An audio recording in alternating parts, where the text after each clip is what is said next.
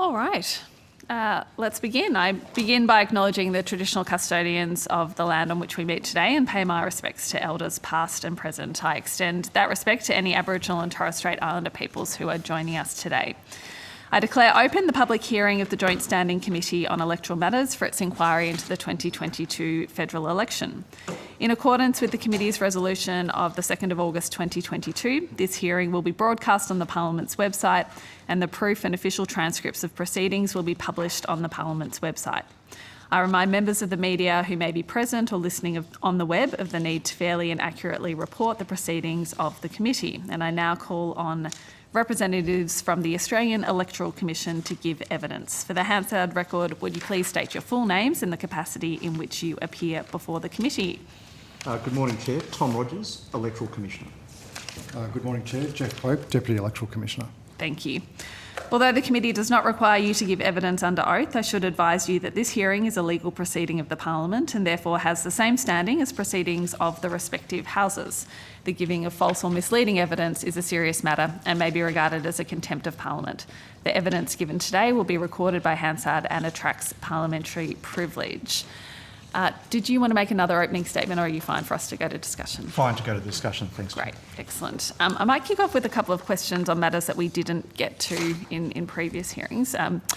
Firstly, one of our terms of reference is looking at the potential for a single national electoral roll. Do you have a view on that and advantages and disadvantages?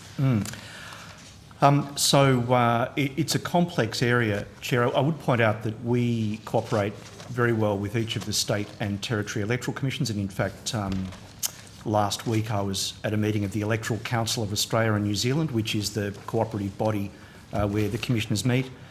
There's been a history there over the years. For a while, Western Australia had slightly different legislation which led to a divergence in the role in WA. That has since been rectified. And then New South Wales and Victoria were also doing some separate practices, even though we were still providing the core role that we own to them as well. New South Wales changed their processes pretty much when the current Commissioner in New South Wales took over. And I think the divergence in the role in New South Wales has largely evaporated, or if it hasn't evaporated, it will very shortly be working very well. Victoria have a view that their legislation requires the Commissioner to maintain a separate role, even though we cooperate. There is still a small divergence there which our staff are working on. Chair, it's a difficult area here because we're talking about federation issues. I'm very conscious that citizens are not bound by one state boundary, and when they move, quite often they move interstate, and so obviously we need to have a federal role. I think there is a quote somewhere from a very, very, very early version of this particular committee that said there should be one role and many elections, which for me I think is an accurate way of describing it. I would describe our current relationship with the Victorian Electoral Commission as productive. We are both working to reduce the discrepancy, and Chair, you might be saying, what is that discrepancy? Well, if for example, we might write to you on a particular day to say, we've got information that you're not enrolled for federal purposes, a week later you might get a letter from, say, the Victorian Electoral Commission confirming your enrolment for state purposes, and frankly, up until citizens got that letter, they may not even know there are two electoral commissions in any case, so it can foster confusion. But I would summarise by saying we're comfortable with the relationships we have with each of the commissions at the moment. It's working well. We're doing our very best. I think the Victorian Commission is reviewing its own role management system at the moment. I can't remember the full story, but I think they may be rebuilding their own role management system, which is what they feel they have to do. But we do cooperate. We're providing data. And it's a very roundabout answer for a very sensitive and complex issue, Chair. So I'm going to try and unpick a little bit what you're saying there, which is that you're telling me administratively probably not a problem, but relationship-wise and in terms of how states may view that, potentially problematic. Yeah, and I think that there was a point at which I'm being very candid, the relationship between the Commonwealth and at least two of the states was poor, and at its peak there was a divergent, I think it was in the couple of 100,000 divergent electors, which is very bad, and it might have even been more than that actually at its peak. And we've worked assiduously to get that down to a very small number, and our staff, collective staffs between now Victoria and the AEC are working very well to do that. But whenever there's even a small gap in legislation, state and federal, as you know, that there is room for some confusion. But that's the current system. We're doing our very best to work our way through it. Okay, thank you. And the other issue I wanted to go to is one that you raised in your submission around workforce and the difficulties you faced in attracting a workforce last election. Interested in whether you have thoughts for the committee on what that might look like in future elections and what recommendations we might want to be looking at to support you in that area. Chair, we've got very strong views about that. We were very public during the event in pointing out that we had great difficulty in attracting and then maintaining that workforce during the election. There's a few different issues at play. I think, frankly, our pay rates are at the very bottom if you compare us with the state and territory electoral commissions. So that is a factor. I'm also conscious, even if we put aside all of the issues with COVID, Chair, and there were many, it's difficult in the modern era for us to attract the size of workforce that we need. 105,000 people at the last election to fill 121,000 positions. Effectively we get 4 weeks to do that. And where you get expressions of interest is not always where you need the people. There's a whole issue of moving people to get people to those places. And then the other thing is that we are asking the staff in the modern era to go into a very complex area of service delivery that's becoming highly litigious. And we saw at the last election for the first time people coming into the polling place and recording interactions with our staff, shouting at our staff, and some fairly bizarre behaviour that we haven't seen previously. The work is also complex and quite frankly in places can be quite hard too, where we're putting people in effectively disused factories and asking them to do hard work for a period of time. We think there's a few things that will need to happen as we move forward. One of those is to address the pay issue. And we've previously even spoken about things like, given this is in part at least a community service, whether or not we would explore with the policy owner, it's probably Treasury, about whether we could seek tax-free status for those workers, just like the Army Reserve. Now, our initial exploration of that with various agencies hasn't been particularly positive. We have asked this question previously. I can imagine Treasury is very excited by that. You can imagine.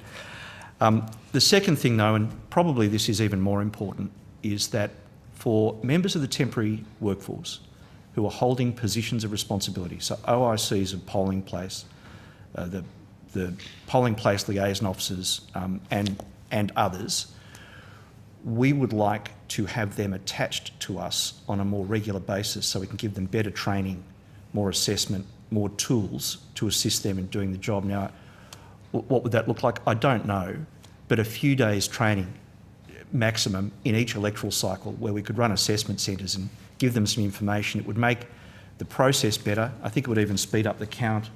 It would lead to a whole range of issues where it's a better election. There's going to be a cost to that. And we're looking at that at the moment. We will come forward with a proposal at a point. But this is, I think, the system we've got at the moment is at the very end of its productive life, that bit where we go out a few weeks before the event and say, come and work for the AEC. Someone will provide me the figures, Chair. On top of everything else, I think we police checked maybe 40,000? Yeah, about 40,000. Of our workforce. So we've got to train, select, police clear 40,000. In fact, in essence, anyone that touches a computer, it gets a character check. All of that, I think, needs to be moved out of the electoral period so we get a workforce where we've provided them with better skills and tools to be able to deliver this important event on behalf of Australia. Okay, thank you. Deputy Chair, did you have some questions? I do, thank you. Welcome. Just on terms of the training of staff, it comes to how the AEC treat volunteers of all political parties. Does the AEC believe that volunteers have an important role to play? Senator, they have a critical role to play. And when you say volunteers, I'm taking scrutineers, party workers, even people outside of polling places, handing out how to vote material on behalf of political parties. We've been on the record as saying previously they're a critical part of the electoral process. They aid transparency. We've said that to our staff. It's in the training material as well. When we talk to our staff, they are absolutely critical to the way in which the election's delivered. Just, are you able to on notice, provide copies of the training material? Because I do pick up that in some polling places that volunteers of all political parties are regarded as a hindrance by some AEC officials, which I find of concern. So it would be good for the committee to get copies of all training material that is used, but also in terms of the timeline that your temporary workforce and your permanent workforce are taken through in terms of how they deal with volunteers. Sure, Senator, but you mind if I make some generic comments here about that? As I mentioned before, we've got 105,000 temporary staff. We get 4 weeks to train those staff, select them, and of course, given the last election where there was a huge dropout rate in some divisions, as much as 40%, in fact over 40% of the staff dropped out as a result of COVID. If there were poor interactions between our staff and party workers, that would be very much an individual issue based on the fact that there are humans involved in the process. I know you understand this, but at the same time, the treatment of some of our polling staff by party volunteers is little short of appalling, absolutely appalling. Things that, frankly, in some cases we've had to report. So it's not just a one-way street with this. You know this yourself, Senator. At the polling place, occasionally, temperatures are inflamed and things occur. We do our very best to ensure that our staff are aware of the importance of treating not just citizens, but everybody that comes through the door with respect. That's a fundamental part of what we do, and occasionally, if there are issues, it is not a systemic issue, it will be an individual issue based on the fact that there are humans involved in this process. We'll certainly take on notice what other information we can provide you, but I think it's important to note that at the polling place, occasionally interactions occur that are less than desirable, and it's not one side to the other. Quite often it's party workers to our workers. In your submission, you commented on and provided some analysis on how people are voting early. My concern is that it is the will of Parliament that we have a voting day, which is whatever day it happens to be, but that perhaps the AEC might be, whether subconsciously or consciously, helping shift from a voting day to a voting period. And Parliament in the last term shifted from a pre-poll period of 16 days down to 12 days. Would you care to comment on that? Sure, Senator. And I know this is also something we dealt with in the last electoral cycle as well. We're not encouraging or discouraging anything. Perhaps the last election might be slightly different because of COVID, but we are following the legislation to the letter. As you know, the availability of pre-poll voting is covered in the legislation, and the period for pre-poll is mentioned in the writ. So all we are doing is absolutely providing citizens with their legislative entitlements to vote. The last election, I can also provide you frequent statements that I made in multiple media interviews, that the design of the electoral system is that people should vote on the day. That's what the design of the system is, and only then should they pre-poll or postal vote. So for me, that's been a fundamental tenet of the process as we move forward. I'm very aware of the responsibilities, but I made that statement to a number of media outlets at the time that it's voting on the day. I would say, though, Senator, that it's not just us, but wherever early voting is allowed for, even globally, there seems to be an increase in citizens' desire to vote early. We also saw at the last election, someone might correct me as I'm talking here, but the pre-poll vote, the level of pre-poll voting didn't increase to the extent that we thought it would, but the level of postal voting increased. And I think in the end, we went to something like 2.74 million postal vote applications compared to about 1.3 or 4 at the last election, 1.5 or something at the last election. So there was a huge increase in postal, but the level of pre-poll voting wasn't exactly static, but didn't increase to the extent that we thought. I think this committee has previously, might have even been at the last committee, we discussed the fact that a small number of the pre-poll centres were open for extended hours, which we discussed, but that was a COVID safety measure which we had in place for that election and won't be repeated at other elections, presumably unless there's a pandemic or something like that. Just on that, because that is one of my concerns, that the extension of hours to 8 p.m. Was a burden for volunteers, that it actually wasn't safe for volunteers, because often you had volunteers out in the dark on a footpath without any lighting. Queensland, we have lots of rain and poor weather. So can you confirm that it is your intention that you would not continue those extended hours at the next federal election? That's absolutely the case, Senator, but so we will not be doing that unless, of course, some other pandemic occurs.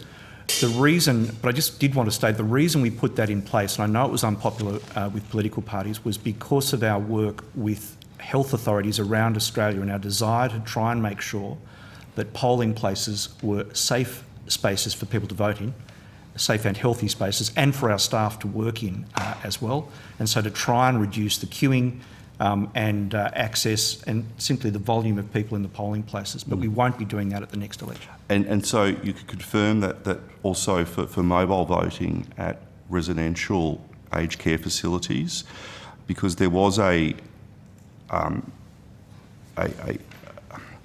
structural bias, unfortunately, in that because the Liberal Party and the National Party and the Labor Party weren't allowed to have people there, but it did mean that unions were able to be on site who were campaigning for one of the parties, i.e. the Labor Party. So can you confirm that for mobile voting at residential aged care facilities that will revert to what it has been in the past?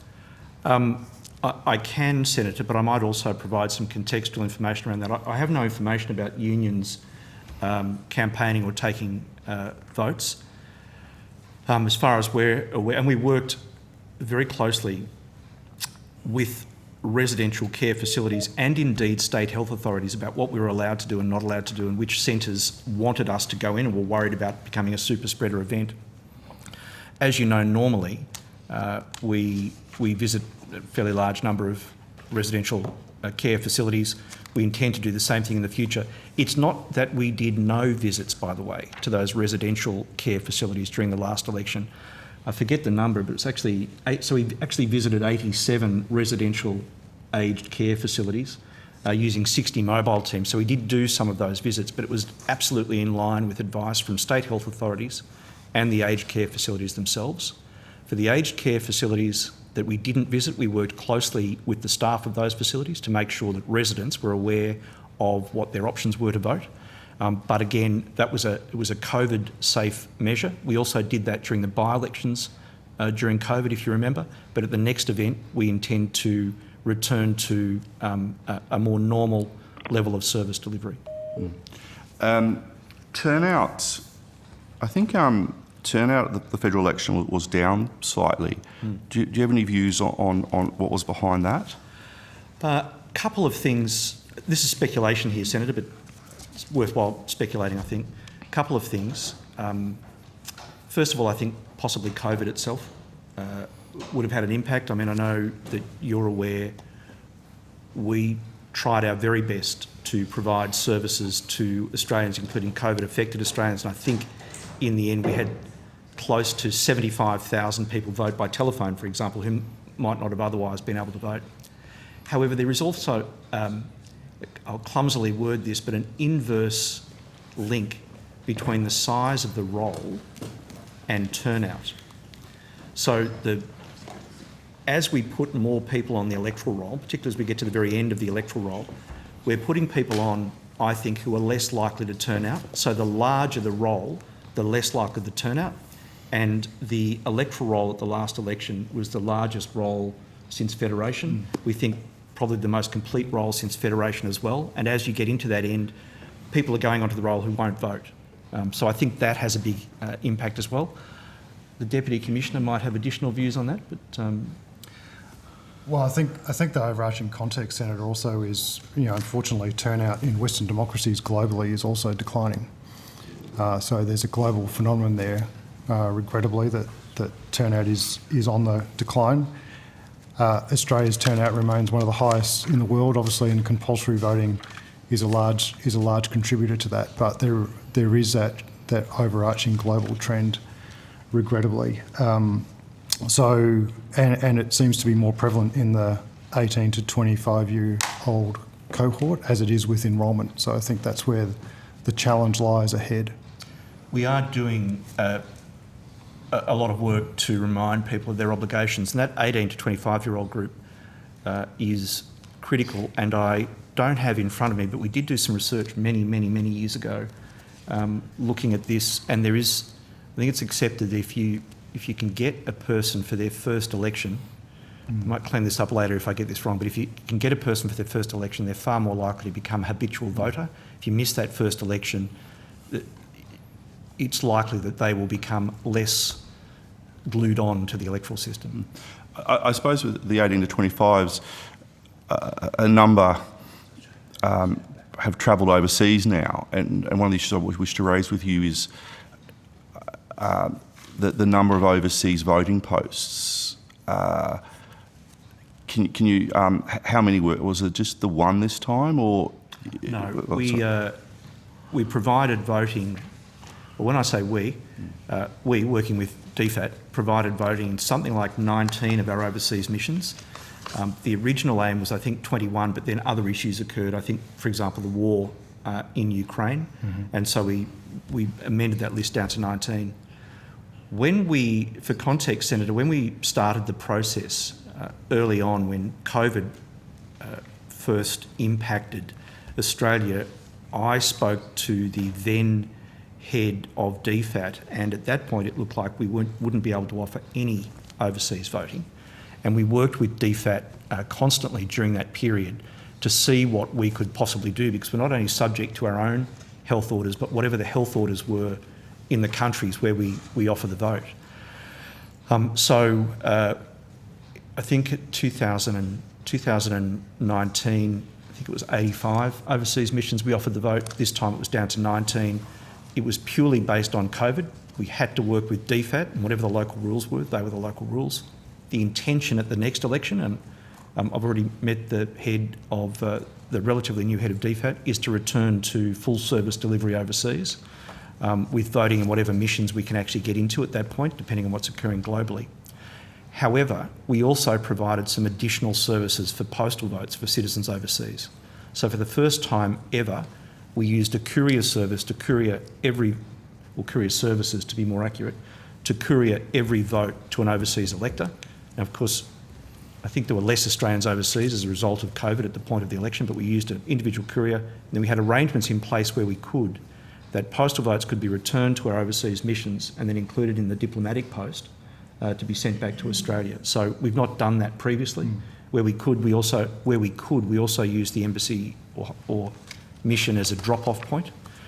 So we think, given we were delivering the election in the middle of COVID, what we did was a pretty reasonable approach to dealing with a difficult issue. Okay. When it comes to the Senate count, which is incredibly complicated, the ballot papers, which are filled out manually, are then scanned and counted. What would be is there a margin of error that the AEC understand there to be with the scanning of ballot papers? There's no margin of error, Senator. There is a process, and I'd just point out, as you've just correctly said, every ballot paper is hand marked in this. So quite often what is purported to be an error is simply a definitional issue as people look at the paper and make a ruling on what the number one is. As you know, you've probably been in those places where one of our staff is surrounded by 15 scrutineers arguing about whether it's a 1 or a European 1 or the number 4, etc., and a judgment has to be made. At a point, someone has to make a judgment call about what that number is, and legislatively, that is the independent, statutorily appointed Australian Electoral Officer for the state who makes that ruling. But it's done in an incredibly transparent way, and as you know, Senator, it's not just done once. The data is manually entered, then it's scanned in, and that data is then compared. If there are any issues, there is further work done. It's open to scrutineers who can challenge. I would point out it's amongst the most transparent upper house counts in the world, open to scrutineers, and I think is a great testament to the work of a whole range of people to bring that to fruition. For us to be able to count and capture, I have the stats somewhere, Senator, which I'm happy to provide you, but in preferences in the hundreds of millions of preferences in a short space of time accurately, produce a Senate result and return the writ in time for the Senate to sit. So in terms of is there an error rate, well, there's no error rate as such, but occasionally there might be arguments about whether or not that vote is actually a formal vote or not. I don't personally consider that to be an error. It's built into the process. Mm. In relation to the sanctity of the election, the AEC is a member of the Electoral Integrity Assurance Task Force, and you have provided some advice to us in a private meeting.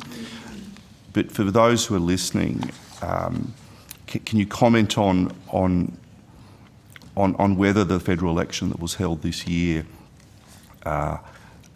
had been under attack from overseas interests or people who don't have the best interests of Australia or our democracy at heart? I'm particularly thinking about some of those, say, Russia or China.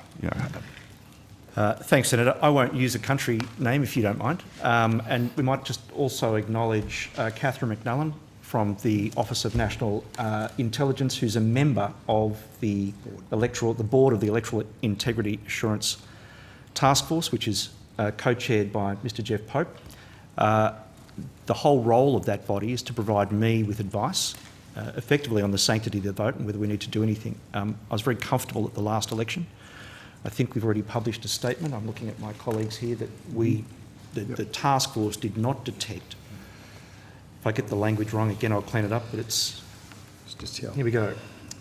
Allow me to read it out, Senator. The task force did not identify any foreign interference or any other interference that compromised the delivery of the 2022 federal election and would undermine the confidence of the Australian people in the results of the election. So that's the formal statement that we've done. Very lucky to have the task force. It provides eyes and ears on a whole range of issues. It's unique.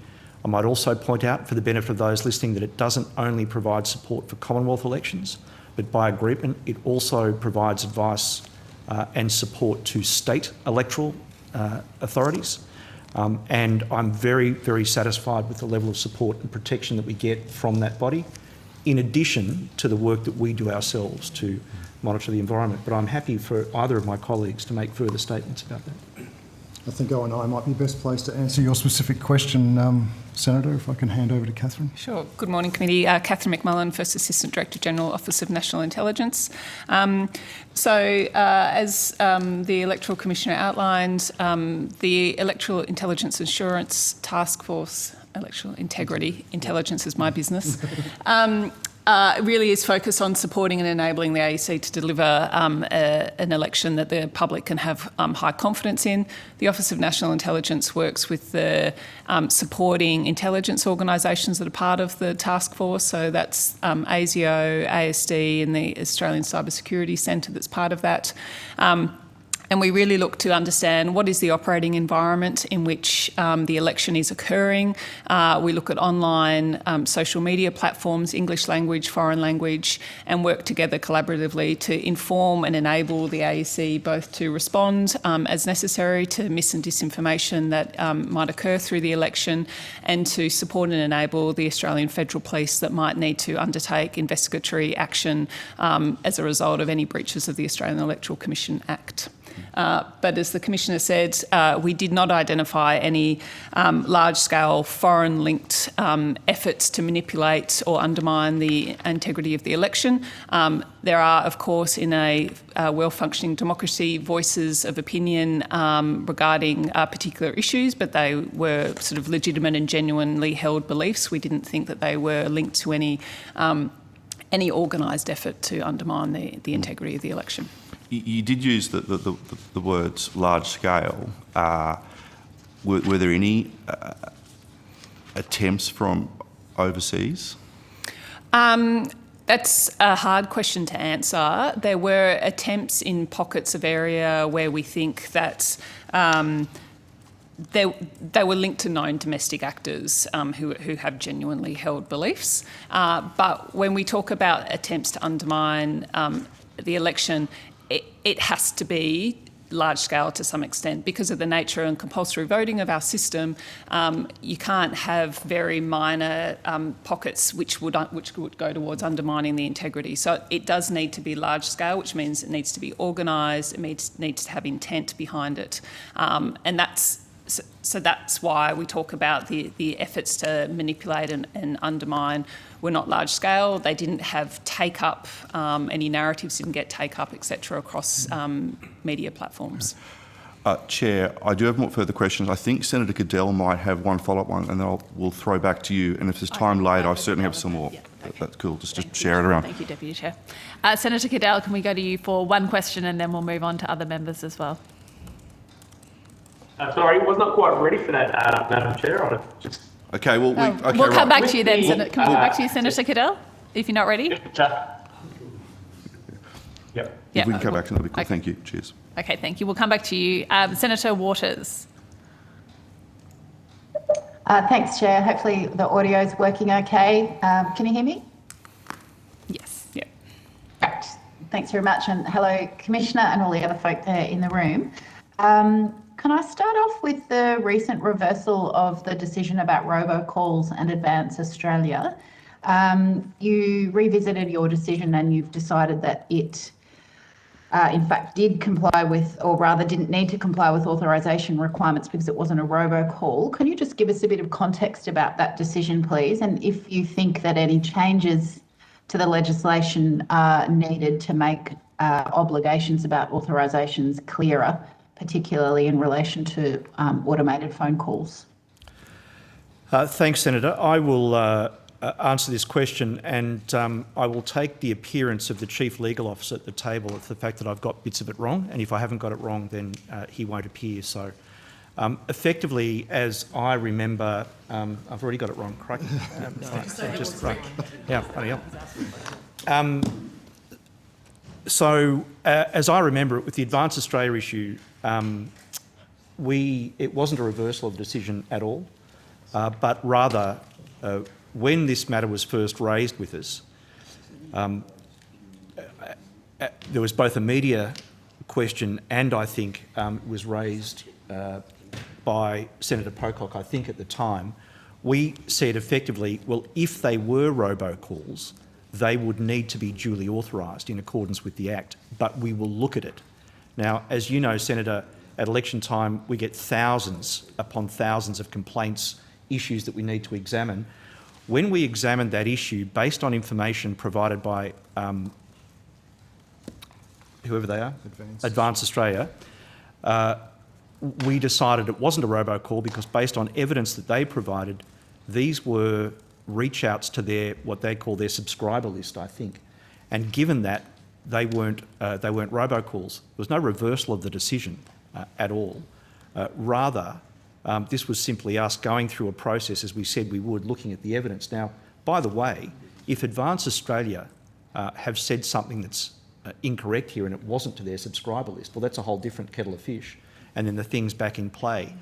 The media stories from this, as best as I can work out, were picked up from a media release by Advance Australia trumpeting their own, what they did with this particular event, which for me I thought was sloppy journalism.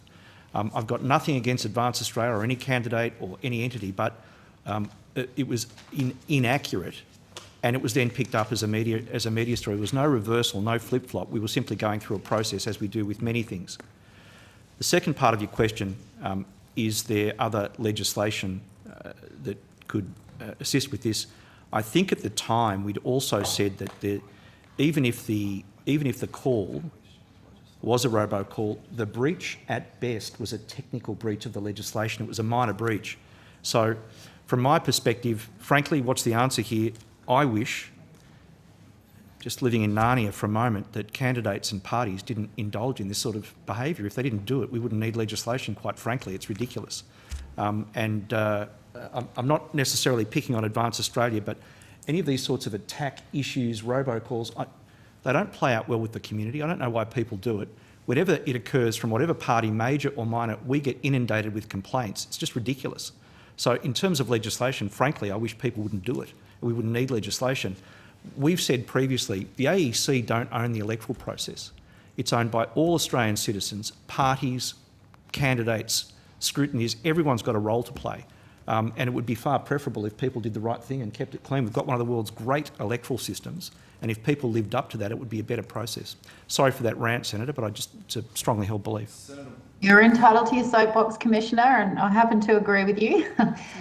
You mentioned a technical breach. Could you just elaborate on what that technical breach was? Did it go to potential misleading or deceptive content? What was the technical breach? Might just let the Chief Legal Officer answer that. Andrew Johnson, Chief Legal Officer. Senator Waters, the call had a single name and from Advance at the start. So the requirement is to have a full name and name of organisation at the start of the call. So instead of saying technical breach. Okay. And so was there any, the reporting says that there was a breach of electoral rules because the ad was misleading and deceptive. Can you tell us whether that's accurate or give us some context around that? So the context was, it was because it was a call made to a subscriber list and it wasn't a call made to the public randomly, that the content of the call wasn't electoral matter. So it wasn't a matter for the scope of the Electoral Act to regulate. Do you think there's a need for legislative reform in that regard? I might start off with that, Senator. I think there we're getting also into the area of truth in advertising, if I can use that phrase, which is a whole separate issue, and I know the committee is looking at that. I have said previously this is a really complex area, the truth in advertising, and it's something that the AEC is worried about. If the AEC is required to opine on opinion expressed by candidates and political party, it does put our neutrality at risk. There's any number of examples I could use, Senator, where candidate A has said something about candidate B, and candidate B is upset and wants the AEC to do something. But of course, if we run into that area, then all of a sudden we've annoyed candidate A and candidate A supporters. So whether there needs to be a change to that legislation, as we've discussed previously, it's a really complex, difficult area. It's difficult for us. I'd also point out that the whole misleading part of the Act, Section 329, has been litigated and has been reduced to a fairly specific application of the Act. And I think we've discussed this previously, Senator, about effectively confusing electorate at the point of voting. It's complex. Thank you. So I know we've covered this material in the past, but just for completeness, Commissioner, and I'm sorry, if the audio's bad, I can attempt to put some headphones in. But Commissioner, if, as you say, you think that having the AEC as the regulator for any future truth in advertising laws would not be your preference, who would you propose, or which organisation or body would you propose to be the repository of any new truth in advertising powers? Well, Senator, the answer to that question is a way to not get a Christmas card from various agencies, I guess. But look, either it's a new agency or an agency like ACMA. And I know they'll have their own view about that issue, and probably the head of ACMA is probably throwing something at the screen right now. But for me, an agency like that, or indeed a new agency, potentially, something perhaps we might explore. But I guess what I'm saying is anybody but us at this point is kind of my summarised answer. Seems to be a fairly consistent view we're getting at the moment. From other Mr. agencies Rogers, as well, from other Chair. agencies as Nobody well. wants these new Nobody powers, wants to do except this they're work. desperately needed. Thanks, Commissioner. So the people who might be listening to this thinking, crikey, clearly that's a role for the Commission, and why don't they just do it? The issue for us isn't the fact of doing it. That's a whole separate issue about the mechanics of doing it. It's that we think, given elections are a contest of ideas and we are the agency responsible for running that election, we will be accused of being partisan when we get involved, if we get involved in talking about whether or not something is factual or not from a particular party. We've already seen online in the modern era, even where there is no intended bias, the number of conspiracy theories and other issues that run on every decision we make is already huge. This will just make it through the roof. I've been personally accused of all sorts of things online, from being a tool of the left, a tool of the right. In fact, I won't go into it because some of it's unpleasant, but all sorts of things. And I think if we can avoid tarnishing the AEC's brand, as I said to the committee last time, our research after the event shows that 9 in 10 Australians trust the AEC to deliver a good result, and I'd like to maintain that way because it's a critical part of the electoral process, is to maintain the trust of the community. Now, of course, there are a small part of the community who we will never convince otherwise, and that's fine, that's human nature. But what we're doing, I think we're very satisfied with. Thank you. Well, it's certainly an issue the committee's deliberating, and we may well have bad news for you in future, but please still send us a Christmas card if you so desire, and I'll look for one preferably. Just one final question on this theme before I move to some other issues. The Liberal Party submission calls for an investigation into whether influencers or online comedians should be subject to authorisation rules. In the AEC's view, should people making political commentary be required to disclose if they're being paid by a party or candidate? Yeah, it's another tough area. There's that whole issue of the implied freedom of political communication, but I'm not sure, Senator, whether the committee is going to have a look further at truth in advertising in a separate hearing, but it's a really complex area because it's clear that some activities are clearly political in nature. It's really complex. You don't want to stop humour and people's legitimate commentary about the electoral process. And so this is a really complex area that we've looked at, but this business with the implied freedom of political communication makes it very difficult to regulate. And you can go too far here too, and can have a chilling effect on the ability of citizens to express themselves at election time. I'm conscious I'm giving you non-answers to some of these questions, Senator.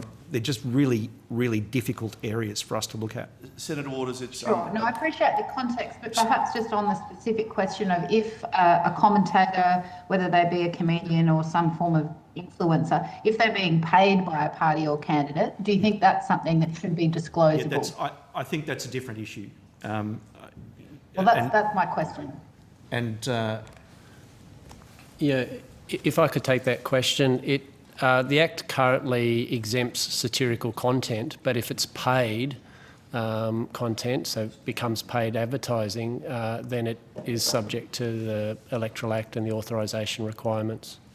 Senator Waters, sorry, Okay, it's no James change McGrath here. required Can I just jump in there? Sorry, Larissa, it's McGrath Hang here. on, can I just get...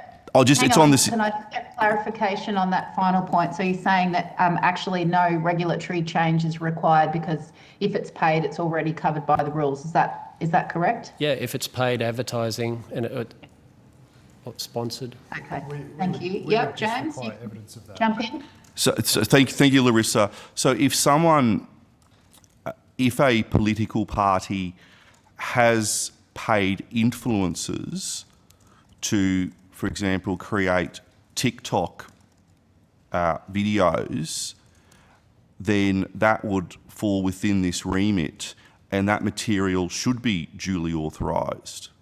And if it hasn't been duly authorised, then does the AEC have a role in enforcing the breach, enforcing the breach of the legislation? If that's unauthorised, Senator, we would follow that up. Yeah. You would follow it up. Yeah. And we also, sorry. I'm sorry, I was going to say, in response to both questions, we would just require some evidence that it has been paid. So, and we may be able to use some of our powers to gain that evidence, but that would be a critical factor, obviously. And people do refer stuff to us, Senator, and we do look at it in detail. I'm not aware of... I'd have to take on notice whether we looked at any TikTok videos in particular. Oh, look, we looked at lots of TikTok videos. Specific examples of that. Social media is much harder, as the Deputy Electoral Commissioner said, in getting that evidence as what's paid. We had an example during the election of billboards put up around, which were humorous in intent, but not properly authorised, and we followed up on billboards. Social media is harder. Well, I'm happy to table this. I have a Crikey article from November last year where I'll table, I've got only 15 copies ready, sorry Larissa, where the Labor Party... Don't take much longer, James. the Labor Party, sorry. it is a point of principle, the Labor Party were offering, according to a US agency, $300 for people to produce TikTok videos. So I would argue that that's, without those authorisations of the videos that were produced, that's in clear breach of the law. I'd have to have a look at that, Senator, rather than responding here on the spot without actually the context behind it. But broadly speaking, if it is paid advertising, it needs to be authorised. Sorry, I've had a good run. So sorry, Larissa. Thank you. Thank you. Thanks, Chair. Can I move now to issues of First Nations enrolment and voting? And I've got quite a set of specific questions here, so hopefully you've got the answers to hand. How many staff full-time equivalents did the AEC send out to First Nations communities for both enrolment drives and for voting? So I think what I heard for the question, just to be clear, is how many staff did we send out on enrolment drives, and for voting? So and for voting, yeah. Righto. Well, look, we might talk about the voting process first up.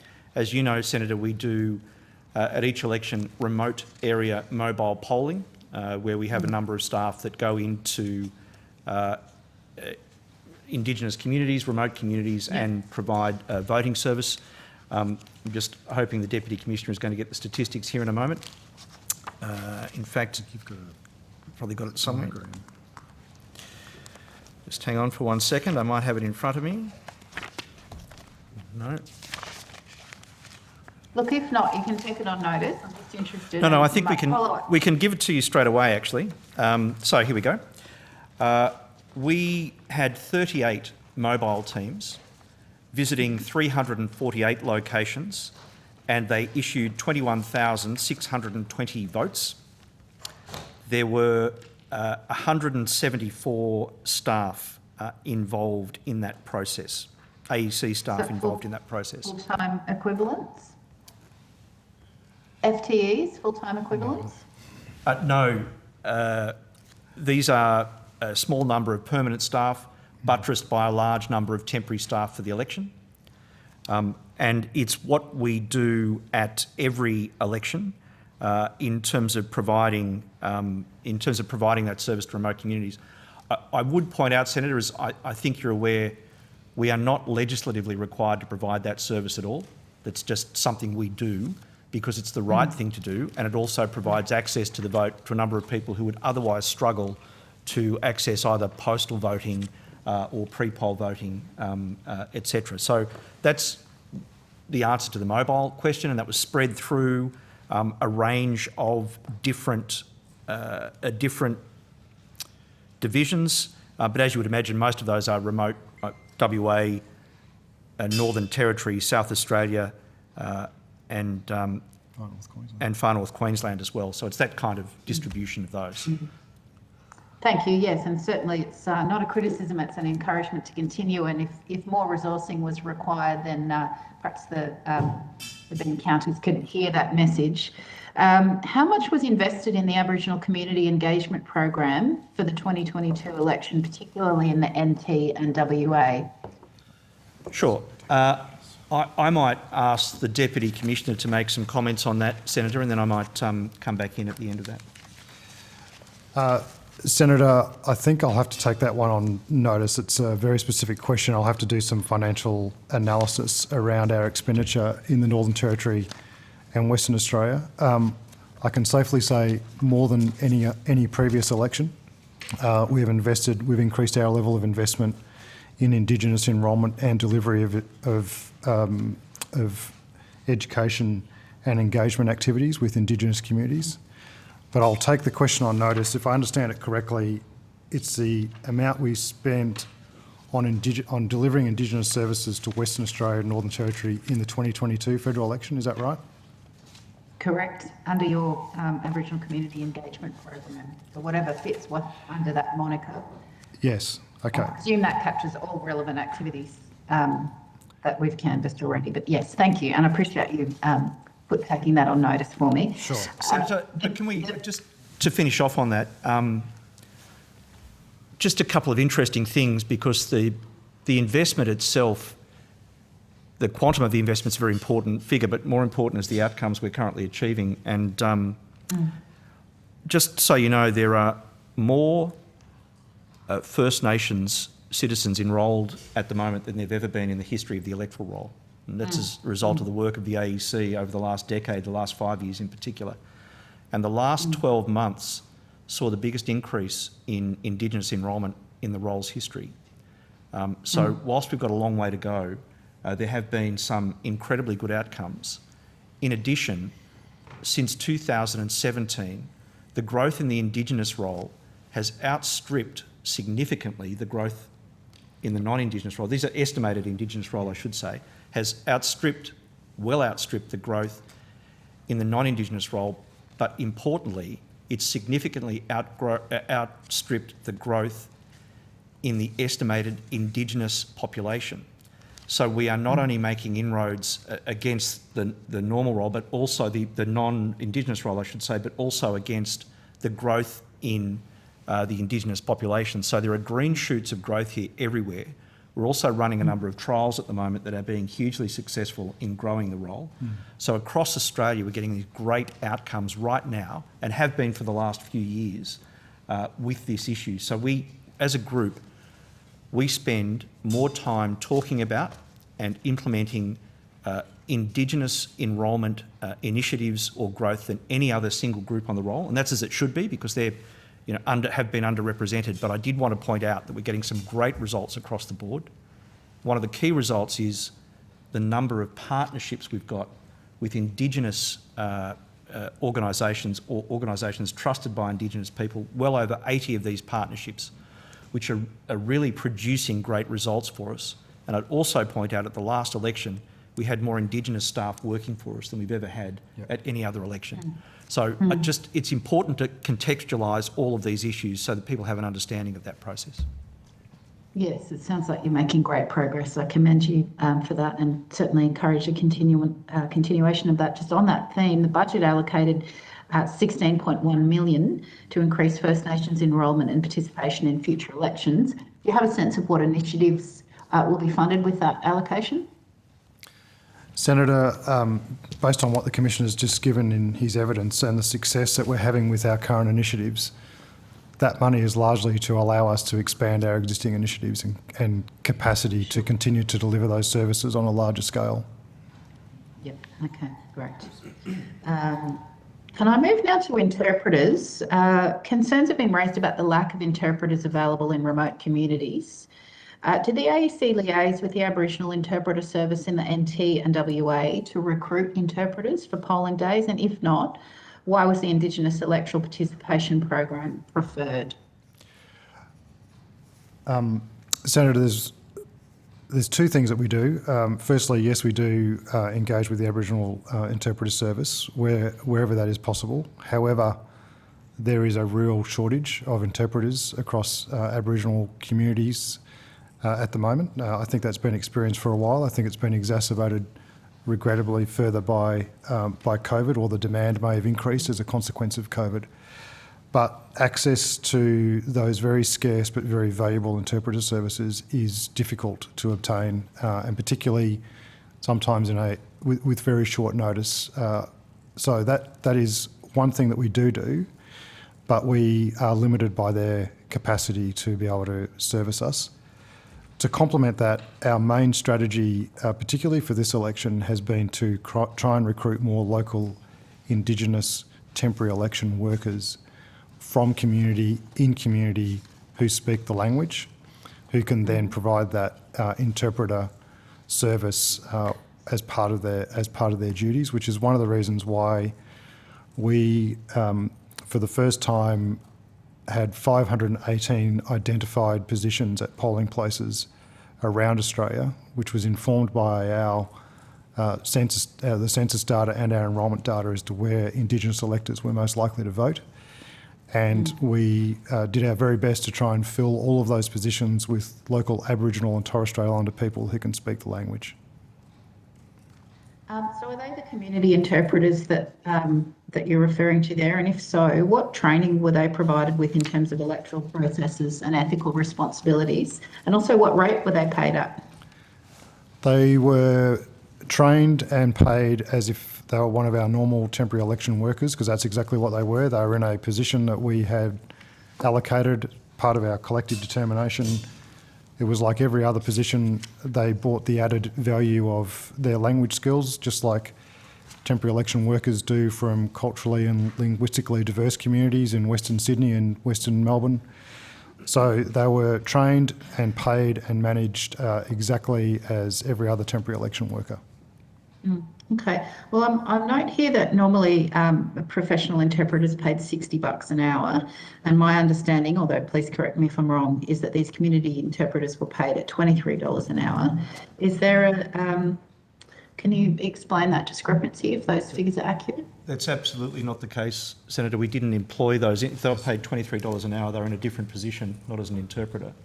No, they weren't specifically employed as an interpreter, Senator. So they were employed as a temporary election worker, which is the hourly rate that you've just reflected, which goes back to the original conversation that we had around some of the challenges we have in attracting temporary election workers, because $23 an hour is not a great pay rate for a lot of people. So we did not specifically recruit anybody as an interpreter. We recruit people as temporary election workers. If they bring those added language skills, that is an absolute bonus, and we greatly appreciate that. But we then rely on external specific professional interpreter services if required. Okay, so if you're hiring someone as a temporary election worker, but actually really you're hiring them for their interpreting skills because you can't get access through the other means because there's a shortage, should you not pay them as interpreters rather than temporary election workers? Yeah. Senator, all over Australia, there will be incidents in polling places where people with a native language ability might have an individual interaction with someone that comes into the polling place where they speak in language because someone might have English as a second language. That's not just restricted to Indigenous Australians, that's right across the board. We benefit occasionally from people's native language skills. We provide a separate interpreter service, which we contract and pay for, and I'm sure they pay at whatever rate interpreters are paid at. But the tasks we're asking people to fulfil in the polling place are largely temporary election workforce tasks, and that's what they're paid for. And as the Deputy said, as I mentioned at the start,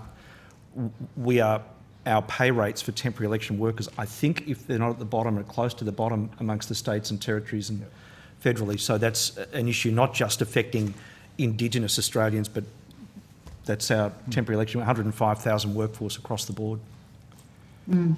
Look, I think I'll put some more questions on notice about this because I still am a little bit concerned that maybe people aren't being paid at the rate that ideally there should be for the skills that they bring, but I suppose it depends on the purpose for which they're being hired. So I'll ask you some further questions on notice about that. Can I just ask now about the funding for the Darwin office? There's been reports that funding for the AEC Darwin office has been cut significantly. Can you confirm or deny that? And did this contribute to the lack of planning for interpreter services? I might start off. If I get something wrong here, the Deputy can step in. But what you're referring to there, Senator, was a budget decision by the previous government, I think 2017, which reduced the office from around 13 to 3. And that was reversed in a subsequent budget decision. That did not impact on interpreter services in any way, shape or form. As I said, we contract those services out. It did not have an impact on that. That situation has since been reversed and the office is functional and running and doing great work. And back up to how many workers? I'm sorry, Senator, that's... How many workers are they back up to now? They're back up to, I think, at least a 13 mark, if not more, located in Darwin. At election time, obviously, it's a lot more than that as we grow and then... Understand. Yeah, understand. Thank you.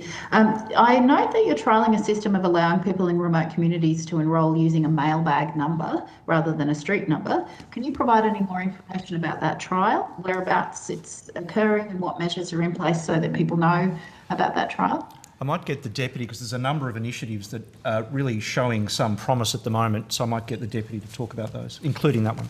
Senator, that is a new FDU trial that is currently underway. We have sent letters to around about 600 Indigenous Australians who live in very remote communities that utilise community mailbags rather than a physical street address. They are located across about 60 communities in Northern Territory, Western Australia and Queensland. And we are currently going through the responses from that particular exercise to determine eligibility for enrolment and update the roll. We should have some more definitive results from that trial a little bit later this year. Okay, great. We'll look forward to that. I wish you success in that. Senator Waters, can we make this last question and then give some other committee members some time as well? I do recognise that you gave up some of your time, but I think we've spent about half an hour now. Oh, goodness. Okay, thank you, Chair. All right, I'll put the remainder on notice, but thank you for this one final question. Can I just ask how many mobile teams were sent out to hospitals and prisons in the 2022 election compared to how many were sent out in 2019? And if it was less, what are the reasons for that? And are you able to estimate how many voters were unable to vote as a result of having fewer operating mobile teams? Thank you, Chair, for your indulgence. Well, look, I think I mentioned the number before, Senator. We did visit a number of aged care facilities. It was obviously reduced at this last election as a result of COVID, but as I mentioned previously, we worked very closely with the residential care facilities themselves to make sure that residents were aware of their responsibilities and obligations. We made sure that we had if I can use the term, a liaison officer. So there was a point of contact for each of those aged care facilities so that people were able to vote if they wanted to vote. We ensured that people were provided postal votes, etc. In terms of how many people missed out, just using your language, that would be impossible to estimate. My hope is that no one missed out as a result of the other measures that we put in place. The second issue you raised is prisons, which is a different issue in itself. It has largely been the case for the last few elections that we very rarely go into prisons in any case, but normally at the request of the prison staff. There are a couple of exceptions, and I think this election was a couple of exceptions where we went into a couple of prisons In the Northern Territory. in the Northern Territory in remote areas because there was no other option for them to receive the vote. But we do make sure we work with prison authorities so that that inmates are provided access to the vote through postal votes. Thanks very much. Thanks. We've got Mr Stevens and Senator Cadell, then Ms Chaney, all waiting to ask questions. So I'll ask if people can also be considerate of other members' time in asking questions. But over to you, Mr Stevens. Thank you, Chair. Can you hear me? Yes. Oh, great. Commissioner, I've got a few questions regarding the truth in advertising. I don't believe we're having any second discussion with you on this. You foreshadowed whether or not we were doing a specific inquiry into that. So my first query to you is, have you done any work on provisioning what kind of team would need to be created within the AEC for you to perform some form of truth in advertising compliance function? No, we haven't, Mr Stevens. I would point out, given if this is where we are, I might just perhaps talk more broadly about it for a minute. I know, Chair, we've got questions. The model that's previously been spoken about with this committee, or has been raised with the committee, is the South Australian legislation. I think they're the only electoral management authority in Australia, or even New Zealand, that has that responsibility to some sort of truth in advertising responsibility. I'd point out that the scale of a state election is tiny compared to what we do federally, and the sheer volume of issues that arise federally at election time would require quite a large support team to look at. There would also be an expectation from all of the candidates and parties that we are very swift with our responses, because it'll be something like, we need this ruling right now. The last election, there were over 1,600 candidates, large number of parties, multiple contests. It's complex and difficult. I haven't put an exact figure on how many people, but it would need to be, particularly at election time, would need to be a significant team providing a very swift response, and it'll be complex, big and not cheap. Yeah, thanks, Commissioner. I'm from South Australia. It will be absolutely a diabolical burden for you, but that will be up to the committee to reflect and the Parliament to decide over. Can I also confirm, if we do legislate in this space, assuming the commencement date is upon royal assent, you'll need to be in a position to have this framework in place for any potential referendum that is held? I guess that would depend on the legislation itself, Mr Stevens. I'd have to wait and see what that is. But if Parliament asks us to do something, of course we're servant of Parliament, servant of the people. We would pull out all stops and even invent new stops and pull those out too to make sure that we can get it done.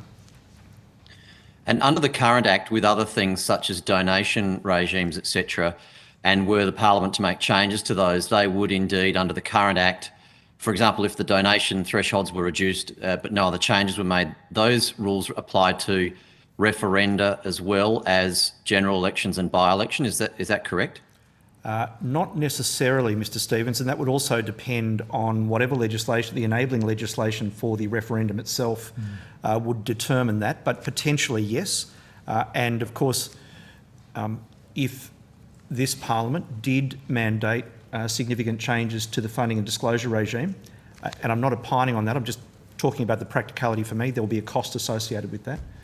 If, for example, some of the things that have been discussed previously, lowering the disclosure threshold, which would bring more transactions within the ambit of the scheme, and then also if we did something like near to real-time disclosure, that will require a significant investment in the AEC systems for us to be able to do that. under the South Australian model, and as you indicate, that's been considered or being referenced by people that are advocates of this truth in advertising regime, there's a requirement effectively where there's a ruling that something hasn't been a fair or you know, whatever the technical term might be, that the person has to rectify through the same means they distributed the initial communication. So, for example, if you sent a leaflet throughout an electorate, you have to send another leaflet throughout an electorate to apologise or whatever the ruling might be from the independent process.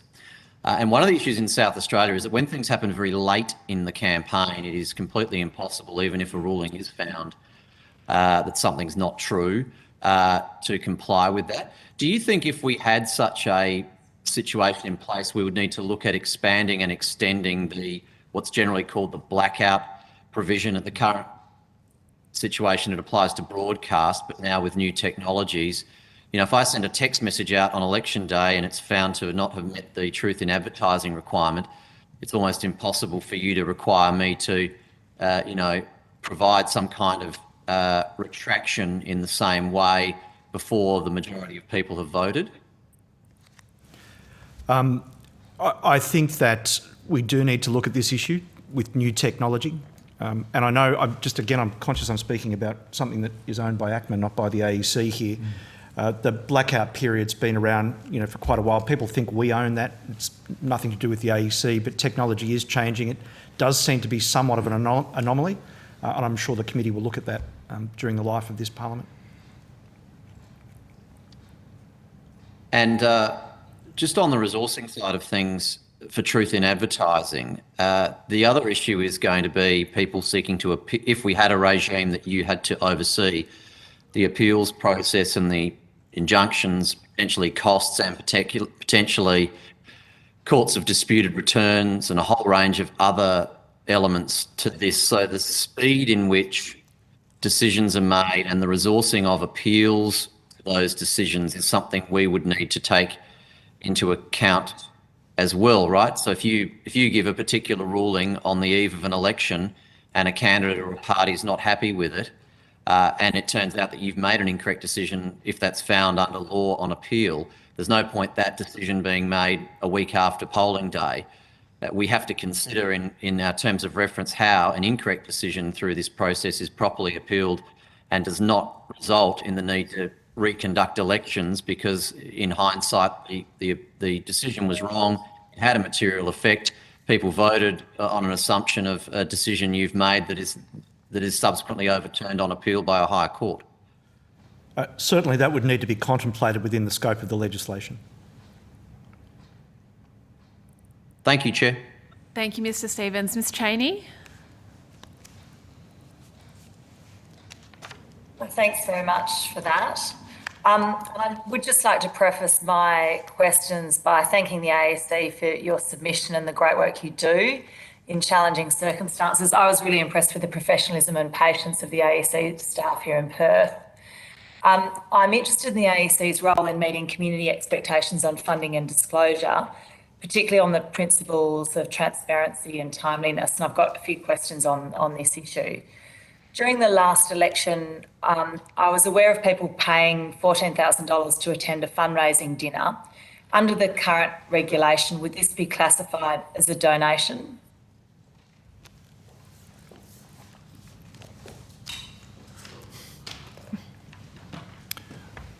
One second, please, as we just... Joanne Reid. And Sorry. Oh, sorry, I can't say. And the follow-up question is, if not, would the AEC investigate whether dinner is actually worth $14,000? Joanne Reid, Assistant Commissioner, Disclosure, Party Registration and Redistribution. The Electoral Act contains a definition of a gift, and that's how the AEC interprets what a gift is. So generally it is whether something is worth the money that it's paid for, as you've indicated there. So it is tricky to apply what value somebody sees when they are making a payment to attend such a dinner.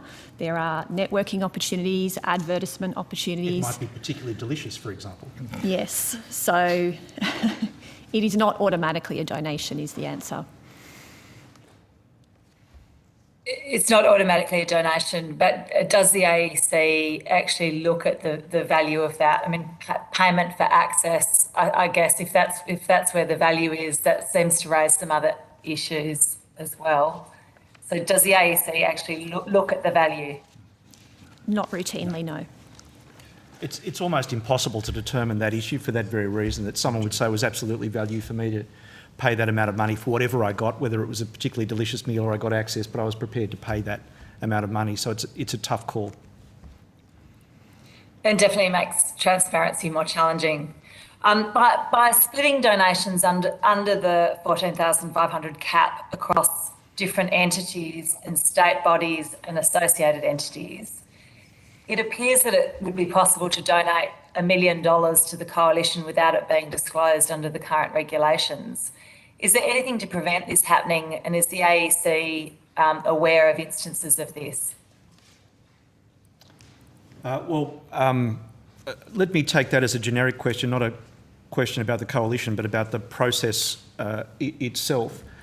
We've said previously at this committee over the years that there are obviously some gaps in the current legislation, but there is no evidence, though, at all that that is happening on a widespread basis. We don't have any, and the current system of disclosure is actually disclosing a huge number of transactions. I can actually, I've got it somewhere on notice. I just can't recall it at the moment, but the transparency register itself, which we put online, which enables people to probe very deeply the goings-on of entities involved. Since it was put online in 2019, I think there have been over 15,000 unique downloads of the material and a huge increase in the number of stories that have been written by media outlets about donations, about where money is coming from and where money is going to. We're seeing no widespread getting around of those regulations. By and large, things are captured. Now, of course, then there are questions about whether the whole issue of 14,500 is too high, and that's a matter for this committee, not for the AEC. But within the current legislation, there is a degree of transparency being provided by the process that's being run and by the fact that that stuff is put online and people are probing it. I'm happy for Ms Reid to have an alternative view there. Or No, I don't have an alternative view, but I will just add, in terms of pure donations or gifts, a donor, if they make multiple donations below the threshold to a single entity, does have to disclose that in a return, while the entity itself may not. But where that breaks down, of course, as you're indicating, is that you can donate to state branches or other entities and get around that. But we have no evidence that's occurring on a large scale. And I guess you wouldn't have that evidence. That's being the problem. You wouldn't see that. And further to that, on my reading, and correct me if I'm wrong here, but it appears to me that last year 9% of coalition revenue and 17% of ALP revenue was disclosed as donations. This seems much lower than the public would expect and shows the uneven playing field that creates barriers to entry for prospective candidates. I'm wondering whether the AEC has done any analysis to indicate what percentage of total revenue would be caught by decreasing the donation threshold to $1,000, and what other changes could be introduced to increase the transparency of political, especially major party funding in those other categories other than donations? We have not done an analysis of the one that you've just outlined there, but let me proceed carefully with the what else could be done kind of stuff. We've previously said that there are a number of principles that appear to bind together effective funding and disclosure regimes, globally, and we've put a submission in previously about that, using the mnemonic TECT. About, in fact, you've just read that back, so I won't, go through that process. We have no view on what the figure should be, whether it's 14,500, 1,000. There are many arguments. Could be 2,000, could be $500. That's a matter for this committee. You've got to make a value judgment based on that.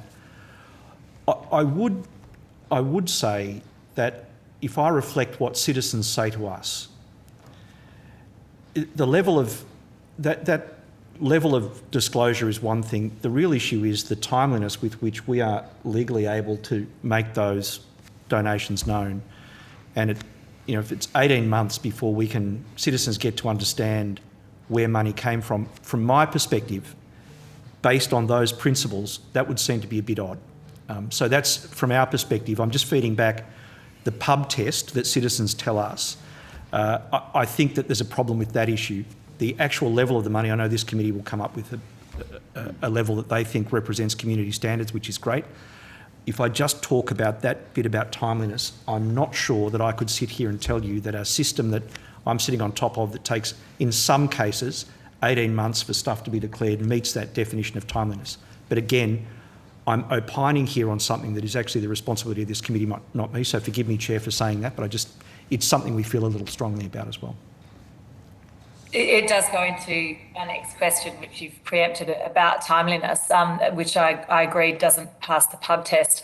My concern is, even if it's timely, if it's only 9% or 10% of revenue that is actually being disclosed by who it's coming from, I think that also doesn't pass the pub test. So I'm just interested in looking beyond the strict donation category to all the other ways that political parties raise money in a less transparent way. So we're just interested in the AEC's views on some of those other categories, like, other income and the fundraising dinners, and whether greater transparency is possible in those areas from the AEC's perspective. We're very conscious that the design of the funding and disclosure system in Australia could be one of about 2,000 different models, and it really is a matter for Parliament to represent community standards rather than for us to opine on that. So I'm very cautious about saying too much. There are a couple of things, frankly, that would make a difference. One of those is reducing the number of categories of entities. I think it's confusing. That confusion itself creates some difficulties for people entering the process and understanding what their obligations are. When we do compliance reviews, which we do about 30 every year, we quite often find that mistakes have been made because the system is complex. It really is a hard thing to understand. So anything we could do to make that more simple would, I think, assist. That'd be a big thing on top of anything else that this committee decides to do. As I say, the issue of the level of the disclosure threshold is a matter for you, not for us. But for me, the timeliness thing would go a long way to fixing part of that process, and then this committee will obviously opine on some of those other matters. Much appreciated. It sounds like actually there's work to be done on all three principles: transparency, clarity and timeliness. That's it for questions for me. Thank you. Thank you. Senator Cadell. Thank you, Madam Chair. Thank you, gents. And ladies, the questions I have are accessibility vote versus accountability and security. And I note that there's been a lot of contributions about the overseas accessibility with COVID this time round. Just to be clear, there is very little legislated requirement to open up overseas voting centres. Is that right? You do it because you think it's right, not because you have to? There is no legislative requirement for us to open overseas voting. No legislative requirement for us to open overseas voting centres. That's correct. But we do that because it's a compulsory voting system. We want to provide as much opportunity as possible for people to vote. I think the Australian voting system provides, as it should do, provides more opportunity for people to vote than most other overseas systems provide. So I know you probably know this, but most overseas, or many overseas voting systems have a thing called precinct voting, where you can only vote in one spot. Your name is effectively on the door in one polling place, and that's where you turn up. Of course, in Australia, particularly during pre-poll, Australians can vote anywhere. We have postal voting, we do mobile polling, overseas voting. So whilst it's not a requirement, it's the right thing to do, and we intend to keep doing it. With the challenges, I know it's not your body, but Elections New South Wales is having problems with iVote. They've withdrawn it for the next election. Are you guys watching what goes on with that to look at your own electronic voting systems or accessibility voting systems? And do you see a near-term window where accessibility voting may be an option for the AEC? So I'm terribly sorry, it was a little hard to hear, but I think the question centred around the New South Wales iVote system and whether we would... So let me talk broadly about that for just a minute. With great respect to the New South Wales Electoral Commission, who do a great job. The iVote system, as I understand it, not speaking for them, has effectively been turned off. I think they made that public statement as a result of issues experienced during the local government elections late last year. I'm not aware of them recommissioning that at the moment. I'm just trying to reflect my discussions with the New South Wales Commissioner last week, but that's my understanding. We have no plans, I can tell you, in the short, medium or long term at this stage to touch electronic voting. If and when the Parliament decides that that's something that we do, that will have to be trawled over in great detail, particularly the security issue for that. Now, as you're aware, we provided telephone voting at the last election for COVID-affected electors, but it was very strictly delimited to a number of people who met the criteria. I can't remember off the top of my head, but I think it was if you had COVID in the end from 8 p.m. on the Friday before polling day up until polling day, you were able to access the telephone vote. We took just over, I think, 75,000 votes, and that was a great measure. I would point out it was hugely resource intensive for us to be able to do that. At its peak, I think we had over 6,000 full-time public servants just focus on delivering that. That's on top of our 105,000 temporary workforce. So the expansion of that also carries significant resource implications, but at this stage we have no other plan to introduce any other form of electronic or electronic assisted voting for any category of voter. Thank you. We speak and there's a lot of comment around truth in advertising coming forward, and if I was to read the mood of this committee, truth in advertising is coming in some way, shape or form. Just like every other body, like ACCC, like ACMA, like Free TV, no one wants to administer it. Who would be your best place recommendation to administer it, given AEC also doesn't want to? As I think I said earlier on, I hesitate to repeat it just in case maybe they missed it first time around, but I would think possibly ACMA. My understanding is they may have already appeared here, Chair, and maybe they gave you the same answer that I've just given. But it is a consistent answer from every agency that they're not keen to take on this role. So it is something the committee is grappling with. So that ACMA would be my only answer, or a different agency, or if I had more time to think, an agency that we don't like that we might just nominate for the hell of it, but I can't think of one at the moment. So, yeah. May I suggest you start thinking who that other agency might be, because it's going to get to crunch time soon, I would say. The next point I have is going back to some of the, and I'm troubled with if you can't hear this properly because this may be detailed. When it comes to voting in language for non-English speaking people, I have some concerns, and I was working in an election in 2012 with Senator McGrath in the Northern Territory, where we found the interpreter was not passing on information correctly to the voters, or we just happened to have a native language speaker with us. What steps can you go when there is one interpreter to make sure they are interpreting the right thing if we go down this accessibility path? I'll give you the exact example. There was a direction of a voter how they wanted to vote, and the interpreter said, yes, they're a good person, give them 5 points in the box, which I thought was fantastic, but also was not against their intention of vote. Obviously, anything like that occurs is not the desire. We have a process in place to make sure that the interpreters that we use are aware of their responsibilities to firstly be politically neutral and second be accurate. Of course, there are multiple points of interaction between the AEC and citizens on polling day, and there might be the odd one or two that are less than optimal. We do have in place measures to make sure that our interpreter service understand exactly what their responsibilities are. We do try and stress that. I have to say the number of complaints we get are infinitesimal given the volume of usage of that. I do think it's important to have an interpreter service. I do think it's important for citizens to be able to access the vote, and that's a critical part of that. Okay, that's all, Madam Chair. Thank you. Thank you. Senator Grogan. Thank you. I just wanted to talk a little bit about postal voting. you've said already, and it's reflected in your submission, that postal votes have gone up more than anticipated, where everyone sort of thought that the pre-poll was going to go up a lot further. Postal will continue to flatline, yeah. Yeah. Obviously, things have changed over a number of years, and sort of delivery times with Australia Post are now different to what they used to be. And Post is becoming less popular, which one could only assume will make changes to how that might roll out over time. Do you have any sense, looking towards the next election, what the challenges may be in terms of postal votes into the future? I think firstly, exactly as you've just said, Senator, that there are questions about the reliability of the postal service, particularly in remote areas.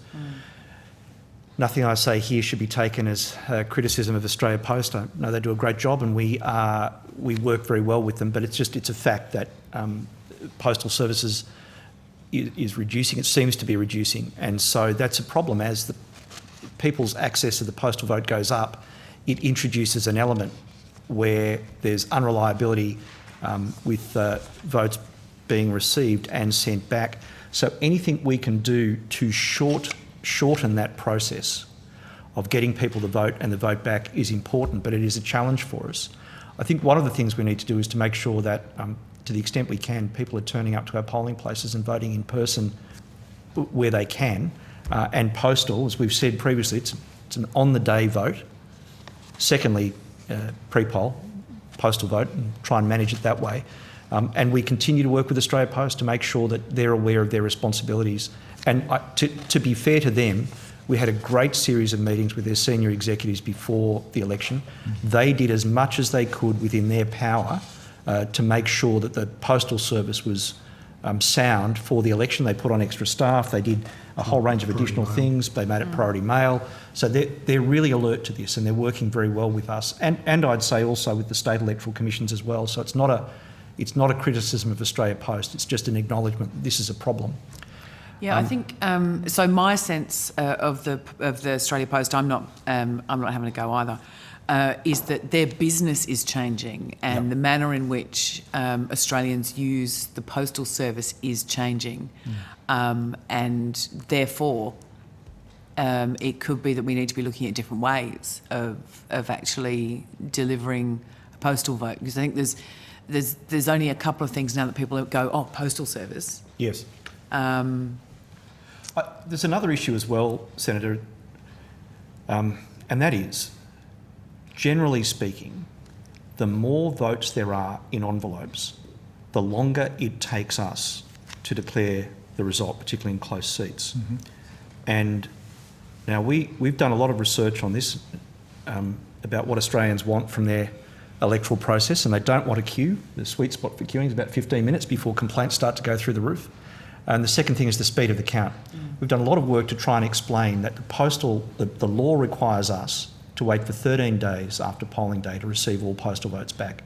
Now, in some seats we can declare early because there's a mathematical test that we're able to undertake, but some seats we just can't. Now, there are already a large number of bonkers conspiracy theories that run around about the electoral process. It doesn't matter how many times we've explained that bit about the 13 days. It's not anything to do with the ASC, it's the law. As we get into that place where we may not be able to declare a result on the night, or it takes longer to declare the result, those bonkers conspiracy theories really increase. And so it's an issue for us to consider as well. And we're doing as much as we can to try and develop systems and processes to develop a quick result. But it's something to be considered as well. Okay, thank you. Thank you, Chair. While we're on different methods of voting, we haven't really touched on phone voting. So I'd be interested in your views on whether you see a future for elector-assisted voting being available at the next election in some capacity for people who may be unwell or unable to leave home at short notice, similar to how we had at the last election. Thanks, Chair. The telephone voting service is really interesting add-on to the last election. As I said, I think we took over 75,000 votes. It was complex. We did a lot of work with partner agencies, and I should put on record our thanks to all of those agencies, particularly Services Australia, who were central to the delivery of that. But a number of other agencies provided staff across the boards for the 6,000 odd public servants that we used. We modelled that with Services Australia over the months leading up to the election itself, and it's a finely judged thing because, as you can imagine, if people haven't done their own research by the time they phone up, if we have to read out the entire Senate ballot paper to every voter that phones up, it could be a half-hour transaction per person, and it's a very complex thing. So it worked very well within the parameters that were set up for it. We did a lot of work even publicly, managing expectations and also urging people to have at least the website open with the ballot paper in front of them so that they could vote. Worked very well. I think at peak there wouldn't have been any more than a 10 to 15 minute queue. 10 minutes. Very smooth, worked well. So of course, worked so well, do we therefore provide that at the next election for other categories of voter, people that are, for whatever reason, unable to get to the polling place?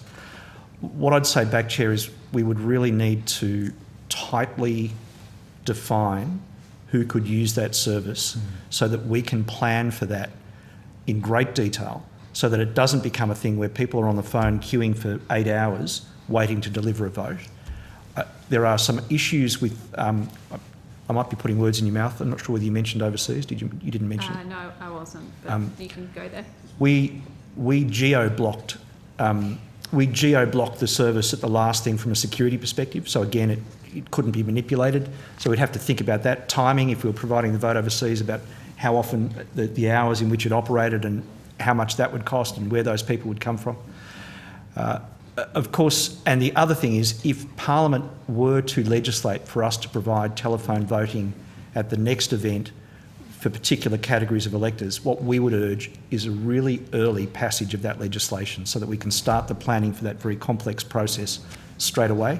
And it won't just impact us, there'll be a whole range of agencies that get impacted by that, and we'd like to know as soon as possible. It does seem, though, if it was really tightly limited to a small group of people, it would provide a fail-safe to individuals who might not otherwise be able to vote.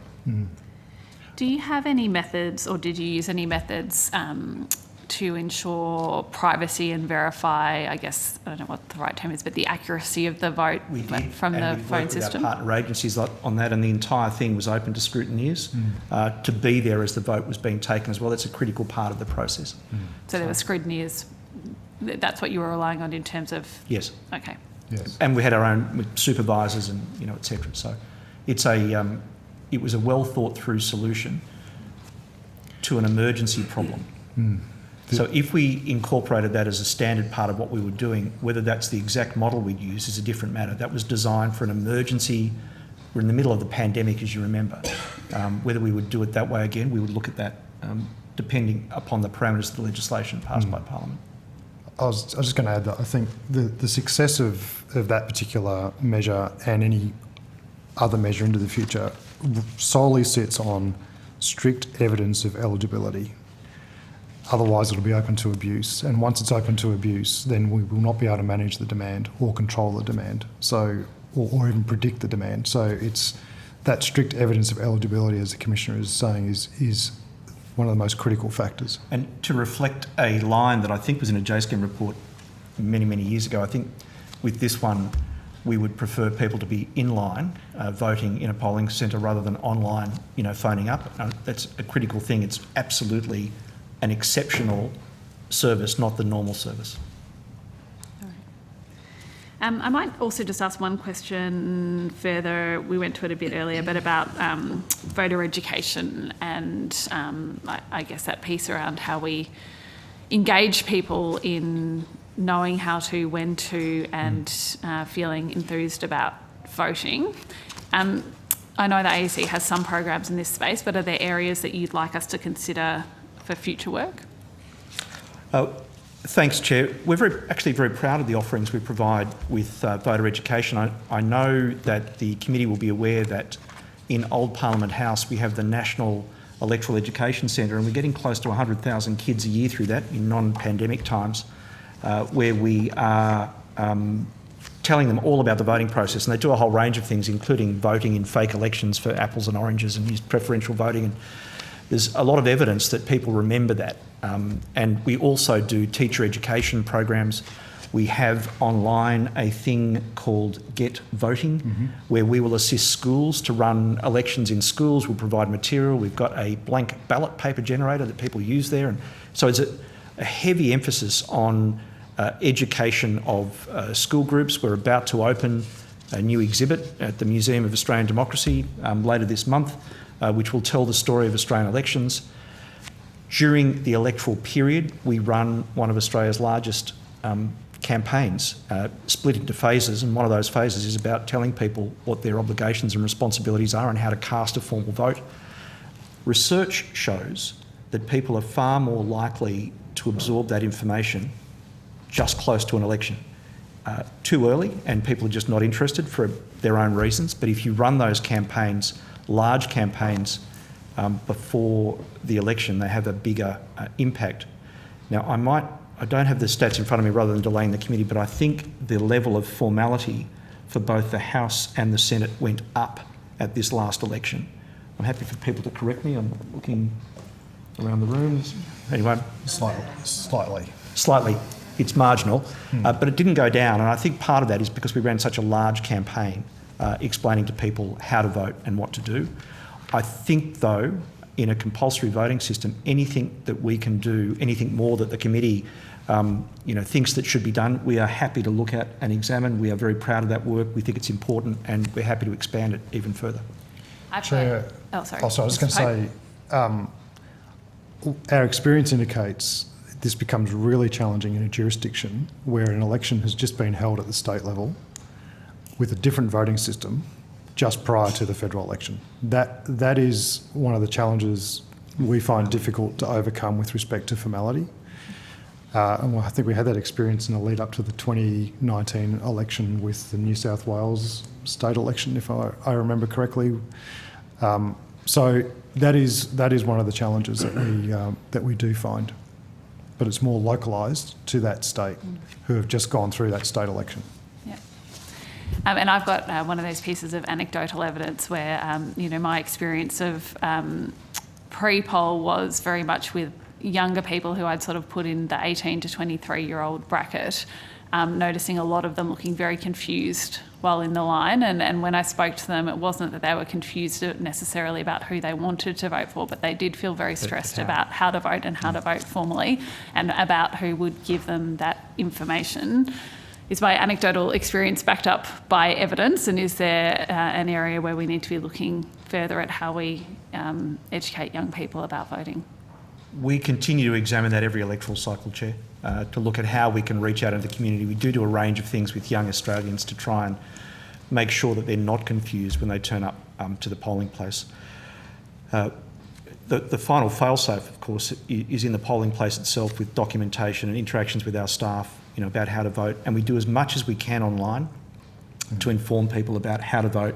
We had, as you know, a huge footprint this time digitally for the first time ever, a mammoth footprint where we reinforce those messages as well. I've been on record with this committee previously to say that informality in particular is a sticky metric. It's very hard to shift it. We've found that over many, many years, but we continue to focus on it. As Mr Pope said, there are a couple of markers about informality in particular. The three of them, one of them Mr Pope just said, which is proximity to a delivery of a state electoral event. Those districts where English is a second language is another huge marker. And the third one is simply the number of candidates on any given ballot paper. The more candidates, the higher the level of informality.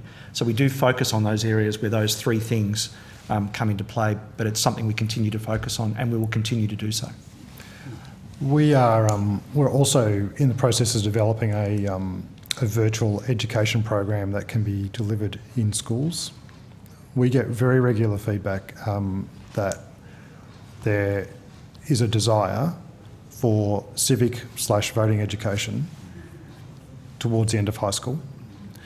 At the moment, the curriculum really does it around grade 5 and grade 6, which is why our education centre caters for 100,000 grade 6 kids every year. I think there is a potential gap there, but I don't believe that there is capacity within the curriculum nationally for that to be accommodated. And we get regular advice that education departments get lobbied for dozens of things to go into curriculums that there's just no capacity for. But I think there is a conversation to be had here for Australia around are we committed to civic and voter education for the health of our future democracy, and if so, how do we best deliver that? And only half jokingly, Chair, but I particularly used to have this thing about what we need is a series of Democra buses that actually visit remote areas and schools and provide the experience that we've got here in Canberra at the Electoral Education Centre to remote areas. But it's a big project, and anyway, another time perhaps. All right, thank you. Senator McGrath, I understand you have one final question. Yes.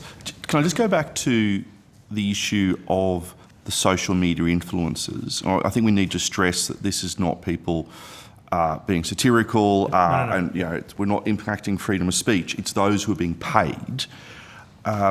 So, when it comes to a breach and there's no authorisation, who would be responsible for that breach? Is it the political party who have paid the money to the TikTok person, or is it the TikTok person?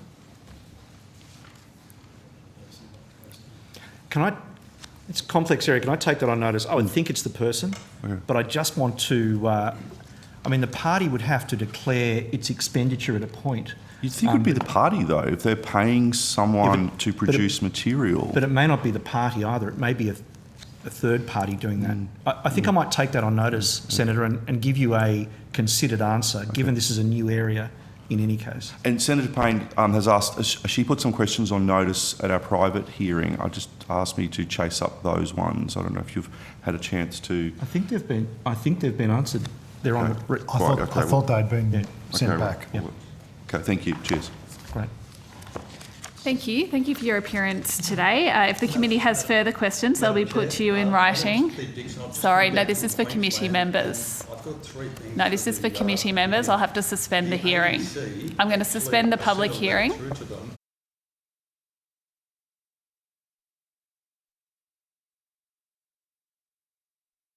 Our hearing. And I now call on representatives from the Australian Labor Party, the Australian Greens and the National Party of Australia, New South Wales to give evidence. For the Hansard record, would you please state your full names and the capacity in which you appear before the committee? Can we go with Labor Party first? Thank you, Chair. Full name, Paul Eric Erickson, and I'm the National Secretary of the Australian Labor Party. Thank you. Do we have an Australian Greens representative? Yes, good morning. Jonathan Campbell-Parry, the National Secretary for the Australian Greens.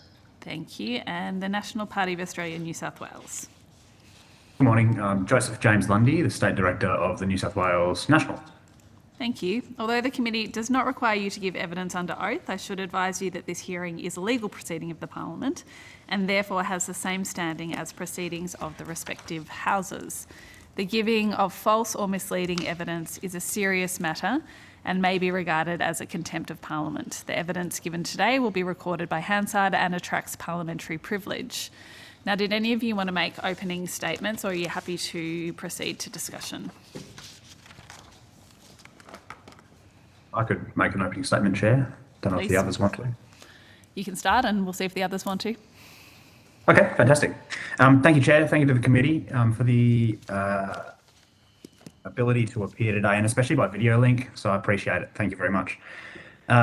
Just firstly, on the 2022 federal election, I want to commend the Australian Electoral Commission on their effort in running the election in what was a particularly trying environment, first federal election post-COVID, in particular to the New South Wales State Manager, Rebecca Main. I wanted to thank her. There are a couple of points I just wanted to make straight off the bat today. Firstly, the terms of reference I note are very broad, and the reforms that the Minister has requested the committee and the Parliament to consider are pretty substantial. So I'd urge the committee and the Parliament to not hasten with the process and just ensure that, as you're doing now, all stakeholders are properly consulted. I appreciate that some of the ideas raised in the terms of reference are quite like idealistic and noble goals, but thought must be given to the significant change in administration that would be required of political actors if some of the ideas in the terms of reference are implemented. Secondly, I wanted to make the point from a national party perspective, that the party is structured quite differently to other political parties, rather than being branches or divisions of a federal party. The Nationals is a party that it's structured state-based organisations that agree to affiliate at a federal level. And so if the committee is considering making recommendations in support of expenditure caps or increased public funding of political parties, that the nature of our organisation, it would be appreciated if that was considered. This is especially important because both the federal and state parties are actors in election campaigns, and the state bodies are the parties that pre-select the candidates. My third point is that if there are any reforms to campaign finance, that they need to be applied equally to all participants, to all political actors. This includes parties, independent candidates, unions and significant third parties, and even the recent development, like we saw in the recent election of Australia's version of a super PAC, like Climate 200 body. Finally, and I know we'll get to all of this, but in relation to malapportionment and the principle of 1.1 value, regional Australia is always neglected when the Parliament considers reforms like this, and that needs to be considered when we're considering any reforms to the way that the Parliament is structured. In our submission, we wrote about the geographic size disparity between city and country divisions. A division like Durack in Western Australia, which is over 1 million square kilometres, or like Parkes in New South Wales, which is over 400,000 square kilometres, are substantially different to divisions within metropolitan areas. We are strong proponents as the New South Wales Nationals of things like large district allowances in lieu of a hardline adherence to decisions made on elector numbers. And we'd urge the committee to consider regional representation in its deliberations.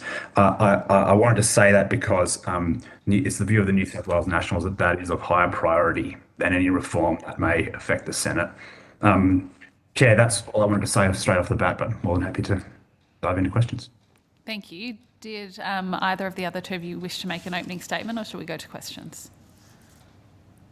I might just make a brief statement, Chair, just to thank the committee for the opportunity to make a submission and to appear today to give some further evidence and answer questions.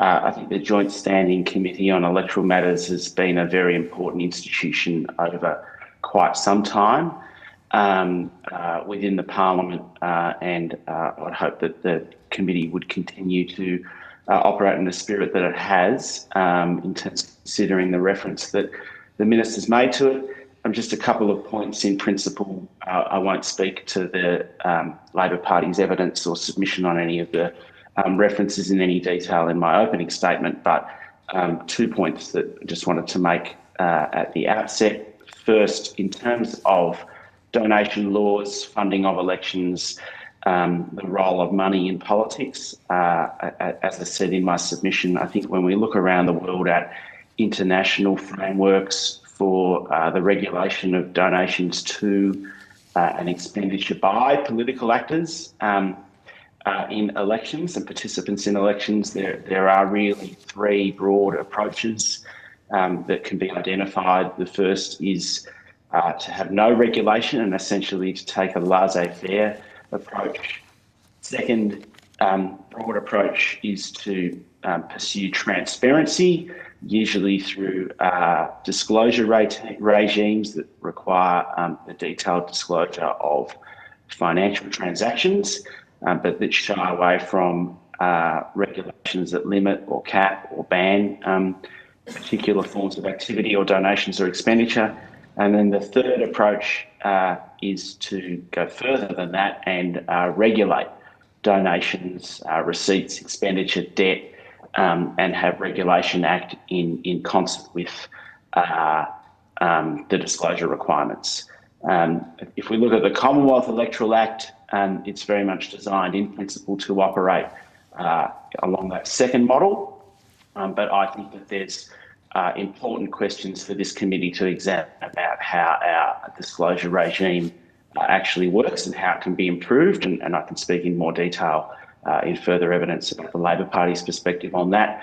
If we look at elections around Australia and at the regimes that are in place in a number of states and territories, there are a number of models that have now operated in Australia for some time that are closer to that third model, and take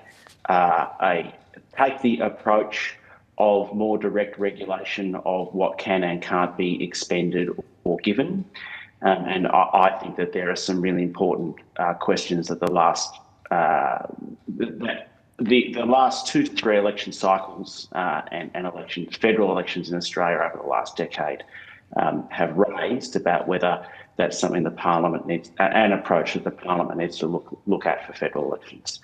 More broadly, on the other references, the first principles approach that the ALP takes, it's very important to us and we'll take here, is that we believe that really everything needs to be done to ensure that Australians of all backgrounds can exercise their democratic rights, and that's the view that we're taking in terms of how we think about the rest of the references. But I will leave it there, and thank you again to the committee for the opportunity. Thank you, Mr. Erickson. Mr. Parry, did you want to make an opening statement? Yes, thank you, Chair, and thank you, committee. The Australian Greens very much welcome the opportunity to speak to our submission this morning. Even earlier here, I'd like to acknowledge I'm phoning in today from Larrakia country in the top end of the Northern Territory, where some of the issues that submissions have touched on are really quite magnified in terms of accessibility and enfranchisement. I won't go into detail on the submission, but I'm obviously happy to take questions. But the crux of and the thrust of our submissions had to do with integrity and accessibility. Integrity as far as donation disclosures, expenditure caps, preventing misleading campaigns, as far as truth and political advertising is concerned, and accessibility as far as education and outreach, the power of a vote, and ensuring that voting options are accessible to all voters, no matter their location or even whether or not they're in Australia. Democracy, as we know, is something that we're all very passionate about, and it's strengthened when there is a diversity of voices in the room, and when those voices are able to participate meaningfully. And that meaningful engagement is really what the Australian Greens are all about. We know that for democracy to function effectively, there needs to be faith in it as an institution. And that's what our submissions are about, is ensuring that continued faith in democracy, franchisement, accessibility and integrity are ensured. Thank you, Chair. Thank you. Interested in going first to funding reform and donation disclosure. Mr. Erickson, in your opening statement, you talked about a mix of models, and in the evidence the committee's heard, we've been pointed to various models around the country. Based on your respective experiences, do you have a state-based model that you think the committee should particularly be looking at when we consider questions around donation reform and caps and everything that comes with that? Thanks very much, Chair. I suppose the first point to make from the ALP's perspective is that in terms of the disclosure regime, we have a strongly held view that the current donation disclosure threshold is too high. I think at the moment it's $15,200, and we believe that should be reduced to $1,000 or above, which I believe reflects the models that are in place in most states and territories. Secondly, we think that a form of real-time disclosure should be implemented, and that parties who receive donations and participants in politics who make contributions should be required to make that disclosure through the AEC in a more timely fashion. That will increase the regulatory burden and administrative burden on parties. I think there's no doubt about that. And in most, if not all, states and territories where real-time disclosure regimes have been introduced, they've been complemented by additional administrative support to the parties in the form of additional administrative funding to enable compliance. So I think that's the first point to make.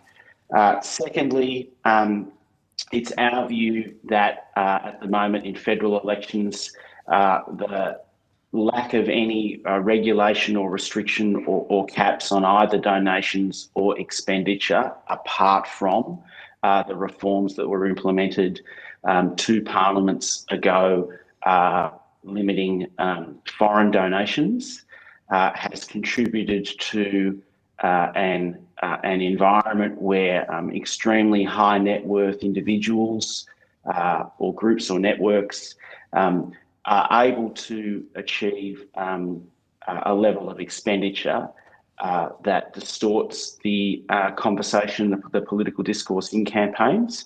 And as a result, we don't believe that as it stands, our federal elections are being fought on a level playing field. Expenditure from some is crowding out all others. So we're in favour of the introduction of caps on electoral expenditure. Going directly to your question, I do not have a preferred model in terms of the state and territory regimes that are in place. Some have been operating in one form or another for several electoral cycles now. Others have been introduced in the more recent past.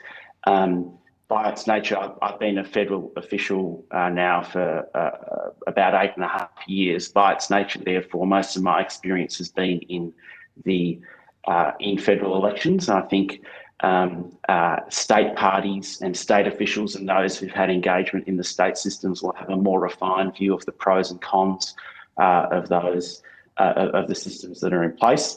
I think what's incumbent on the committee is to consider how the different mechanisms interact together. It's our view that the highest priority is to introduce some form of cap on electoral expenditure to address the level playing field problem that I just described. A cap on expenditure can't be considered on its own, of course, so we recognise that, and how a cap on expenditure would interact with any regulation on donations or the activities of third parties and how it would interact with expenditure reporting would have to be considered in detail. And I think there are some important probably some important signposts about how the models might work, looking at the state experience, but it would be those with more direct engagement in the different state systems who'd be better placed than me to comment on that. Thank you. Mr. Lundy or Mr. Parry, did you want to address that issue as well? Yes, thank you, Chair. The question of donation disclosure, we'd probably echo the Labor Party's endorsement of real-time disclosure, as well as reducing the disclosure threshold similarly to $1,000, which is the case in some of the states and territories. As far as donation reforms are also concerned, we maintain our we've been saying this for a number of years, calls to ban donations from industries with a track record of seeking political influence, industries that perhaps subvert decisions made by parliamentarians in the public interest, influence from fossil fuel companies, banking industries, pharmaceutical, weapons manufacturing, alcohol, tobacco, gambling, property development industries that have a conflict of interest as far as decisions made by the Parliament of Australia is concerned. So again, we reiterate our long-term call to ban those donations. And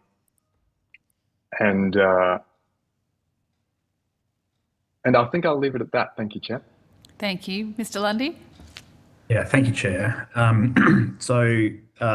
To your question, first of all, so I have a little bit of experience. I can probably speak to the New South Wales model, having been the State Director here for nearly 3 years. The model that exists in New South Wales is, and I spoke a little bit about this in my opening statement, that sometimes the noble goal of trying to increase transparency and accountability becomes more challenging when you actually have to administer these things. And in the New South Wales system, the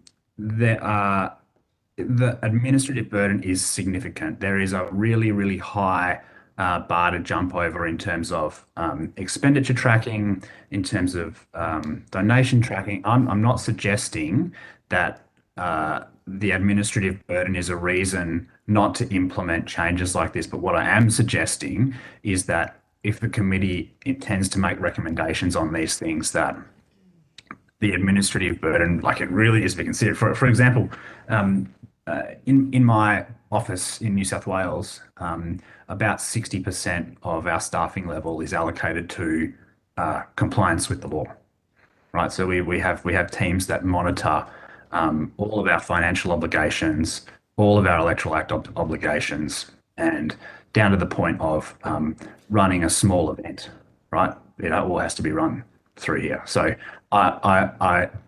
in terms of a model that might be favourable to the committee, I think you should consider the New South Wales model, but I also think that it's extremely arduous, and then to add another layer of administrative burden at a federal level would require some substantial changes elsewhere.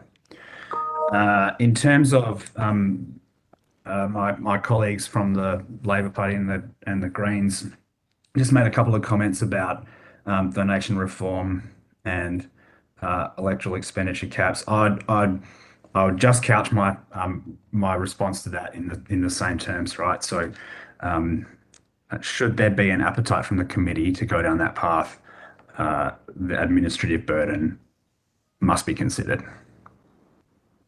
I think I'll leave it there. All right, thank you. I might turn to another big issue the committee is grappling with, which is truth in political advertising. And I'll ask a two-part question for you all. Firstly, a threshold question. Do you think we need regulation around truth in political advertising? And secondly, if we were to regulate, what sort of model do you think we can realistically operate in our environment here? I'm particularly interested in your view, again, as people who are involved in the day-to-day of how elections play out, how you could see such a model being implemented. Well, I'll go first, Chair.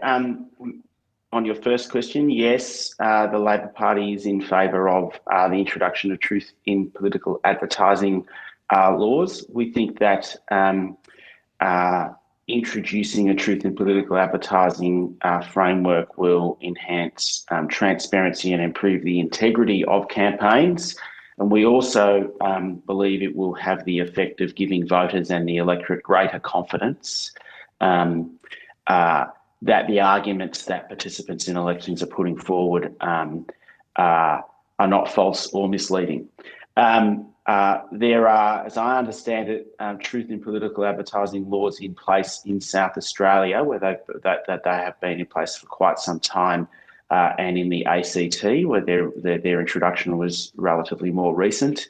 I noted that there's quite a bit of commentary in the submission that the ACT government has made to the committee on some of the issues that have arisen in the application of laws in that jurisdiction, which I think are valid and are worth the committee's attention. But beyond that, I don't have anything to add on the detail. Thank you. Mr. Lundy. I'm happy to make a couple of comments, Chair. Thank you. Look, I think I I probably don't have too many comments to make on like what sort of model the committee could consider. I mean, it is pretty, it can be very subjective, what is a true or not true statement. And I know that is a very challenging thing to say, but in the eyes of the voter, I think the Commission, in their submission, the Australian Electoral Commission said that they received some almost 900 complaints during the course of the election campaign. So I think that the New South Wales Nationals and probably the National Party more broadly could be supportive of some change here, provided the model was the model that the committee comes up with was palatable. I don't have the answer. I don't have the answer for what the model might be, but definitely worthy of consideration. Yeah. Thank you. Mr. Parry? Thank you, Chair. I think the question of truth in political advertising, I just wanted to initially say that it's to be balanced with increasing civic literacy and critical thinking, and that is an undertaking that is part of the Australian Electoral Commission's current remit. So that exists, and that could be beefed up. But we know that there are offences existing in jurisdictions South Australia, ACT, that make an offence to mislead or deceive people when it comes to political advertising. False and misleading, deceptive conduct exists as protections under Australian consumer law, so it seems sort of natural that it would flow. Our submissions are that laws should make it an offence to authorise or publish material that's purporting to be a statement of fact, which is in line with the South Australian legislation, when the statement is inaccurate or misleading. As far as the model is concerned, we would support the establishment of an independent external review process to evaluate complaints, especially given the large number of them and the proliferation of them over social media. And that would require a mandate of rapid adjudication and a clear appeals process. And that we provide, when there are offences, provide penalties that are a genuine deterrent that can be enacted quickly so as to reduce strategic breaches. And I mean, this should be operational by the next federal election. It's too important to not take seriously. We've seen falsities and misleading advertising or misleading political communications for many years now. And as far as administration costs are concerned, the cost is too high if we don't do anything. Okay, thank you. And final question from me is on our terms of reference around one vote, one value and representation. Are there issues here you think the committee should be examining in terms of whether our parliament provides one vote, one value and representation as it should? Mr. Lundy, I know you went to this a bit in your opening statement, so note that already, and perhaps Mr. Erickson and Mr. Parry might want to respond. Thank you, Chair. I'll go first. Just some broad observations about the makeup of the Parliament and one vote, one value. The Parliament has been, give or take, some variations at the margins, has been roughly its current size since 1984. It's worth, I think, reflecting on the context in the early 1980s in terms of when the most substantial changes to the Commonwealth electoral arrangements around one vote, one value that were last introduced were considered by the Parliament. At the 1983 election, the average size of a federal electorate, the average enrolment was around 75,000 voters per electorate. However, 38 of the 125 electorates at that election varied from that national average by more than 10%. There were, I think it was the electorate of Fadden in 1983 that was around 135% the size of the average, and the electorate of Braddon in Tasmania that was about 72% the size of the average. So there was quite a great deal of variation. And the 1984 Commonwealth Electoral Act did a few things. It created 3 new triggers for redistributions within states and territories one of which is the malapportionment provision, which sets some thresholds around what the Parliament believed an unacceptable level of malapportionment looked like. And it also expanded the size of the Parliament. I think with the benefit now of nearly 4 decades of application, we can observe that the 1984 Act has clearly dealt with malapportionment within states. And so within jurisdictions that are afforded representation, we clearly now are achieving a level of equality around the value of someone's vote. However, as long as the Parliament remains at its current size, the guarantee in Section 24 of the Constitution that each original state will choose at least 5 members, I think now is locking in a distortion between the states and the territories rather than within. So in the federal election in May, the average enrolment in the federal electorate was around 113,000. But some electorates, I think it's Macarthur in New South Wales, it's nearly 120% of that. And others in the Northern Territory and in Tasmania are as low as sort of 63 to 65% of that. Now, the Northern Territory, I think we can set aside because as members are no doubt aware, in the last Parliament, changes were made to the technical mechanism for calculating the Northern Territory's entitlement. But if we set that aside and then just look at the other 7 states and territories, I think it's the division of Clark that only has that its Clark's enrolment is about 65% of the national average. So in terms of one vote, one value, I think that the Act as it stands is functioning well within states and territories, but there is now significantly greater variation between the states and the territories in terms of their average enrolment than there was when the current framework was put in place in 1984.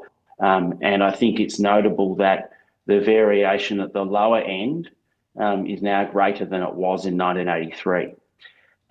So the Labor Party does not have a policy position on the size of the Parliament, but I think it's reasonable to observe that unless there is a significant unexpected change in the population trends between states and territories, then that malapportionment will continue to grow. And so I think that's something that this committee should give some consideration to. It's been a while since we've looked at this debate. And I think it's a very good thing and a healthy thing for it to be there in the reference to be looked at. I noted earlier that it's Section 24 of the Constitution that guarantees minimum representation to the original states. I should also note that it's Section 24 also that requires, I think, that the House should be as near as practicable, twice the size of the Senate. So there are a number of complexities about how the 2 chambers would need to be considered together. But I think that over the medium term, this is something that this committee should give some proper attention to. Thank you. Mr. Parry? Thank you, Chair. We'd probably echo some of the comments made by Mr. Erickson there. Something that the Greens are very passionate about, and what the crux of our submission is about franchisement. So perhaps less in terms of representation and more the ability to vote.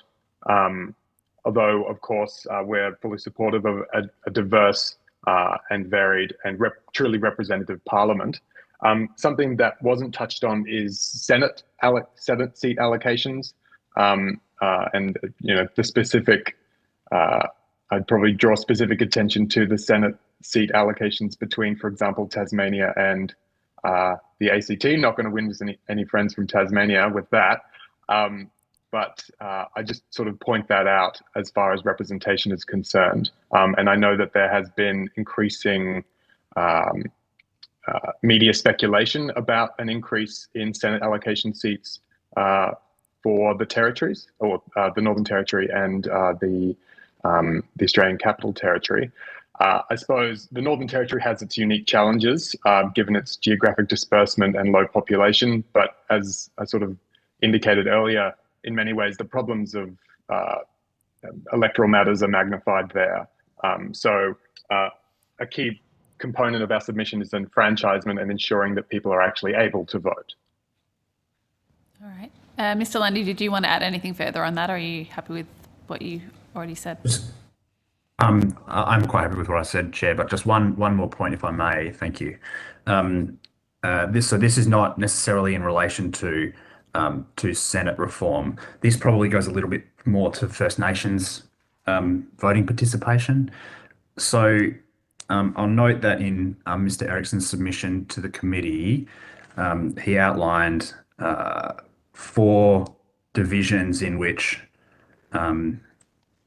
there were substantial drops in voter turnout during the 2022 federal election, those being Lingiari, Parkes, Leichhardt and Durack. So regional electorates.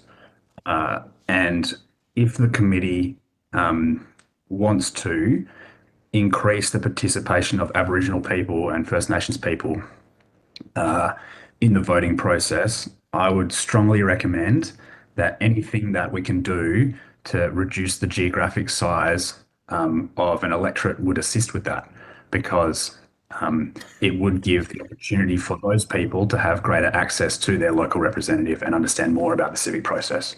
So that's probably the only other point I'd make. Thank you. Senator McGrath. Thank you. Just in relation to truth in advertising, I just want to check with, are you talking about paid advertising, or is it just commentary on social media, or people are speaking at public meetings? I just want to understand if you're proposing a regulation of what I'd call freedom of speech. Is it just with paid, or does it go beyond paid advertising? I'll speak to that. Thank you. Paid advertising, political advertising, which I suppose by definition is paid. We're not talking about political communication. We're talking about truth in political advertising. So if someone on Facebook does a post and it has erroneous information, let's say, you would not be proposing that your proposed laws would cover that?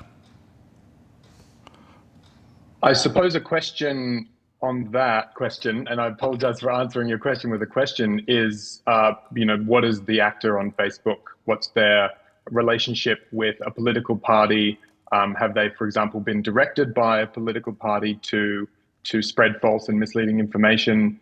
And I think that's something for the committee to consider. Okay. The extent that is. Mr. Erickson, do you have a view on this? So as I understand it, the committee is examining a reference from the Minister from the Executive for the potential for truth in political advertising to enhance the integrity and transparency of the system. As I noted earlier, we've got truth in political advertising laws in place in 2 jurisdictions. There's some commentary in the ACT government's submission to the committee about exemptions for unpaid commentary by an individual on social media that have been incorporated into the framework that applies in the ACT. I think that's instructive of the sorts of issues that the committee will have to grapple with when considering this reference, and that the executive would have to think about, or any private member in framing any legislation. I also note that there would obviously be constitutional issues that would have to be engaged with in the framing of any legislation. It is a good question and a very important one, and one that I think will require some quite considered attention. Do you have any views as to who should be the regulatory body?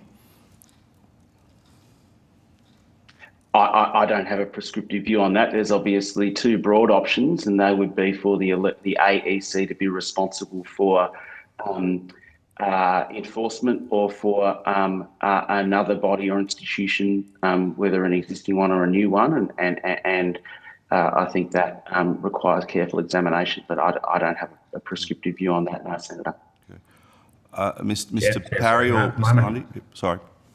Oh, sorry, Senator. No. Just a quick point. I would want to put on the record that the New South Wales Nationals would be strongly opposed to any measure that would undermine the implied freedom of political communication in the Australian Constitution.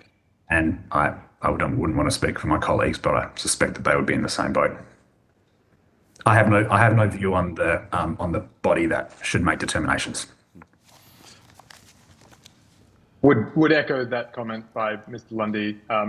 But as far as who does it, I suppose that's ultimately a question for the committee when it forms a recommendation. But the AEC or something independent, obviously, if it were to be the AEC, it would require adequate resourcing and funding for it. I understand the AEC's current website says that the AEC is not the arbiter of truth. And if it were to be, or if it were to take on a review type role, that would require an amendment to its scope and funding to match that.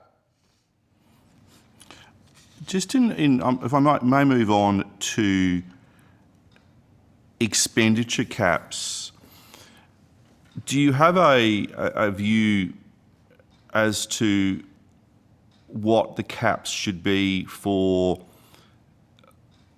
political parties and or candidates, and also third parties, looking at some of the models that have operated at a state level? I might start with you, Mr. Parry, and then go Labor, then National. Thank you. Forgive me, are you referring to a model or to an exact figure? Well, I suppose both, in terms of, do you have a figure in mind, and what model would you suggest we look at? Do you have a preferred model? And in particular, how you deal with, say, independent candidates running against candidates of a political party, how do you deal with third parties, and especially with third parties who have an historical connection to a political party? It's a very good question. The Electoral Act already does provide for differences in regulation for candidates endorsed by political parties and for independent candidates. So I think that a similar division can operate. The exact terms and the exact model we don't speak to in our submission. But something that we would submit is that an expenditure needs to be balanced with the need to address the power of incumbency and the power of members of parliament and the resources that they have access to by virtue of their current incumbent positions. We know that an increased diversity in the Australian Parliament is better for Australian democracy, and so removing barriers to running for an election is important as part of this discussion of expenditure and the current system, which stacks outcomes in favour of incumbent parties. Thanks very much, Senator. Well, I do not have a view that is in favour of any of the particular models that apply in the states and the territories, as I noted in my earlier comments in response to one of the chair's questions. I note that the expenditure caps for parties across the states and the territories are in the range or in the order of somewhere between 1 million in the smaller states and territories, and I think it's around 12.5 million in New South Wales. And so something could be extrapolated from that in terms of federal elections. I think it's an important question for the committee to consider about the relationship between campaign-wide national or state caps and per seat caps, and then what sort of requirements apply to both associated entities and then to third parties at large. And I suppose I just return to my earlier point that these things do need to be considered together. We recognise that, but our first principle position is that currently the system does not offer a level playing field, and we think that expenditure caps are our starting point about what we'd like to see the committee develop as a model. Because I suppose my concern, Mr. Erickson, and you probably can see where I'm coming from on this in the relation to the Queensland model, is that unions as a third party under the Queensland model can spend just under $10 million per union, but political parties are capped at roughly $15 million. And considering the close historical ties, I'm not being political, it's a statement of fact, between Labor and the unions, I would be concerned that we bring in a system that effectively brings in a financial gerrymander that discriminates against, say, the centre-right of politics because of the links between the unions, who will, as per what they want to do is campaign for the Labor Party. I'm concerned that we actually may not be having a level playing field, but in fact making it much harder for one side of politics to compete against another side of politics. Would you care to comment on the Queensland model? I'm not going to comment on the specifics of models that I haven't had direct experience of participating under, as I haven't sort of played any formal role in any Queensland elections under the current framework or indeed any in the past.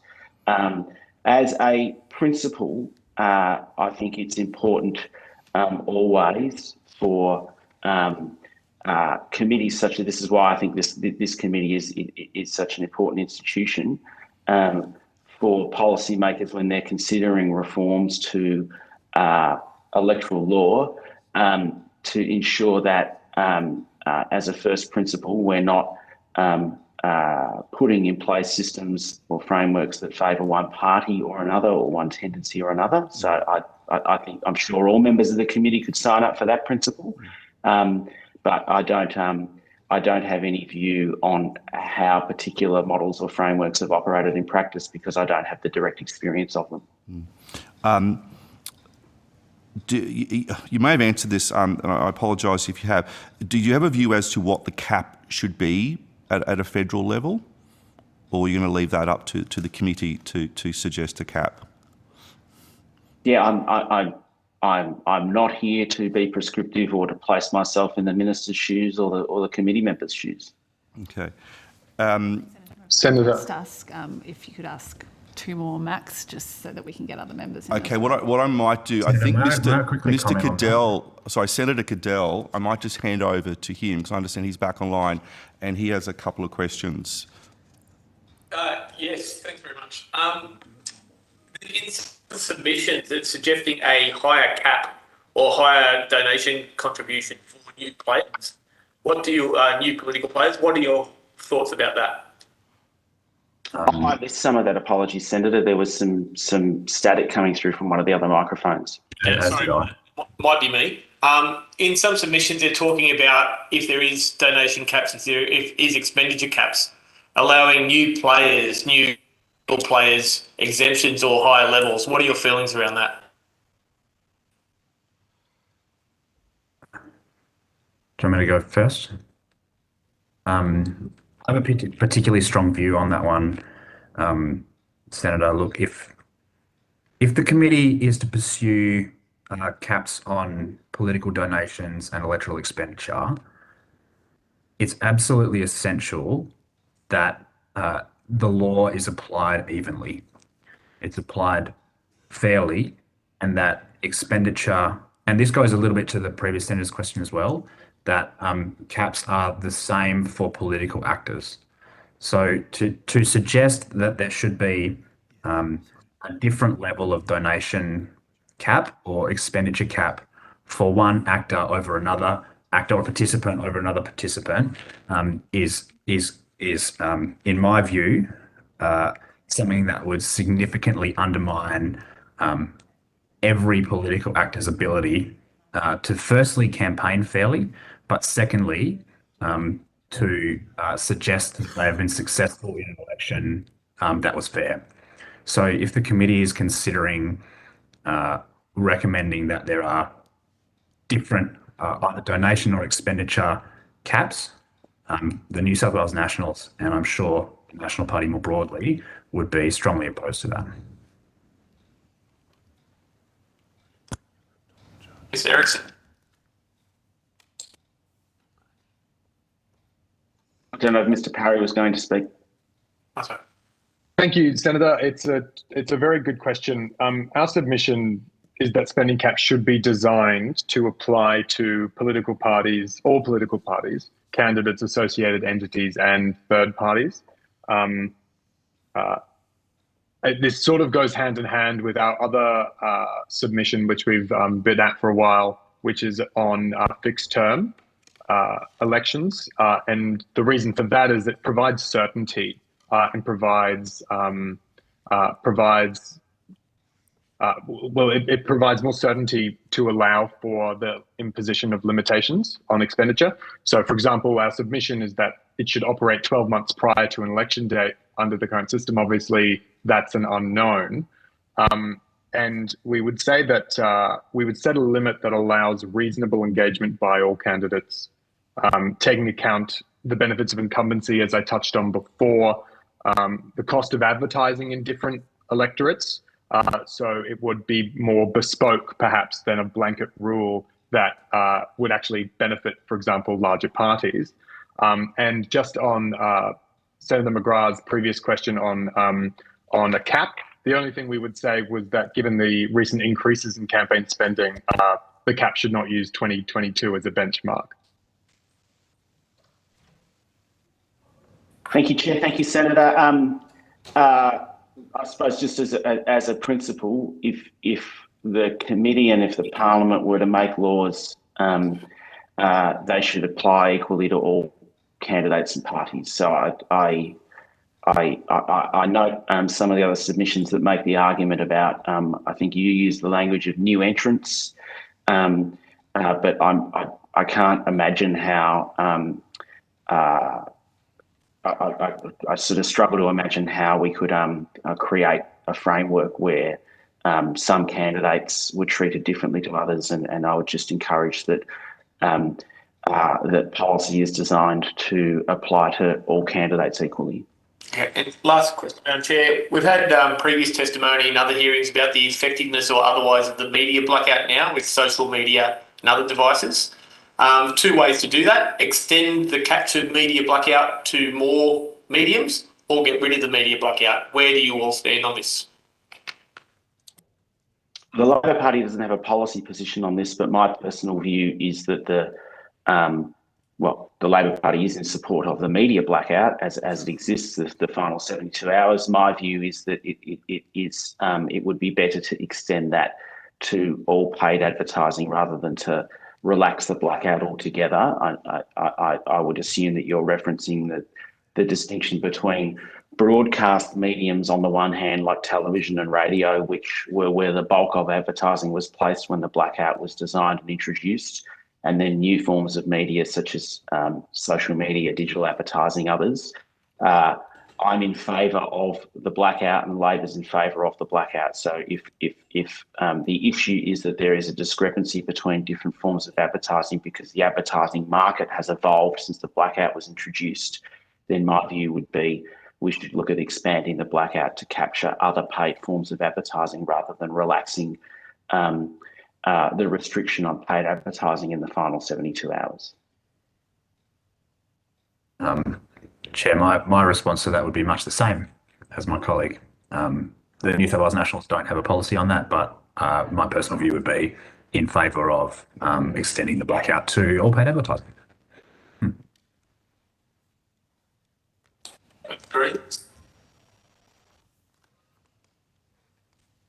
Mr. Parry, did you want to respond on that? I'm terribly sorry. I had to step out and I seek the forgiveness of the committee. What was the question there? Senator Goodell, do you want to re-ask the question?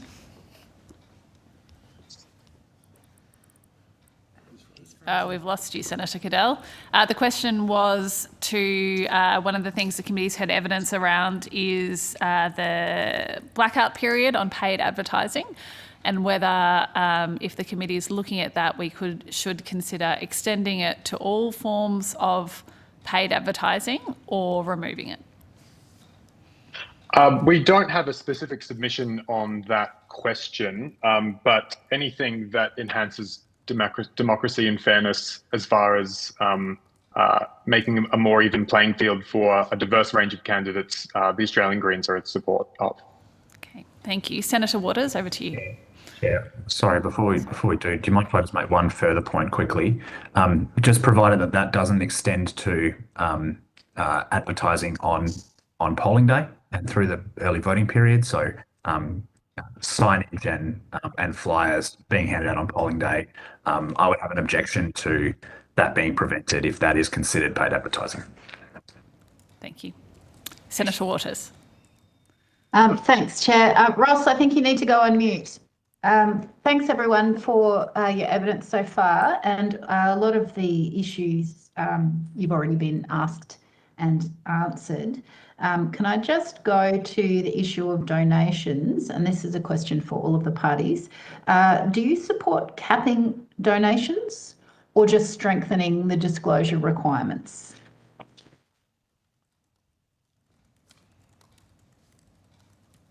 I don't mind who goes first. I will, Senator, if that's okay. Thank you. We understand the Albanese government is actually considering donation caps, and we welcome that. We know that donation caps exist in Victoria, New South Wales, Queensland, the ACT, in the upper house of Tasmania. And so these provide sound models upon which the federal model could operate. So in short, the Australian Greens are in support of donation caps. Thank you, Senator. The Labor Party's submission is that the committee should consider a system that caps expenditure, and that any restrictions on donations would be secondary to that, and that's something that the committee will need to work through, guided by the different systems that apply in the states and territories and the evidence that's been put before you. As I understand it, some of the state systems do restrict donations and others don't. And there's also, I think, constitutional questions here that the High Court's taken a view on in the recent past. So I think it requires careful consideration. And I'm not advocating a prescriptive approach one way or another today. Okay. A good question, Senator. So the New South Wales Nationals, I think so. So I'll preface my comments by saying I think there are some challenges with election expenditure caps. However, the party would be open to supporting a recommendation, provided that a few criteria would be met, I guess. So the first I've talked about already, which was that there should be a level playing field. And by that I mean for parties or independent candidates or significant third party campaigners, or as we saw during the 2022 federal election, I think I used the term super PAC, so like the Climate 200 group, provided that there was an even playing field there. And secondly, that any cap that could be proposed considers that it is more expensive to run an election campaign in a division such as Parks in New South Wales or Durack in Western Australia or O'Connor, and that the substantial geographic distance that's required, that exists, is considered. The other thing to consider would be an administrative consideration, and I've harped on a little bit about administration here because of the understanding that I have of the challenges that we have at the New South Wales level. But I would urge that if the committee is to go down the path of recommending an expenditure cap, that as simple a definition as possible be given. So to answer your question, would have some hesitancy because of the things that I've outlined, but not hard and fast opposition to it. Thanks, Mr. Lundy. I will ask about spending caps, but that question was actually about donations caps and whether or not your party and all of the parties support actual caps on donations as opposed to simply lowering the disclosure threshold. So, but I do have some follow-up questions about spending caps, but if you could just address the donations issue first. Oh, of course. Sorry, Senator. I must have misheard. Probably. Must have misheard. So donation caps, open to support of that measure. I think that there's probably, again, a couple of things to consider here. The first would be that we wouldn't want to, in my view, the committee would not want to recommend something that would infringe upon a person's ability to participate in our civic discourse. And I think that's part of what a donation to a political campaign is about, right? So whether you're a small business or whether you're a member of a political party or whether you are just supportive of a candidate or party, my view is that you have a right to support that candidate or that party. And so anything that would infringe upon a person's ability to do that, in my view, should be strongly opposed. But yep, open to a model that the committee might present. Okay, thanks, Mr. Lundy. Can I move now to the administrative costs that you raised and that have been raised previously? If there was to be a donation, either a lowering of the disclosure threshold or caps on donations, which is obviously the Greens' preferred position, and likewise, if there were to be concomitant reduction in private funding from donations, I want you to talk about what level of support you think parties would require for the administrative burden of both complying with the new obligations, but what level of public funding you would be seeking to essentially substitute for the removal of private donors bankrolling elections and campaigns. Would you like me to start, Senator? I can start. Thanks. So I think there's probably, again, a couple of things to address here. It probably is dependent on the model that's proposed. So obviously with a more prescriptive model, more administrative cost would be required. I would also, I don't, without visibility of what the model might be, Senator, I probably don't have an answer for that right now. The other thing, and I addressed this briefly in my opening remarks, is that, and I'm not certain of the operations of the other political parties, so I'll probably just address the Nationals, is that both the federal and state parties are actors in federal election campaigns. And so any funding model that is proposed needs to acknowledge that there are compliance obligations on both entities. That's I know a fairly broad statement, but without a bit more detailed proposal, I probably can't go too much further. Sure. Would any of the others like to comment on the level of public funding that should supplement any reduction in donations revenue? Well, just a couple of comments. First, I don't agree with the premise that the public funding, that advocacy around additional administrative support for political parties in order to comply with a lower disclosure threshold or the introduction of real-time disclosure is in fact to offset a decline in revenue from other sources. That's not the argument that I'm making or that I've heard either of the other parties make. So I just want to clarify that. The second point I would make is that I think that the threshold decision for policymakers is more about the model for calculating the level of funding that parties receive rather than the level itself.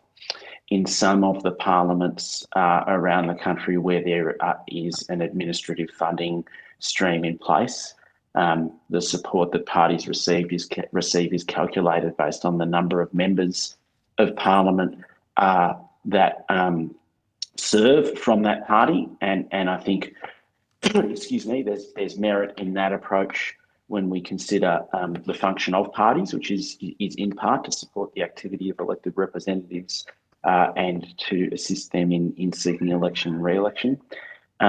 There are other jurisdictions where the model where funding is calculated on the basis of how many votes parties or the candidates standing on behalf of that party received. And I think that an important consideration for the committee and for the executive will be what the merits of those approaches, those two alternatives are. I don't, consistent with all the other evidence that I've given today, I'm not going to lean one way or another because I don't have direct experience of the application of those models. But I think that is a more important question in the design of any administrative funding regime than the question of the level. On the level, I simply note that the funding that parties at a state and a territory level receive ranges from somewhere in the order of around 500,000 per annum through to 3.5 to 4 million per annum. Thank you. Mr. Perry? Thank you, Senator. As I understand, the question is one of the balancing of expenditure caps or public expenditure versus the administration of political parties? Or is it? I'm sorry, I've conflated two issues just in the interest of time. So thank you for deciphering my conflation. No, thank you, Senator. Look, the Australian Greens, we're interested in the removal of the influence of donors in elections. We're interested in removing the influence of money in elections. I think Australians more generally are pretty sick of the amount of advertising that goes on. I'm sure all of us can speak to our experiences with advertising and what that does as far as getting a message across. We know that there's a conservative estimate of around $500 million being spent at the last federal election. I wouldn't have the exact figures on exactly how much of that was spent by the United Australia Party, but we know that when money influences politics, it drowns out messages of real policies being sent out, or policies that would otherwise get through to the public, in the sense that they just switch off. And that's not healthy for democracy or healthy for the democratic process. You know, the Greens are supportive of placing election caps. And as far as public funding for administration is concerned, we're fully supportive of further funding being provided to parties for their administration. We know that the executive provides grants for things like systems and system security. So in many ways, this could be reflective of that model. Thank you. And I've just got one further line of questioning. I hope I've got time for that, Chair. It's just in relation, thank you, in relation to lowering the voting age, and also, and I'm going to conflate because time's a bit tight, in relation to fixed term elections. So could I have each of the parties who are represented here today, your perspective on whether you support lowering the voting age and whether you support fixed term elections, and if so, what the length of the term should be? Thank you, Senator. I've already flagged that the Australian Greens are supportive of fixed term elections, both to provide certainty to campaigns and to candidates independent or political party endorsed, but also to parliamentary staff as well. We know that there's a great deal of uncertainty as far as whether or not staff will retain a job after an election. And so that provides for further planning. We know that some political staff have difficulties, for example, obtaining mortgages because of the uncertainty of long-term employment. As far as lowering the voting age, the Greens have been saying for many years now that we would be supportive of it being reduced to 16 or 17. This isn't explicitly part of our submission, but I know there has been some rhetoric around how that exactly is administered and what the model would be in terms of ensuring that. But the decisions made by elected representatives affect people who are 16 and 17, their future. And so they're often the loudest voices when it comes to actions like climate change and things that affect the long-term security and future of Australians. And so, as far as a model is concerned, that's ultimately a matter for this committee. But I would suggest that the committee could be creative, whether or not it's a one strike. When you're 16 or 17, you're enrolled to vote and you have a one strike before you turn 18, for example, where it then becomes fully compulsory and there's consequences if you don't vote. But thank you, Senator. Thanks, Mr. Perry.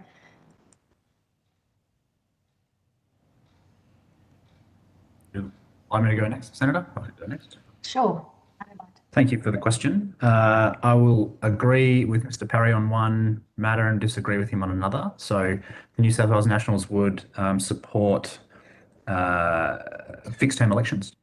So it is the policy of the New South Wales Nationals to support 4-year fixed terms, particularly, I think, in the context of the discussion that the committee is having at the moment about finance reform, and in particular the administration of finance reform is made far easier. It also would provide some more certainty for electors as it does at almost every other state and territory level. In terms of the voting age, the New South Wales Nationals would be opposed to lowering the voting age. The 18 is the age at which you are allowed to go and buy a beer, go and buy a pack of cigarettes. On all of those things, there are, of course, taxes. So the party would oppose measures to lower the voting age. Okay. Thank you very much, Senator. A couple of observations on these two topics. First, I made some observations earlier about Section 24 of the Constitution and the relationship between the size of the House and the size of the Senate. I note there are a number of submissions that raise issues with the prevailing interpretation of Section 44, which is well known to many members of the committee. Fixed terms, I would put in the same category. The Labor Party's had a long-standing position in favour of fixed 4-year terms in the federal arena. I think that fixed terms work better than the executive or the Prime Minister of the day having discretion on the question of election timing. However, there is the current framework is in the Constitution. There is no prospect of introducing fixed terms or fixed 4-year terms without amendment to the Constitution. And that is simply not, in my view, the community's priority when it comes to any proposed changes to the Constitution. The Labor Party and the government have been very clear that the implementation of the Uluru Statement in full, including a constitutionally enshrined voice to Parliament, is our priority when it comes to constitutional change.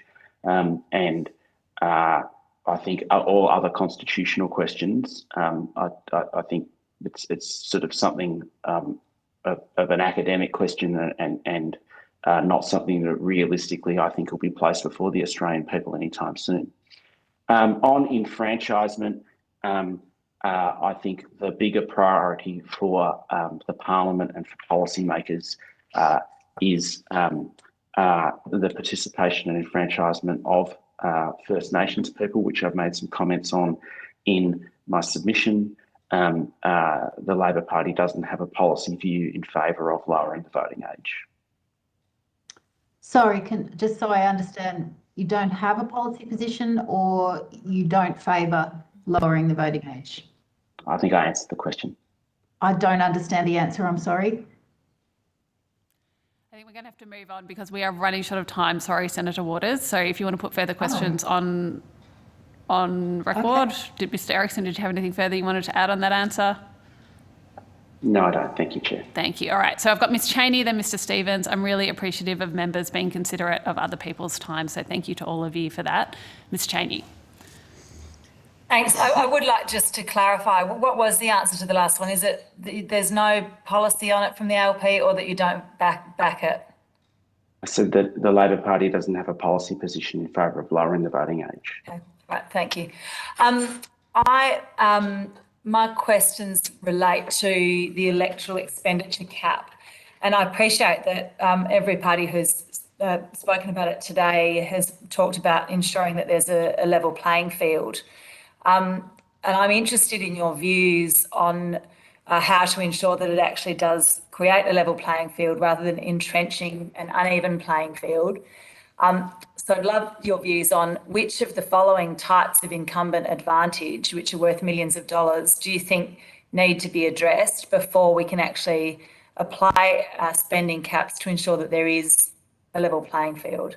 And those advantages would include public funding received for votes in unwinnable seats that can then be allocated to winnable seats within a party structure, spreading advertising costs across unwinnable seats so that it's within the cap, even though then it's not actually aimed in those areas. Publicly funded communications budgets for incumbents, which Australia Institute estimates is about $50 million. Deployment of electoral office staff during elections, party infrastructure and economies of scale, access to the electoral roll, so you can send addressed mail if you're an incumbent, and a potentially misleading postal vote application with a how to vote card. The tax deductibility of donations throughout the political cycle, not just after the declaration of nominations, existing name recognition for incumbents, and also the fixed term issue that, knowledge of the election timing creates an incumbent advantage with booking advertising space and other planning. So which of those do you think we need to address to ensure that there is actually a level playing field with spending caps? I'm happy to go to whichever first. Thank you for the really important question. And as I sort of said right at the beginning, the accessibility and integrity of the electoral process needs to be balanced with the diversity of players and removing barriers for new entrants to run. I did talk about the incumbency advantage.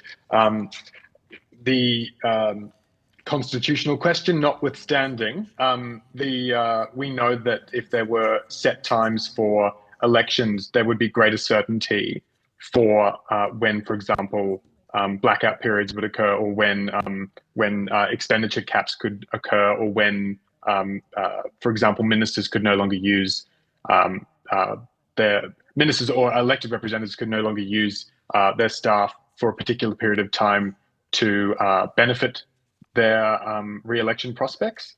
I know you've had the question about unwinnable seats. I don't have enough information about that as a practice from the other parties to speak to that.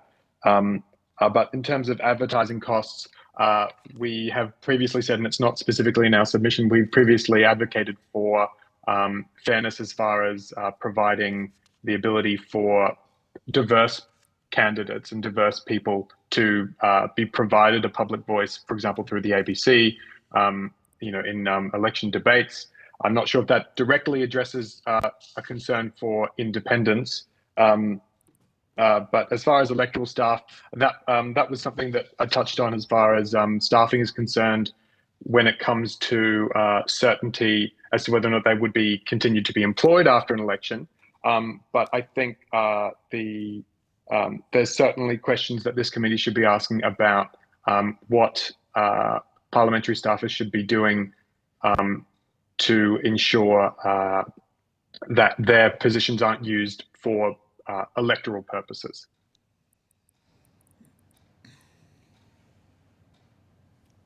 Well, I'm happy to go next. That was my apologies if there was quite a long list, but I tried to pay careful attention. I'm not sure I can address them,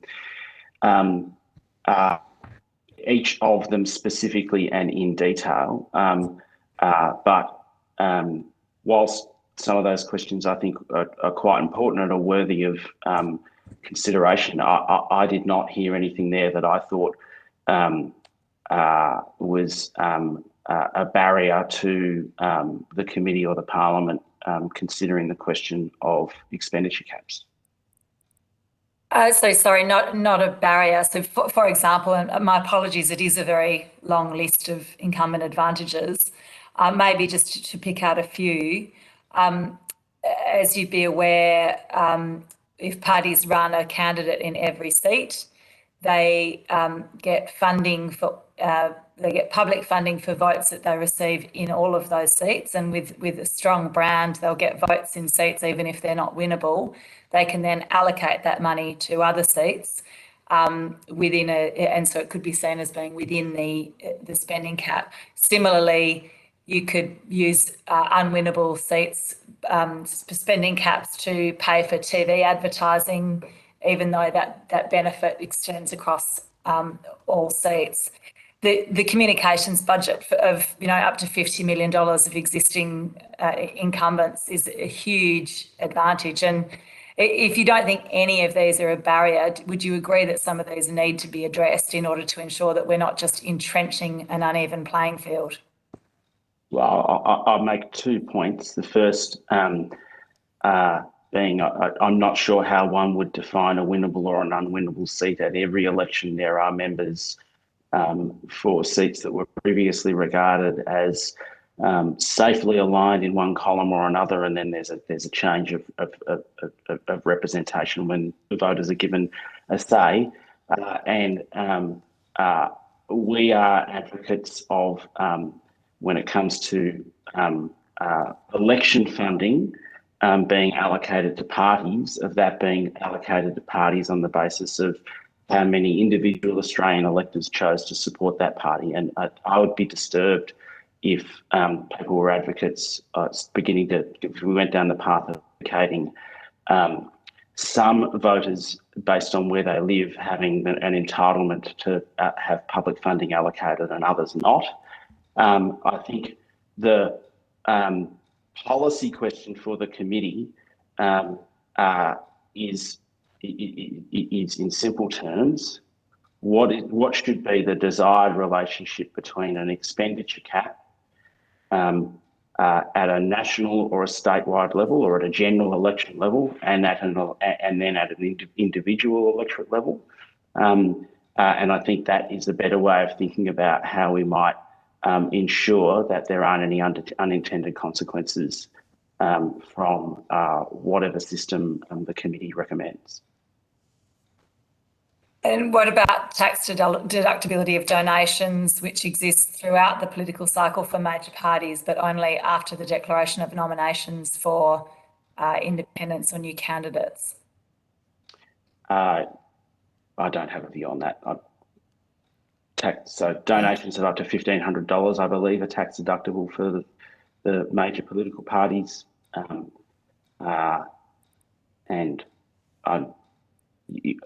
The scenario where there's a candidate who intends to contest an election but is not affiliated with the political party and so doesn't attract that deductibility status, I think is what you're pointing to. So only deductible after the declaration of nominations, which gives you 6 weeks as opposed to all year round. Okay, Joe? Thanks, Ms. Cheney. Thank you, Chair. I'd probably tend to agree with Mr. Erickson but I mean, without having a model in front of us to actually consider, it may be harder to answer some of what you've outlined. I'd suggest that provided that there are things, so I don't control any of those incumbent advantages that you have, so I probably can't speak too much to that. But what I would control is expenditure for the party during election campaigns, and so if there, unless there is a level playing field in terms of election, in terms of donation caps and expenditure caps for the explicit purposes of what's defined as election expenditure, then I don't think we would have free and fair elections. So I'll probably limit my comments to that, just based on the experience that we have and what we can control.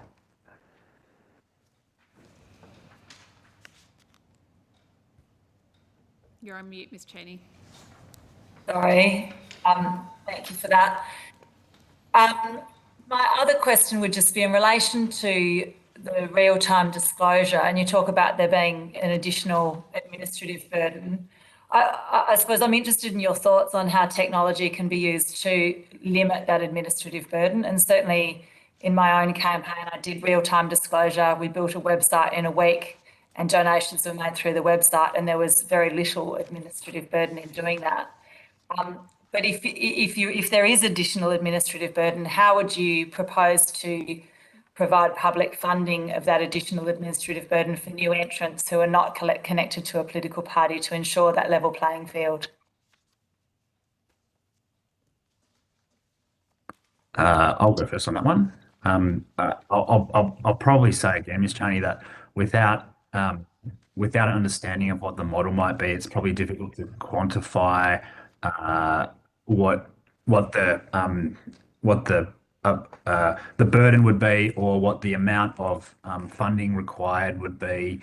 But I would suggest that funding or caps or anything like that should be consistent across political actors. Okay, so whether it be an independent candidate or a political party, consistency I think is important. Thanks very much. Mr. Lundy would have more experience with these systems, being both a state branch official. Most of the voluntary activity within our parties occurs at the local or the state level, and also being someone who's administered a branch that operates within a state regime that does have that does have these sorts of administrative burdens in place. I suppose the observations I would make would be that much of political parties' activity is actually volunteer-led and volunteer-coordinated.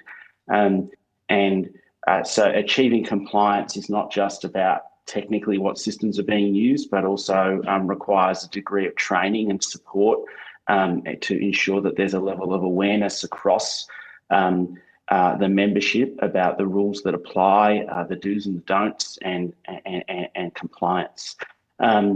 I suppose a broader question, I know that the committee is hearing from some other witnesses later in the afternoon who are sort of closer to the sort of new entrant model, is how should the Act consider or conceive of the activities of networks of people who are seeking to achieve electoral outcomes and influence who wins in elections, but don't conform to the traditional political party model.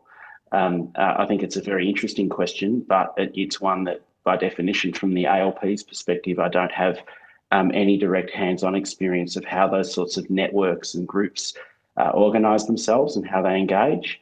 And it's something that I think I think sort of requires consideration, but I agree with the previous evidence that ultimately what we want is the same set of rules applying to all political actors to the extent that that is possible in practice.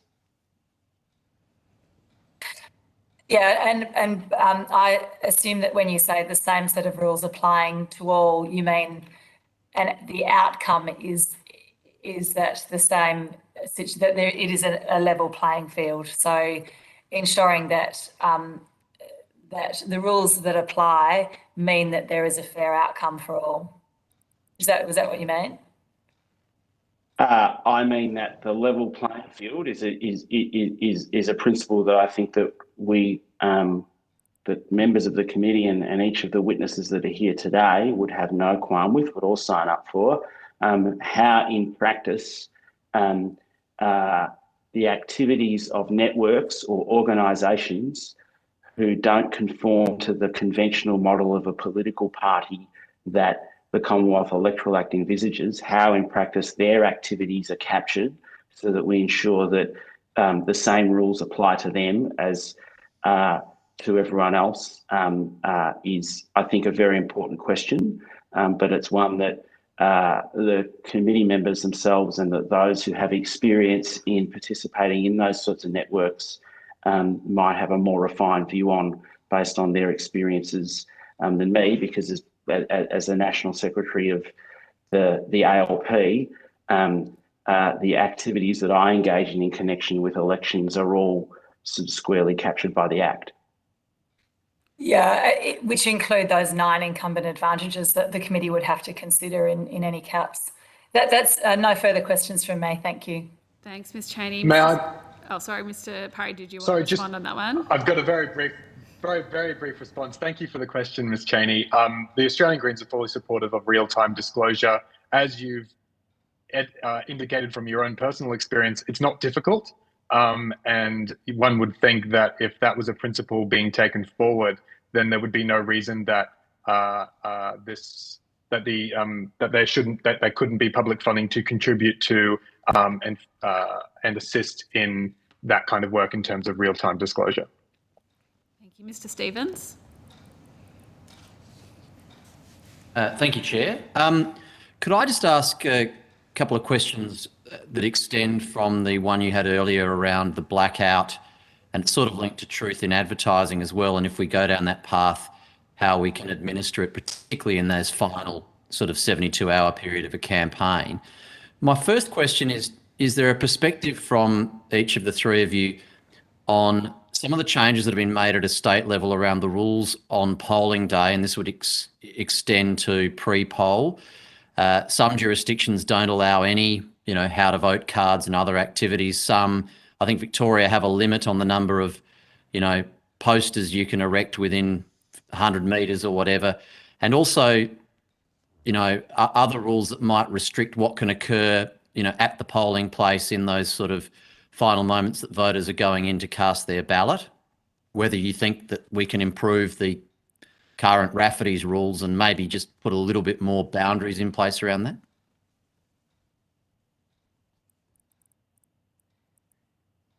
I haven't gone first for a couple of goes. Would you like me to go first? Thank you for the question. So firstly, I think that laws that would prevent volunteers from exercising what is their democratic right to engage electors in the pre-poll period or on election day, I think should be avoided. I think in New South Wales, from the New South Wales perspective, election expenditure caps have probably gone some way towards reducing the arms race on polling day. So there's not as much material that floats around. Additionally, how to vote cards are still used as to assist voters in casting a formal ballot, right? So that, I think, was the initial purpose of a how to vote card, was to assist an elector in casting a formal ballot. So to prevent laws that would prevent electors having access to things like that, I think should probably be avoided.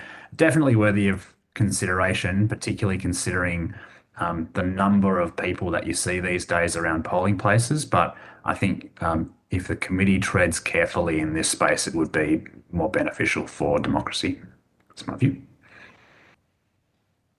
I strongly take the view that we need to have a voter-centred approach here, and how to vote cards being, just to sort of reiterate the previous witness's evidence, the provision of how to vote cards at the polling booth are very, very important for assisting voters in ensuring that they cast a formal vote.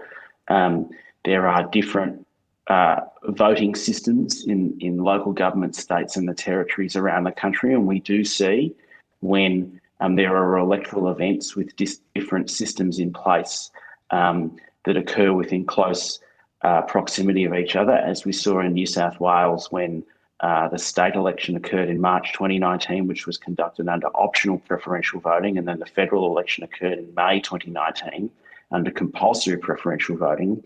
We see an increase in inadvertent or unintentional informal votes being cast because of confusion in the electorate about the voting system. So I would strongly discourage the consideration around sort of making any law that restricts activity on election day that is aimed at assisting the voters in casting, effectively sort of acting out their intentions and in the case of formality, casting the vote that they want to cast.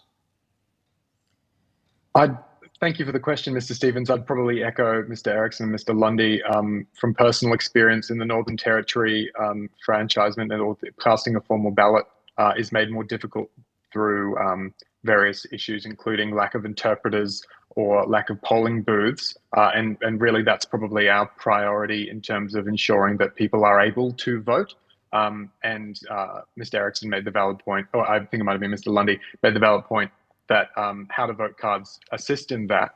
And when there's inconsistency, that's when we see an increase in informal votes. But as far as this in the context of blackout laws, so to speak, that's why it's important to have truth in political advertising, or to make it an offence to make misleading information, so that when people go to vote, they know how to vote and they vote and cast a formal ballot. Yeah, I mean, that's really what I'm getting at. If we've got these truth in advertising laws, I think, look, let's be honest, we're all political activists in this group. I mean, it'll just encourage borderline activities to be pushed as close as possible to polling day, so there's no consequence that can be meted out against the person for distributing something that might fall foul of a truth in advertising law. So if I put posters up at a polling booth on election day that someone else finds objectionable, and they go to the commissioner and get a ruling on it at 4:30 p.m. That it was materially misleading, that's relatively pointless. So I'm just putting how to vote cards to one side, or a mechanism to deal with them. I suppose the point is, and this isn't just like polling day, this is with text blasts and phone calls and whatever. The reality is that we're being asked to consider bringing in a mechanism to apparently look at all these sort of practices. And my concern would be, and I'd like your comment on, how is it ultimately going to achieve its outcome if we don't couple it with a mechanism quite similar to the blackout, so you can't do anything past midnight on the Wednesday before election day? How do we prevent a whole range of other activities that might fall foul of these provisions from just being pushed into the last sort of 12, 24 hours, if we're going to allow the same kinds of mechanisms to deliver these messages that we currently can do in our existing architecture? Well, I simply don't agree with the premise of that question. We saw in 2019 exactly the sort of activity that you just described, which was misleading signs being placed on the polling booths on polling day in the electorates of Chisholm and Kooyong under the current framework. I think that truth in political advertising, you raised the question of, well, what is the sanction that's attached to someone who's found to be breaching the truth in political advertising laws? That is, in a sense, a question for the committee to consider as part of the reference that's been placed before you. But I don't think that a solution to the scenario that you described, which is not a hypothetical because we saw it at the 2019 election, is to restrict polling day activity that is actually designed to inform and enfranchise voters. What I would comment on that, Mr. Stevens, and I touched on this earlier, is providing penalties that are actually genuinely deterrent to precisely to avoid these strategic breaches. If these are in place for the benefit of particular actors, then there needs to be seen that there will be consequences for breaching false and misleading advertisement type provisions. Thanks, Chair. Mr. Stevens, I think probably the only way to avoid what you're talking about is to prevent campaign activity after, a period before polling day. And I would be, as I said previously, reasonably supportive, provided the model was right for extending the blackout to other paid advertising. However, I would not be supportive of preventing people from erecting signage and handing out how to vote cards on polling day. Or we just don't have truth in advertising laws. Mr. Stevens, I'm conscious of time, so can I ask if you've got further questions? They get put in writing, so people most likely have other commitments to get to. Thank you all for your attendance here today. If the committee does have any further questions, they'll be put to you in writing, and you'll be sent a copy of the transcript of your evidence, and we'll have an opportunity to request corrections to transcription errors. And I will suspend our hearing and we'll be back at 1:30.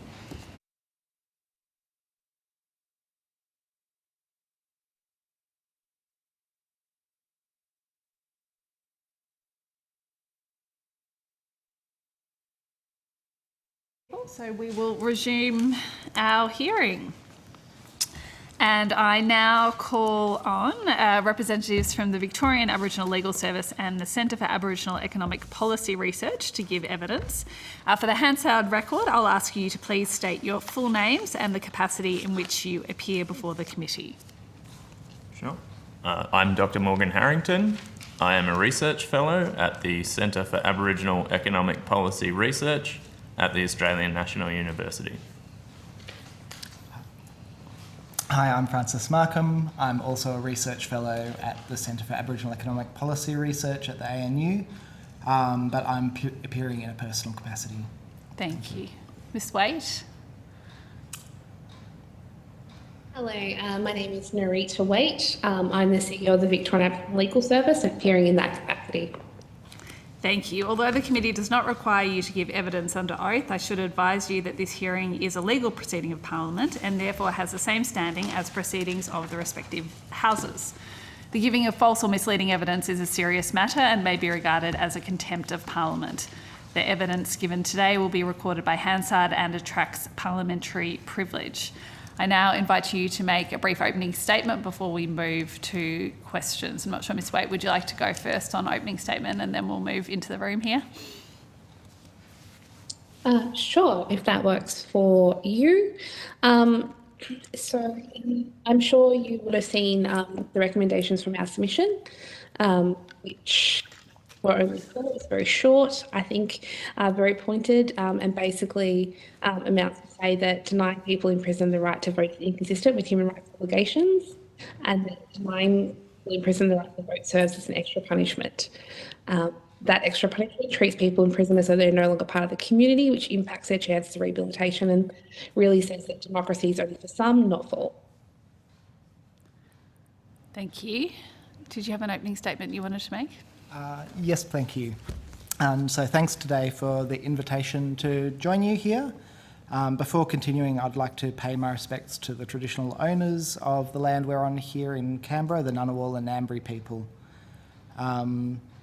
And while I'm appearing in a personal capacity here, I'd just like to let you know that I'm a non-Indigenous academic as well.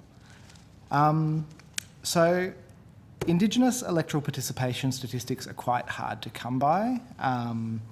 And so I just want to use this opening statement to rattle off some of the most pertinent statistics that were in our submission but weren't necessarily provided by the Australian Electoral Commission.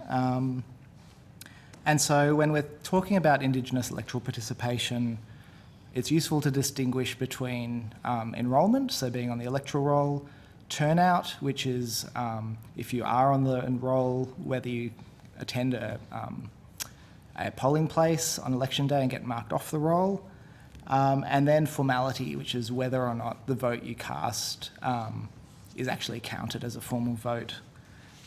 So Indigenous enrolment statistics are, I think, somewhat contested. So the Australian Electoral Commission report that the Indigenous enrolment rate in June 2022, so this year, was 82% nationally. Now this is a couple of things to say about this. First, it's very low compared to the non-Indigenous rate of about 98%. But we think that this data is out of date and that the ABS haven't updated their statistics for the increase in the Indigenous population that was seen between the last two censuses. And so we think that once that update is made for the very rapidly growing Indigenous population, the enrolment rate actually looks more like 72%, not 82%. And so this means that the Indigenous enrolment rate measured the way that the AEC measure it isn't actually increasing. It's actually basically flat or even falling. When it comes to turnout, the AEC haven't produced Indigenous turnout statistics since the 2016 election. And so with publicly available information, we can only look at Indigenous turnout rates in small geographic areas where the population is largely Indigenous. And so we can infer that people who are registered on the electoral roll in places which are predominantly Indigenous communities, some in regional Australia, many in remote Australia. And we can look at the turnout rates of people who are enrolled in those particular discrete communities. And when we do that, the turnout rate is about 51% in 2022. And so that's, again, very low. The national turnout rate is about 90%. And even more concerning, it's a big drop from the 2019 election. So in 2019, if you look at the same places, the turnout rate was more like 60%. And so, even though this isn't a representative picture of Indigenous voting nationally, it does show that something happened between 2019 and 2022 to drive down participation in discrete Indigenous communities. Now, the final component of formality, of participation that I outlined is formality. And again, Indigenous informality rates aren't measured directly, but we can look at informality rates in polling places where it's reasonable to think most of the voters are Indigenous.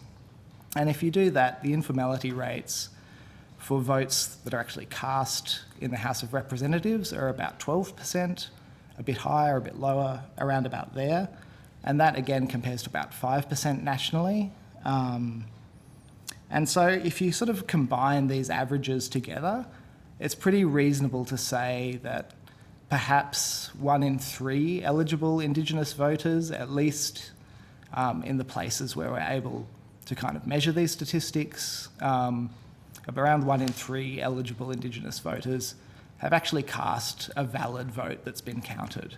And so that's, I think, a very low number. And I hope is alarming to you. As well as kind of drawing attention to these statistics, the other thing I want to draw to your attention is that they're very poorly measured.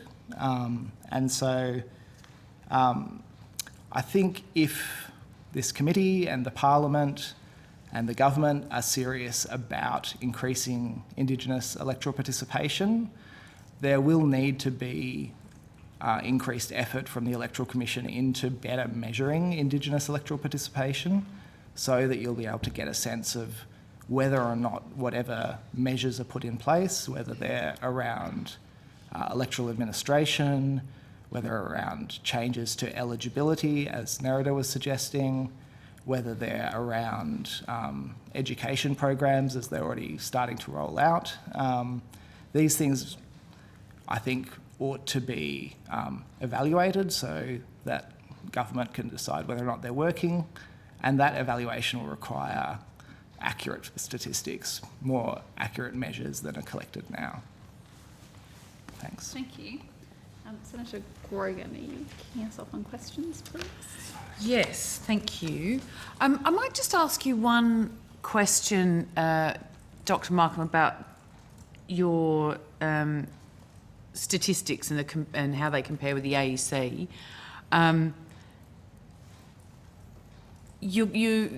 Your assessment of the AEC's approach, have you had any engagement with them about your view of their statistics? I might pass that one to Morgan, who has had some engagement with them on that. We're currently talking to the AEC about how we might be able to work together to look at these issues, but that's in the very early stages at the moment, and we haven't spoken to them directly about the issue of statistics, no. Okay.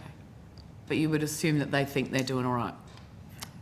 I would assume that, if that's what they're publishing on their website and publicly in their statements, that it is because there's a very significant difference between what you're telling us here and what they're publishing, which is problematic, obviously. Yeah, and look, the reason for this difference comes down to the increase in the Indigenous population in the census that the ABS collect every 5 years, which essentially the Electoral Commission haven't accounted for. And so once the ABS produce new statistics, at some point the AEC will have to grapple with how do they deal with this increase in the population in the data they're getting from the ABS. And, you know, it's something that I don't know if they're aware that this is going to be arriving on their desks in coming months or not, but it will be. And you contend that the two different statistics are the two different numbers, the two different counting methods are measuring two different populations of people. Yeah, so it's quite a complex issue to get to the bottom of this the kind of question of how you might want to measure Indigenous enrolment. So part of the issue is this increase in the Indigenous population, but the other issue is the way that the AEC identify who on the electoral roll is Indigenous or not. And so they perform a data matching exercise. Yeah, I've read your submission. Yeah. I'm familiar with the methodology. Anyway, thank you. I just wanted to explore that a little bit. We might talk to the AEC about it also. Ms. Waite, I don't know if you've got a comment about that at all in terms of your experience knowing where various of these data sets do and don't reflect accurately. The only thing that I would say in relation to the data set, the ABS statistics, is that they ask a very strict question of, do you identify as Aboriginal or Torres Strait Islander? They're not asking at what point in that journey are you? And as we know, there have been policies and legislative regimes that have meant that, you know, children were removed and people have now started to commence that journey. So I think that can be pretty hard then to say that this is now the Aboriginal population. There needs to be some work on that, and then the AEC will sort of again, like it's been said, take account of those different. Great, thank you. And just to turn to your submission now, the current restrictions on prisoners voting in federal elections is different to that of state elections. Can you just talk us through that a little bit? Yes, of course. So people in Victorian prisons can't vote in federal elections if their sentence is 3 years or more, and cannot vote in state elections if their sentence is 5 years or more. So in Victoria, it's a difference of 2 years. And as I'm sure we're all aware here, and it's referenced in our submission, we're looking at a disenfranchisement rate of around 0.6% of Aboriginal people by restrictions on prisons, compared to 0.075% of non-Aboriginal people. So for us, it is significantly impactful. And in your opening statement, you referred to that as well, and that disenfranchisement. So one of the things about that you've been talking about in your submission is education piece as well. Like, how do you see that sort of civic education, if you will, or awareness occurring in a prison system? So if you look at the everyday work that we do, legal service, it is about going into prisons, connecting with the community, and really providing them information about, what their rights are and their responsibilities as well, because they go hand in hand, and what that means. Because a lot of the time when you're talking about our prison population, literacy levels are extremely low. A lot of the time they also have, on account of that as well, they've got disability, mental health, all those things they're grappling with and not being adequately treated in those systems. So there's a lot of complexity that they're facing day in, day out, and just simply having a conversation with them and aiding them through the process is really beneficial. And we do the same for sentencing processes. Those forms, I don't know if you've seen one, they're pretty complex, even for those who are literate, let alone then trying to talk to people about, have you voted? Do you know how to do it? Do you know where you're registered to vote? Noting that people, particularly in the housing crisis that we're facing, are moving quite frequently, whether it be month to month, week to week, or even day to day. So being able to be properly resourced to go out and do the education work means that you're actually putting some protection behind that ability to vote. Thank you. That's really helpful. Do you have any knowledge of the other states in terms of how they approach the issue of voting in prisons? I don't have direct knowledge of the other states and territories because we don't operate within those confines. I'd love to know and work with all of them, but I think my lifetime's a little bit short for that. Okay, no worries. Thank you very much. Thanks, Chair. Thank you. Senator McGrath. Hi. I suppose with your submission, Ms. Waite, in front of me, and recommendation 1, which you were just talking about, that the Victorian and the federal government should remove all restrictions on the right of incarcerated people serving sentences to vote in federal, state and local elections. And you're here representing the Victorian Aboriginal Legal Service. Is that for all prisoners, regardless of whether they're Indigenous or non-Indigenous? Yes. Yeah. So you're saying that murderers and rapists should have the vote? Well, I mean, we're talking about the right to vote as being part of a democratic value that we all hold dear, disenfranchisement. In terms of the vast majority of prisoners, they are not all murderers and rapists. I mean, if we look at the data from August alone, 500 interactions out of 1,200 related to minor shop theft, others related to drug possession. When we're talking about the offender profile of the clients that I represent and the ones who are reflected in my submission, we're talking about people who are committing minor offences, albeit on a regular basis because of lack of appropriate social supports. I just don't think that trying to say that all prisoners rise to that extreme level is something that we have conveyed in our submission at all. But your submission says to remove all restrictions on the right of incarcerated people. You haven't said that, you haven't put a caveat in to say that those committed of serious crimes like sexual assault, rape and murder, you haven't said that they should be excluded. No, because we've adopted and taken seriously the views that is particularly in academic literature as well as international standards around disenfranchisement. Well, wouldn't you suggest that when someone kills someone that they lose that right? What about the right to the victim? We take very seriously the rights of victims. A lot of the time, our clients are victim survivors, and they are those people who are convicted of offences as well. But not if they've been murdered. I have no further questions. You finished? Yeah. Okay, thank you. The Senator's finished. Senator Waters. Thanks, Chair, and thanks so much to the witnesses for appearing today and for the work that you do to support your clients. Let's just stick with that theme. So just for clarity's sake, it's your view and without the inflammatory language that was just used. Are you, just for clarity, you're saying that you think that everyone should be able to vote irrespective of whether they're imprisoned and for what offence? Correct. Yeah, great. Thank you. I thought it was perfectly clear, but worthwhile clarifying given the previous line of questioning. You've also called for people in prison to have access to clear information about voting and for there to be culturally appropriate supports for Aboriginal voters in prison. What sort of supports would you like to see? Sure. So I think in one of the previous questions, I talked about the fact that our prison population struggle with basic literacy and numeracy.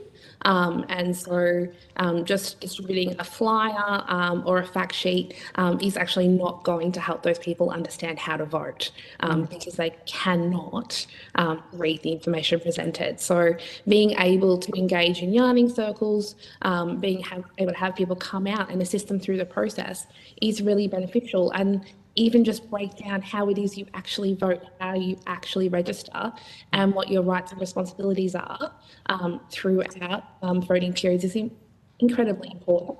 And also understanding how to access information about, what politicians are they voting for, what are their platforms, and so that they do have that ability to vote on an informed basis. The budget allocated 16.6 million, I think, to increase engagement with First Nations voters. So can I have a view from both sets of witnesses on how you'd like that money to be spent?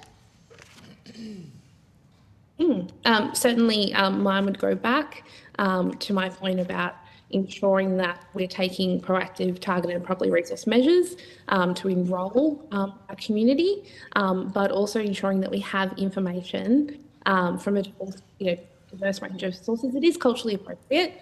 It's accessible in different formats, just noting that the younger group tend to like things on social media and the like, to make sure that they can really have that informed decision making about their vote. Thank you. And the folk there at the table? Sorry, the audio is a little bit poor, but hopefully it works for you. I'm sorry, could you please repeat the question, Senator Waters? Yes, thanks. It was just about the $16.6 million allocated in the budget, and if you have a view on how you think it should be best spent, it's targeted for First Nations enrolment and engagement. Do you have a sense of what might be an effective spend for that money to achieve that outcome? Only if you have a view. It's fine if you haven't. I can't say I've thought carefully about how the money should be spent. Safe to say that there is a lot of work to do, particularly in remote communities, to lift the rate of engagement. Okay, fair enough. We heard from voters in the Territory, the Northern Territory, that a lack of interpreters at polling stations led to confusion for voters and potentially increased the number of invalid votes or people unwilling to vote. Do you have any thoughts around the role of First Nations interpreters and the AEC's initiative to engage community interpreters for the most recent election? Yes, I think that's very important, and the limited research that is available on this issue shows that not simply having interpreters and people who have a linguistic ability, but people who are known and trusted by the community. There's a lot of distrust and historical problems that lead First Nations people to disengage from government, and having on the ground community members who they know and trust is really essential to bridging that gap to encourage civic participation.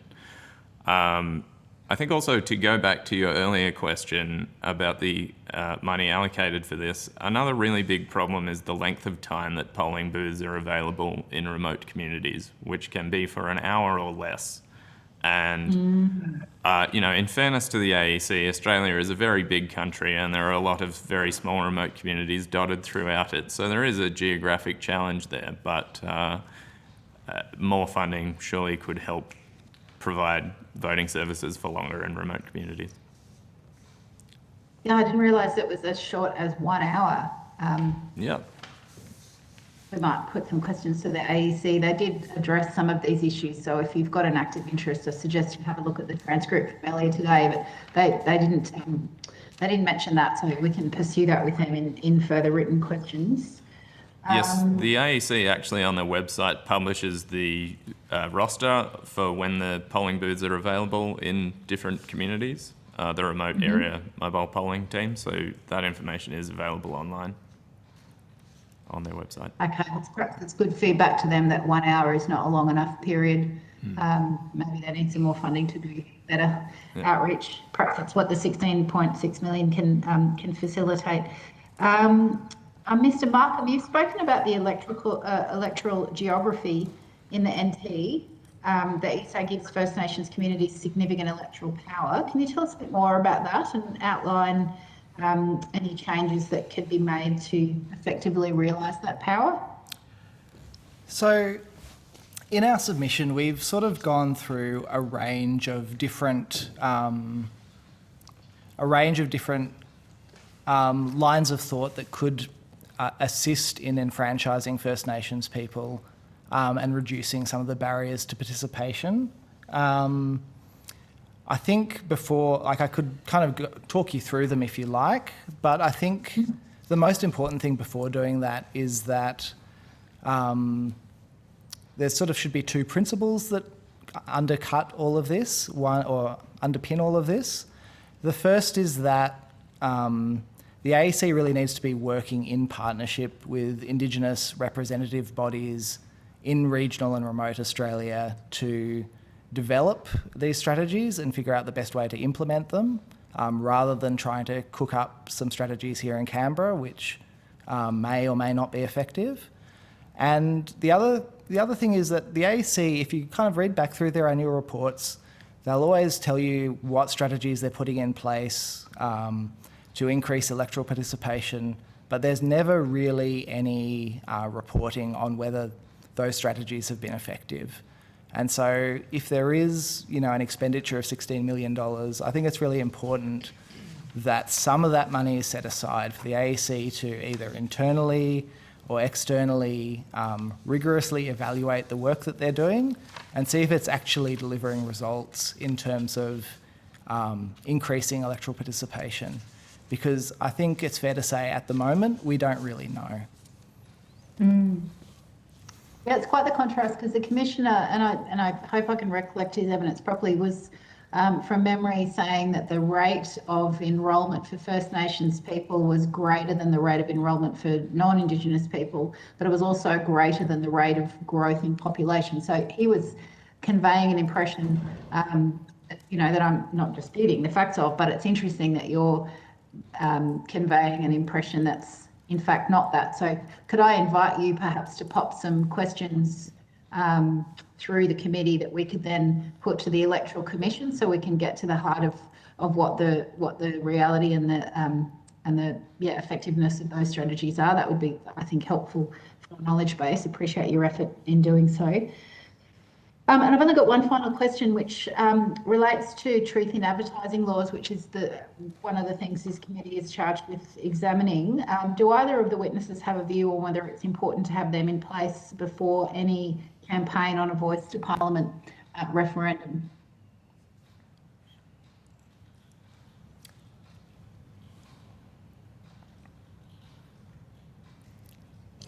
Sorry, I was just trying to find the unmute button. Short answer, yes. Do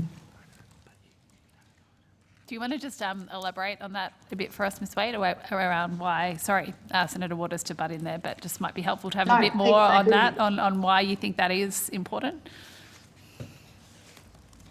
Why I think it's important to have truth in advertising. Yeah, in particular in reference to if we have a referendum on treaty, why it would be useful to have that in place before then. Certainly.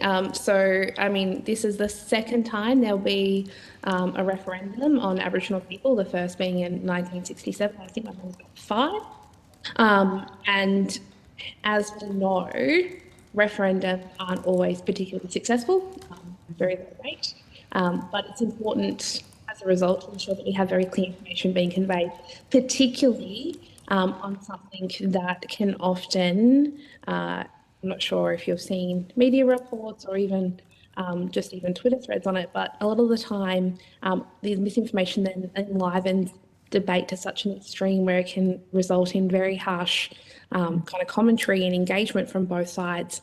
And I wouldn't want us to further divisions in trying to bring a representative voice for Aboriginal people in Australia. So I just think truth in advertising would be particularly beneficial to make sure that we reduce chances of misinformation and racial divide.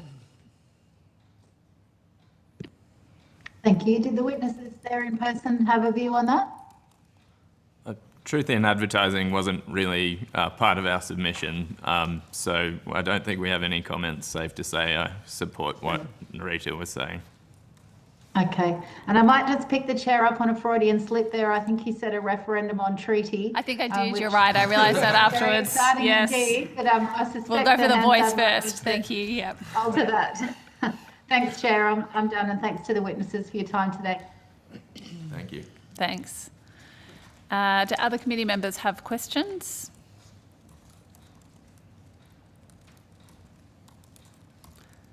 I think that's a no. Thank you very much. Thank you for your appearance today. If the committee has further questions for you, they will be put in writing, and I will find the correct thing I'm meant to be telling you at this point.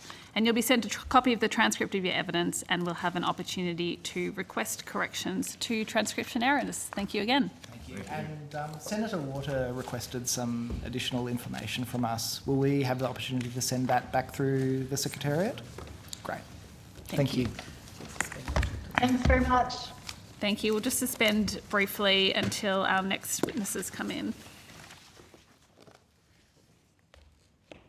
And thanks to our witnesses for being prepared to go early for us. And I now call on representatives from Climate 200 to give evidence. For the Hansard record, would you please state your full names and the capacity in which you appear before the committee? Byron Fay, Executive Director of Climate 200. And Simon Holmes-Court, the convener of Climate 200. Thank you. Although the committee does not require you to give evidence under oath, I should advise you that this hearing is a legal proceeding of the Parliament and therefore has the same standing as proceedings of the respective houses. The giving of false or misleading evidence is a serious matter and may be regarded as a contempt of Parliament. The evidence given today will be recorded by Hansard and attracts parliamentary privilege. I'd now invite you to make a brief opening statement before we move to questions. Thank you, Chair. Thank you, Committee, for this opportunity to appear before you to expand on our submission and answer your questions. Let me start by saying Climate 200 is a crowdfunding initiative that mobilised thousands of Australians, spanning every electorate, to support community-backed independent candidates at the recent election. Over 11,000 donors from all 151 electorates enabled us to support 23 candidates, 11 of whom were elected, 4 incumbents, 6 new MPs in the lower house and 1 in the Senate.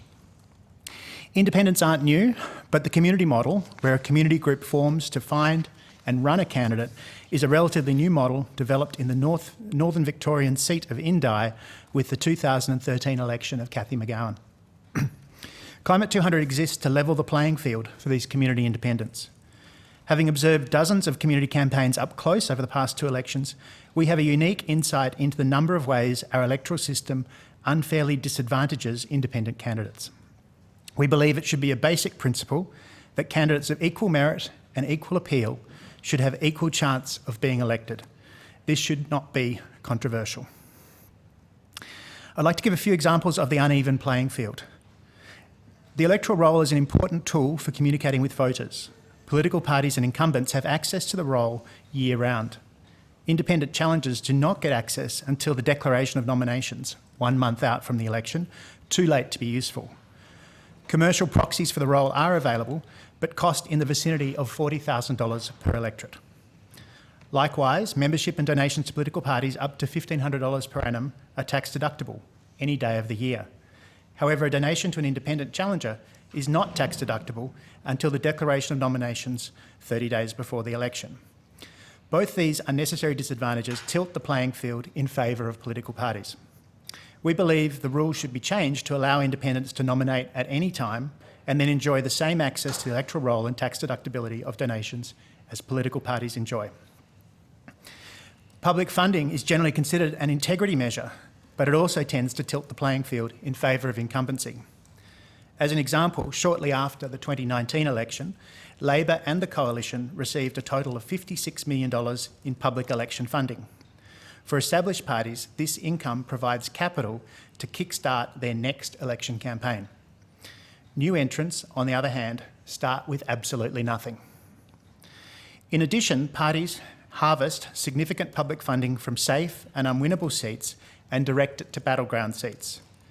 As an example, a major party may spend less than $10,000 in an unwinnable seat, lose as they expect, and yet still make a profit of $140,000, which can be used to help the handful of priority campaigns outspend their competition. These two significant advantages contribute greatly to an uneven playing field and need to be front of mind when considering public election funding and caps of any sort. Once elected, MPs enjoy significant publicly funded benefits over their challengers. MPs are entitled to electoral offices, staff and communications budgets, all funded by the taxpayer. While these are undoubtedly required to discharge the member's duties, every fridge magnet, newsletter, Facebook post and advertisement, even the office signage, raises the profile of the member. Over the course of the electoral cycle, the communications allowance alone exceeds $750,000. Collectively, taxpayers contributed more than $178 million over the past 3 years to fund the comms budgets of MPs and senators. Any challenger must run a significant and expensive campaign just to achieve a similar level of name recognition in the electorate. In addition, we've been informed that it's common for publicly funded electorate office and parliamentary staffers to work on MPs' re-election campaigns, a clear advantage over challengers. These challengers must raise considerable funding to achieve equivalent campaign staffing. These two significant advantages of incumbency contribute greatly to the uneven playing field. Publicly funded advertising also provides a significant advantage to incumbents, especially members of the government. One recent example was the $31 million positive energy campaign ran by the Coalition in the lead up to the last federal election. Not only was the campaign misleading, it clearly had the singular objective of blunting valid criticisms that the government was weak on energy and climate. I think it's fair to say that this was publicly funded electioneering.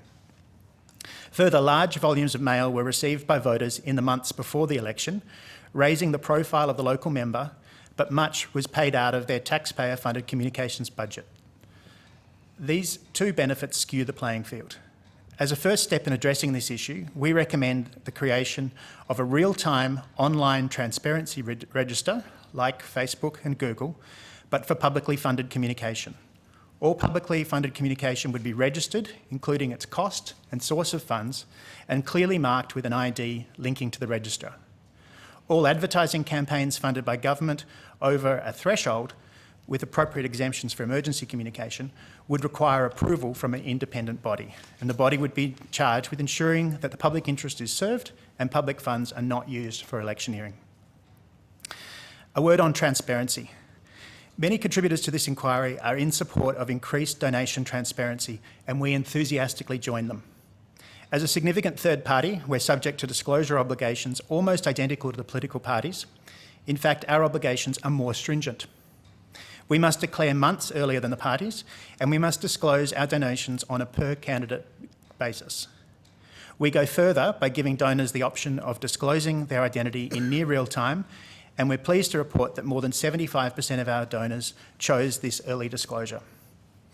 Climate 200 is concerned about the number of ways that donors and recipients can avoid disclosing donations. According to AEC data, in the 2018-19 financial year, the Coalition only disclosed 64% of the donations it received. That is, of the $181 million received by the Liberal and National parties, $65 million came from sources unknown. Some entities are particularly opaque. The Kooyong 200 Club, for instance, received more than $2.8 million over the last 5 years without disclosing a single donor. When looking over the last decade, we don't know who donated 93% of their $4.7 million income. By our count, 4 coalition parties, 10 state divisions and 61 associated entities are associated with the coalition. Under the current system, a donor could give up to $15,200 to each of the Coalition's associated entities and party branches, totalling more than $1.1 million without disclosing a single donation. As we heard from this morning from the AEC, this is perfectly legal under current arrangements. From our experience with the Victorian electoral disclosure regime, we know that near real-time disclosure, in that case 21 days, is workable, even for small campaigns, provided the Electoral Commission information systems are well designed. We believe that real-time disclosure of donations with a cumulative threshold of $1,000 would simply and immediately close many loopholes and significantly reduce the prevalence of dark money in our political system. And this would go a long way to increasing public confidence in the integrity of political donations. Now, importantly, on caps, some contributors to this inquiry have suggested the introduction of donation and electoral expenditure caps, believing these would level the playing field. We are seeing firsthand in the Victorian election that donation caps put challengers at a great disadvantage when incumbents receive many publicly funded benefits that don't count towards these caps. The Age recently calculated that the major parties and their MPs in Victoria have received almost $100 million in public funding over the current political cycle, while new challengers receive exactly nothing.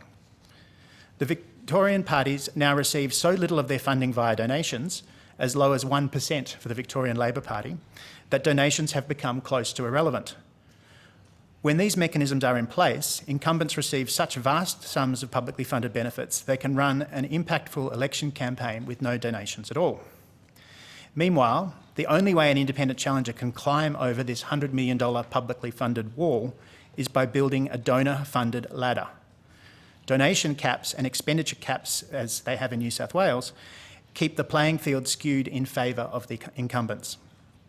If the objective truly is to level the playing field so that candidates of equal merit and equal appeal can have an equal opportunity to represent their community in Parliament, then any reform must take into account the financial head start that incumbents have, especially those from the major parties. Climate 200 recommends that an independent body quantify the value of the entrenched financial advantages afforded to the major parties and incumbents in elections, and that these be factored into the design of any caps. Further, if independents are subjected to caps, then fairness dictates that caps for party candidates must be on a seat-by-seat basis. It would be grossly unfair for a challenger's expenditure to be capped but outspent by their opponent. I'd like to make a quick point about participation. In the USA, significant effort, expenditure and political strategy is dedicated to getting out the vote. With relatively low participation, elections are won and lost on these efforts, and election results are skewed towards those who have been motivated to vote. Australia's compulsory voting system yields a result much closer to the intention of the people. However, it misses those who are not enrolled to vote. At every election, significant efforts are made by the AEC and civil society to encourage those missing from the electoral roll to enrol, generally the young and the disadvantaged. We believe that all Australian citizens should be automatically added to the electoral roll as soon as they become eligible, and that the Commonwealth has access to a myriad of data sources that would enable the AEC to implement this reform. We believe that automatic enrolment would increase voter participation, thereby enhancing the integrity of Australia's electoral system. I'd like to wrap up by restating a simple principle, and that's that candidates of equal merit and equal appeal should have an equal chance of being elected. To that end, changes can and should be made to level the playing field. And any contemplated changes, especially caps on donations and expenditure, should be carefully designed to account for the very real advantages that incumbents and major parties enjoy over independent challengers and minor parties. Thank you very much. Thank you. I might start on that issue of caps because you are somewhat of an outlier on that. The majority of evidence we've heard both from political parties today, also from academics and NGOs in the space to the committee so far has really been if we do donation disclosure reform without doing caps, we're doing half the job. So I'm interested to clarify first, are you concerned about donation caps and spending caps or just donation caps? We're concerned about any caps that don't take into consideration the incumbency benefits. As we've seen in Victoria, we don't have to do an experiment here. The experiment's been run in Victoria, where we see a system that is, I'd say, unintentionally entrenching incumbency. It's extremely difficult for new entrants in Victoria to enter the system, but once a party is well established, they no longer have to consider donations at all, being fully funded, almost fully funded by public funding. So what we ask is, and we think this was an oversight in Victoria, what we ask is if there is consideration of caps, that it be done in such a way as to recognise those benefits of incumbency, so that challengers have every ability to run competitive campaigns. And so just on that point of Victoria, there aren't spending caps in the Victorian regime, I don't think. So they do have Correct. donation caps. So again, I just want to be really clear. It's a across the board issue, you think, that applies on both a spending side and a donation side? Yes, poorly designed caps, or caps that don't consider the benefit of incumbency, would entrench incumbency and disadvantage new entrants. And the second point I made on caps is, to be fair, they must be on an electorate by electorate basis. If a party can put 80% of their funding into 20% of the seats, then they would significantly outspend any candidate that is subject, any independent candidate that is subject to a cap. And some of the evidence we've heard around the need for caps has very much gone to witnesses talking about an arms race and the spiralling cost of campaigning. And your own submission, talks about costs of up to $2 million for a single seat. Do you think those are issues that we need to address in terms of how much it does cost to get elected, and the way that money can have an influence in that? In principle, we don't have problems with caps. Our principle is that if caps are instituted in a way that doesn't consider the unique situation of those outside, those who are not already in Parliament, new challengers particularly, then it will further skew the playing field so that those new entrants will struggle to mount competitive campaigns. And we're seeing evidence in Victoria where the challengers are totally outgunned by the major parties, who have received about $100 million in publicly funded benefits over the electoral cycle. And so under that regime, the political funding arrangements in Victoria are unfair, and it would be a mistake in our view for the Commonwealth to follow the same model without the consideration of the unintended effects. Okay, thank you. And one of the other big issues that we're grappling with is truth in political advertising. So looking at that against those principles you're talking about a level playing field, do you think truth in political advertising comes into that space as well, and should we legislate for it? Would you like to answer this one? Sure, thank you, Chair. We are definitely supportive of reforms to truth in political advertising laws. Numerous examples, we see some of which were referred to this morning in the discussions with the VEC, highlighted some of those issues. They've been well publicised, and we have no issue with reforms in that space, and think it is well needed. Okay. Senator McGrath, do you have questions? Sure.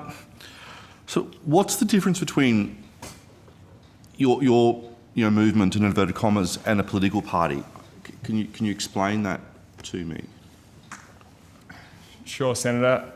This is one we get quite often, and don't take it from us. Take it from the Australian Electoral Commission, which has been asked this question on a number of occasions. They've made it very clear that Climate 200 is not a political party. We are a significant third party. That is the designation they give to us. But for our purposes, we're a community crowdfunding initiative. We have 11,200 donors from around the country, all 151 electorates that contributed to the effort in the lead up to the federal election. With that, we were able to support community campaigns in 23 different seats around the country. 11 of those community campaigns were successful, and we're happy to be able to provide a levelling the playing field for those community groups that are active around the country, and encouragingly more are stepping up now and getting involved in the same way. So what's the legal structure? So can I just add to that? Climate 200 is one part of the community independence movement. Community independence movement is loosely, it's not even there's no central organisation. There's no constitution, there's no franchise. Communities start their own organisations, they choose their own independents, and they run their campaigns. There's no central organisation of the movement. There's no central policy. There's no discipline.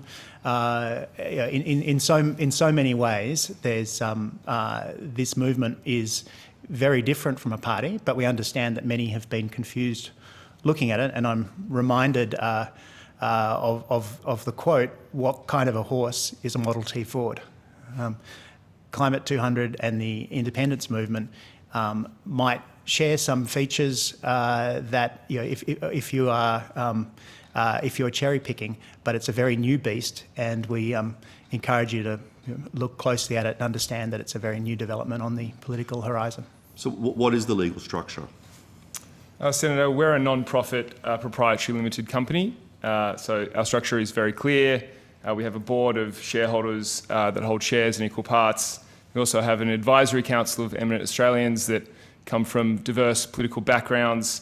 John Hewson, the former leader of the Liberal Party, is on that advisory council, as is Barry Jones, the former Hawke government minister, former leader of the Democrats, Meg Lees, and a number of independents like Rob Oakeshott, Tony Windsor, Karen Phelps, who have previously served in this place.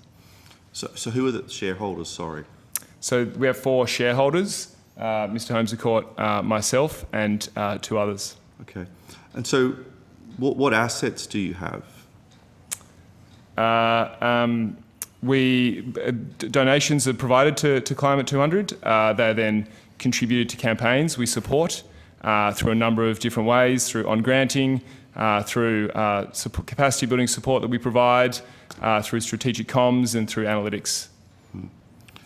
So how many people do you employ? I have to take that one on notice, Senator. Okay. In relation to... So I'm still trying to understand this. So what is the difference between someone who joins a political party or supports a political party and someone who supports your movement? So we represent Climate 200. We don't represent the movement. So I can't speak on behalf of the movement. Someone who donates to Climate 200 gives their donation to us in the expectation that we will use that to support candidates that align broadly with 3 values, and that's a science-based response to climate change, rooting out corruption from politics, and advancing the treatment and safety of women in Australia. That's the extent of our values, and donors donate to us on the expectation that we will donate their money to support candidates, help them have a fighting chance at elections against the party machines. So what's the difference between someone who donates to Climate 200 and someone who donates to a political party? When you donate to a political party, your donation will go to that political party's candidates. Right? When you donate to Climate 200, the money will go to candidates that we have identified as being good campaigns to support in the election at hand. Isn't that the same thing? You give money to a political party because you support the beliefs and values of that political party, and you're saying that that is different to someone who gives money to Climate 200 because they support the beliefs and values of those 3 principles you outlined before. I don't understand the difference. Well, the difference is that we operate very differently from a party. We don't select candidates. We don't choose policies. We don't have membership structure. So while people are giving money to encourage a political outcome, that is in common, but very little is in common between the organisations after that. But from a donor, it's the same though. They're supporting a movement, and political parties are also movements for election. So I can't. I Senator, can't see the difference. when a donor gives to a political party, they are hoping to advance that political party's the candidates that political party has chosen and is supporting for election. And similarly, but different, when someone donates to Climate 200 or donates directly to the community campaigns, which was a very significant part of their funding, they're doing so to increase the chances, or to support that candidate's chances at the election. So, of course, anyone who is donating to candidates or to a movement is doing so with the expectation that they're going to help the candidates that movement supports, and that's I think where the similarity ends. I think it's the same sides of a coin there. I still don't understand the difference in terms of someone who wishes to give $50 to your movement has the same aspirations as someone who wishes to give $50 to the LNP. Senator, with respect, it's quite different in that when they're donating to a party, they are donating to a political party, where in our situation they are donating to a third party, which is supporting a number of candidates who are independent of each other and independent of us. So that's a significant difference. I don't think that would pass the pub test in terms of why people would give money, and I think people should support political parties. So how many donors? Sorry, is it? How many donors? I'm sorry, I've got. Is it 11,000? 11,200 to Climate 200, but the movement in aggregate would have many more donors than that. So in relation to Climate 200, the 11,000 donors, have you published their names and how much they've given? Senator, we're, as I mentioned in the opening statement, we're subject to very similar disclosure relationship requirements as the political parties, except ours are, I would say, slightly more stringent. We have to disclose earlier than the parties, about 3 months earlier, and we have to disclose our donations on a per candidate basis. We gave our donors the option of disclosing their names early, and we're pleased, as I said in my opening statement, that 75% did choose to disclose in real time, which we think is a great advance for transparency and democracy, and we'd like to see a lot more of that. So how much did you give as a matter of interest?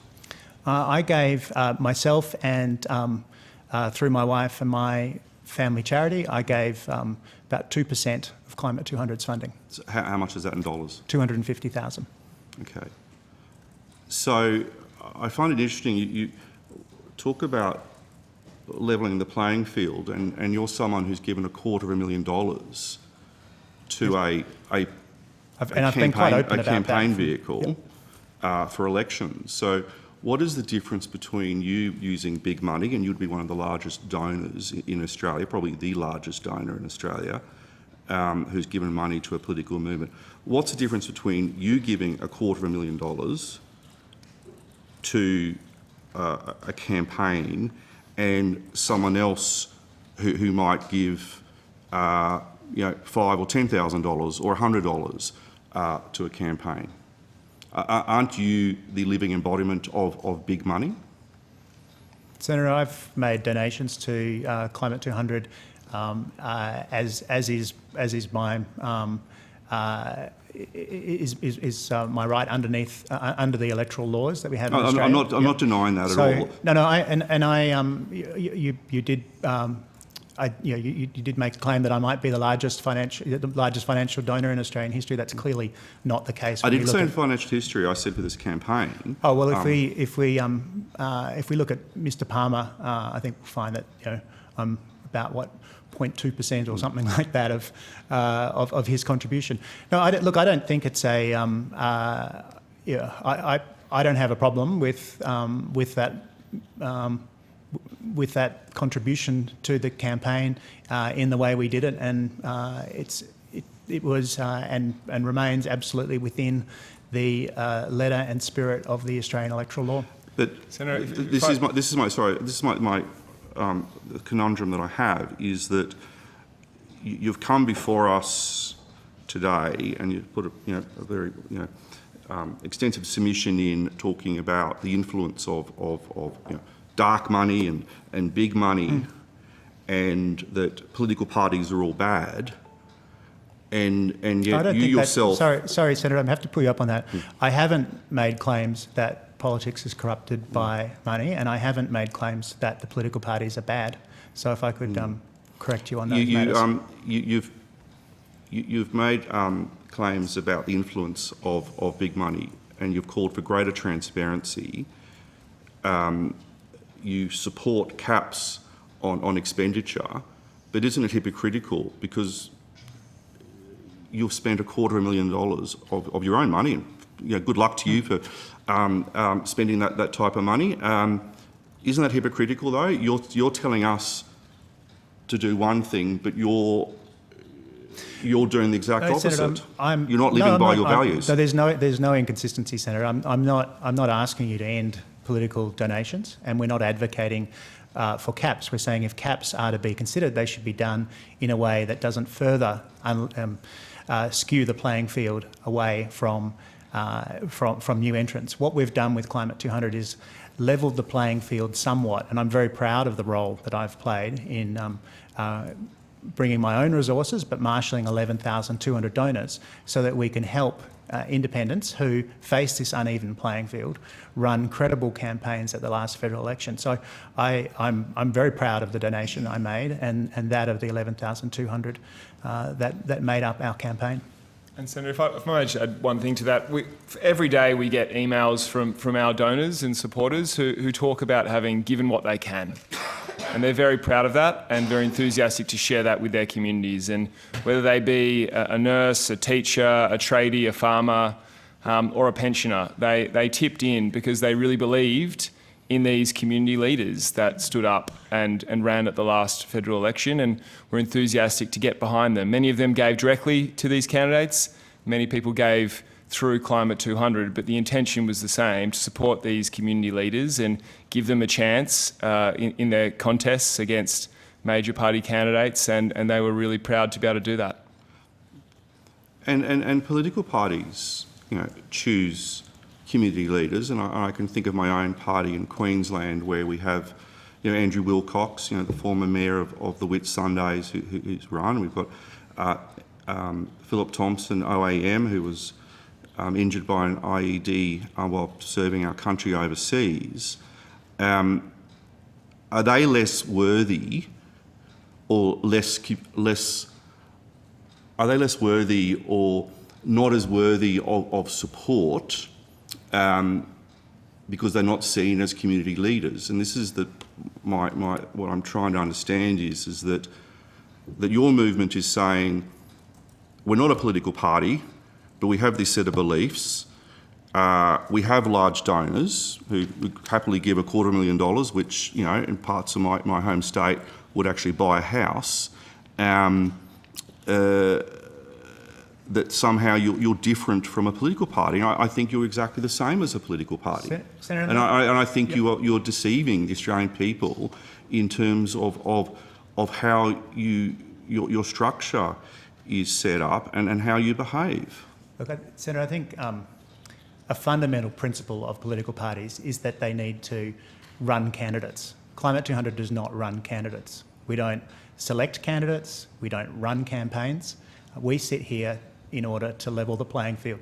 We're one of many third parties, significant third parties, that contribute to the election. We're not here to tell you that your party system is bad. We're here to support candidates that have not until recently had a fair chance to run campaigns at elections, and our job is to level that playing field. We did so quite successfully for a number of candidates at the last federal election, but they weren't our candidates, and that makes us fundamentally different. So I understand that you can't get your head around I'm just a simple senator from Queensland, but I also want to make sure that to paraphrase you, that there is, I don't know if you used a level playing field, but there is a level playing field out there, and it seems that Climate 200 I mean, you called yourselves a crowdfunding initiative, but it just seems that you might be effectively I don't know if laundering is the correct way, but you're just a vehicle to push money in a certain direction, and which is what you admitted. People give you money so you can support candidates. Well, that's why people join political parties, so they can support the election of candidates. I don't know. So I understand that you're having trouble getting your head around this, Senator, and I've recently written a book on the movement, Climate 200, and my role within it. I shall waste no time whatsoever in reading it. But, and I will tender a copy to this committee. Please table it. I would table. I would table a copy, but I'm not sure. I mean, to be a party, we would need to have candidates. We don't. You do have candidates. You support candidates. We support candidates, but in the same way that Westpac Bank is one of the biggest donors to the political cycle. $17 million over the last 5 years to politics in Australia. They are not a political party. We're not a political party. If I might just go on the same area, just in relation to caps, and I know you've got some what you want to do in terms of if caps are brought in. One of my concerns is, if caps do come in, and I personally don't support caps, but I'm concerned about a financial gerrymander coming in. And and you may reference it in terms of the incumbency being seen as a benefit or something that doesn't assist your candidates. But in Queensland, unions are capped at just under $10 million per union. I think there are 26 unions. And political parties are capped at $15 million. Considering there is an historical link between unions and Labor, one comes from the other. Can I just get some commentary on you in terms of how you would see third parties, whether yourself, but also trade unions, which have that traditional link to one side of politics? Because the last thing I'd want to see in Australia is if the government bring in caps, that it effectively brings in a financial gerrymander, which happens in Queensland, that advantages one side of politics over the other. So if you comment on that, please. So, Senator, we're not au fait with Queensland electoral laws, but from what I understand from what you have told us, it sounds like there are design issues that affect the fairness of the Queensland political system as a result of caps that perhaps had, there was an oversight that has ended up with these unintended consequences, and we would strongly encourage the committee to consider that situation when designing any form of caps at the federal level, that it's very easy to create what I think you I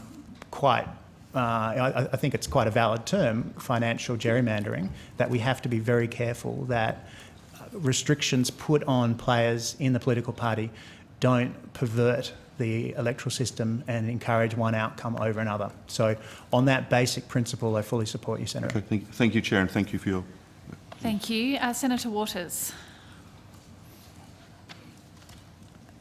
Thanks, Chair, and thanks to the witnesses for your time today and for your submission. Your submission talks about the benefits of incumbency, and you say the risk that donation and spending caps could further entrench those benefits at the expense of new candidates or small parties. Can you elaborate on some of the suggestions that you've put in your submission about ways to design both donation and spending caps that could potentially address that incumbency advantage but still exist? You talked about having, for example, higher donations caps for first-time candidates, making sure that the spending caps are done on a per electorate basis, and having potentially higher spending caps for first-time candidates.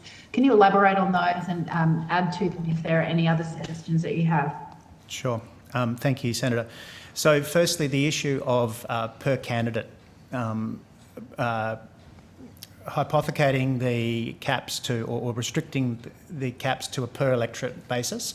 If you don't do so, then I mean, it's fairly well understood that in any election there are 20 or 30 battleground seats, which might be 20% of the seats are ones that are up for grabs or in tight contest between the major parties. They will direct the vast majority of their funding to those seats, but not to much less to ultra-safe and unwinnable seats.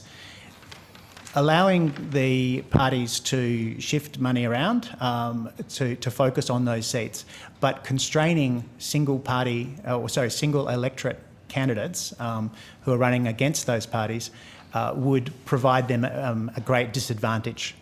So if there are caps, they need to be on a per electorate basis. The other thing, so in Victoria we see this $100 million of public money that's gone to incumbents over the political cycle, where the challengers start off with exactly zero. We've got an absurd case in Victoria where an independent was offered an office to run their campaign out of, but they couldn't accept the gift of an office because it was worth more than $4,000. So independent campaigns have a real bootstrapping issue. They start with literally nothing, while the incumbents start with literally hundreds of thousands of dollars worth of benefits accrued over the political cycle. So whatever the system, whatever the design of any caps, it needs to understand that there's this bootstrapping problem with campaigns, and perhaps either some upfront granting, or which would have, the devil would be in the details, or some allowance for caps to be waived until a certain threshold is met for challengers to recognise that incumbency benefit. Or alternatively, our recommendation that I mentioned in the opening statement, that an independent body quantify the value of the incumbent benefits and accrue those benefits to the incumbents' campaigns before the election campaign gets going.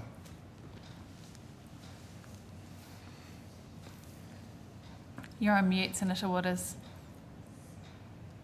Sorry, it happens to the best of us. Thank you.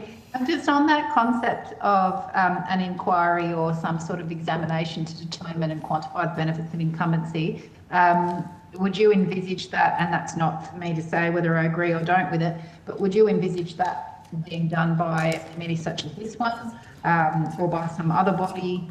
And yeah. I think a general principle that it should be undertaken by people who are not part of the political system, that don't benefit from the benefits of incumbency. So we would like it to be undertaken by an independent body.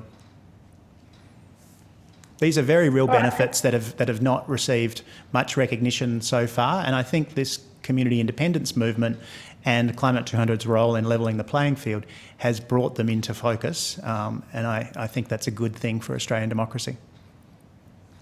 Sorry, I missed what you contended was into focus. Oh, I think the community independence movement and our efforts to level the playing field have allowed this issue of incumbency benefits to be drawn into focus, and I think that that's a good thing for Australian democracy.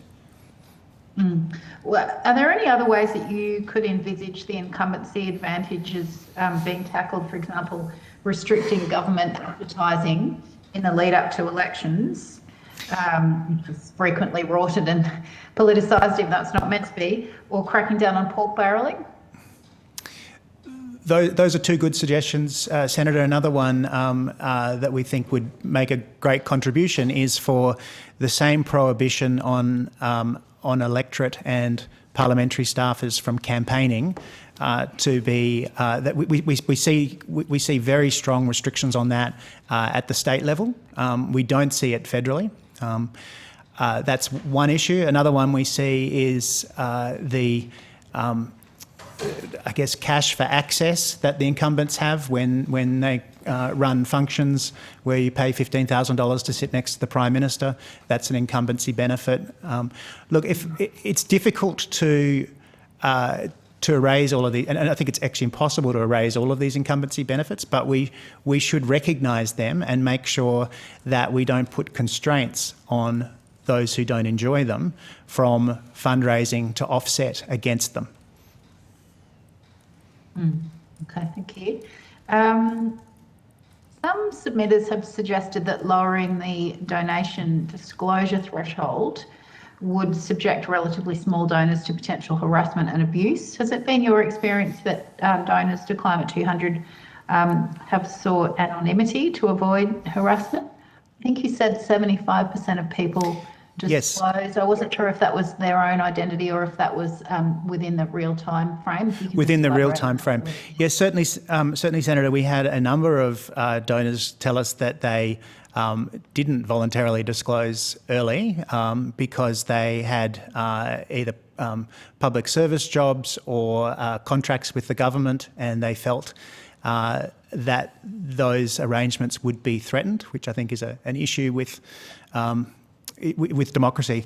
But we also had the absurd situation, which I have mentioned publicly before, where the Federal Treasurer got on the telephone and called a number of our donors to express displeasure at donating. And we think that there are significant integrity issues when a Member of Parliament strong arms a donor to a party, and we can understand why some members of the public are uncomfortable with that kind of attention. Nevertheless, we feel that a lower threshold would close a lot of loopholes and would increase public confidence. And so in the swings and roundabouts, we think it's a net benefit for disclosure threshold to be significantly lowered. And just checking, are you propounding the $1,000 limit that exists at some state levels? Yes, I think you are here. Yeah, we see that as quite workable for ourselves. We have heard, I have read testimony from charities that could be an unworkable burden from them because their primary purpose is not this field, and they collect donations for their broad set of activities. But for significant third parties, such as the regime under which we operate, $1,000 is quite workable, and that's broadly what we work with in Victoria, and real-time disclosure, and we're finding that's a workable system. And just to clarify, real-time, are you saying that that's 21 days? That's the Victorian system that both donor and recipient must, each side must disclose a disclosable donation, or as soon as the aggregate of donations exceed this year it's $1,080. They must disclose through a VEC portal. Yeah, there are some there's some clunkiness to that, and so if the AEC were to go down that route, we would recommend that they're given funding to make sure it is a very that the user experience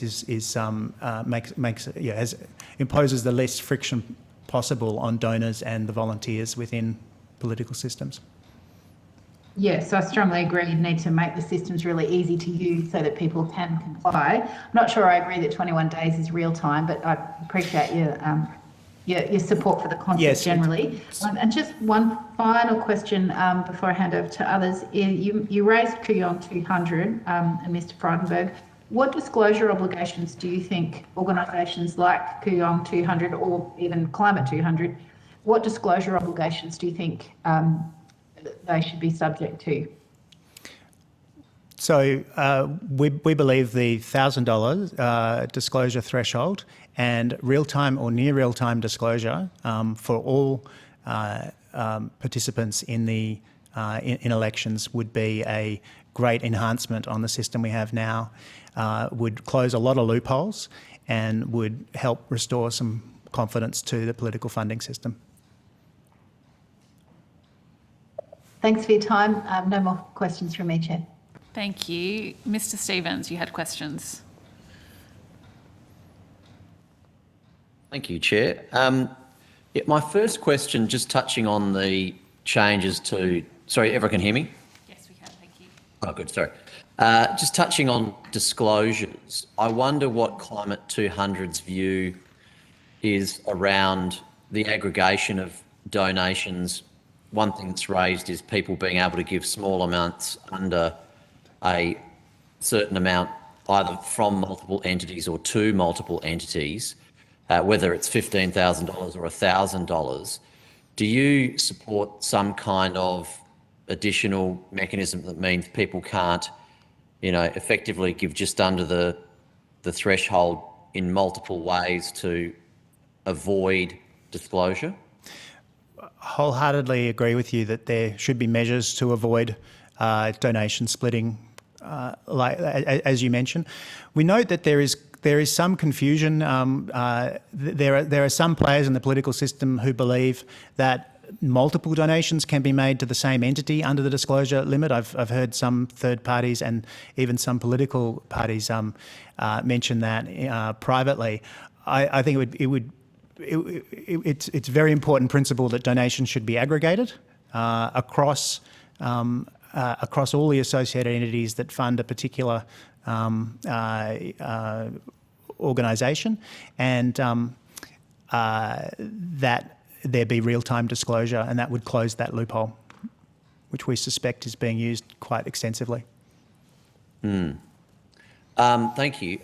Secondly, I just wonder whether you've got any concerns in the United States, where certain frameworks have been constructed in this direction. It creates third parties, and I think using the NRA as an example, the sort of single issue entities that wouldn't call themselves political actors. They don't maybe donate to particular candidates, but they run strong issues-based activities, and if you don't hold their position, they might take you on in the heat of a campaign. It's probably one of the elements of the polarisation and in the United States and the extreme positions in politics. Do you have any concern, and or are there things we should take into account with changes we're making about maybe certain types of groups not being properly captured that could still influence our politics but not be needing to operate under the same regime as the rest of us?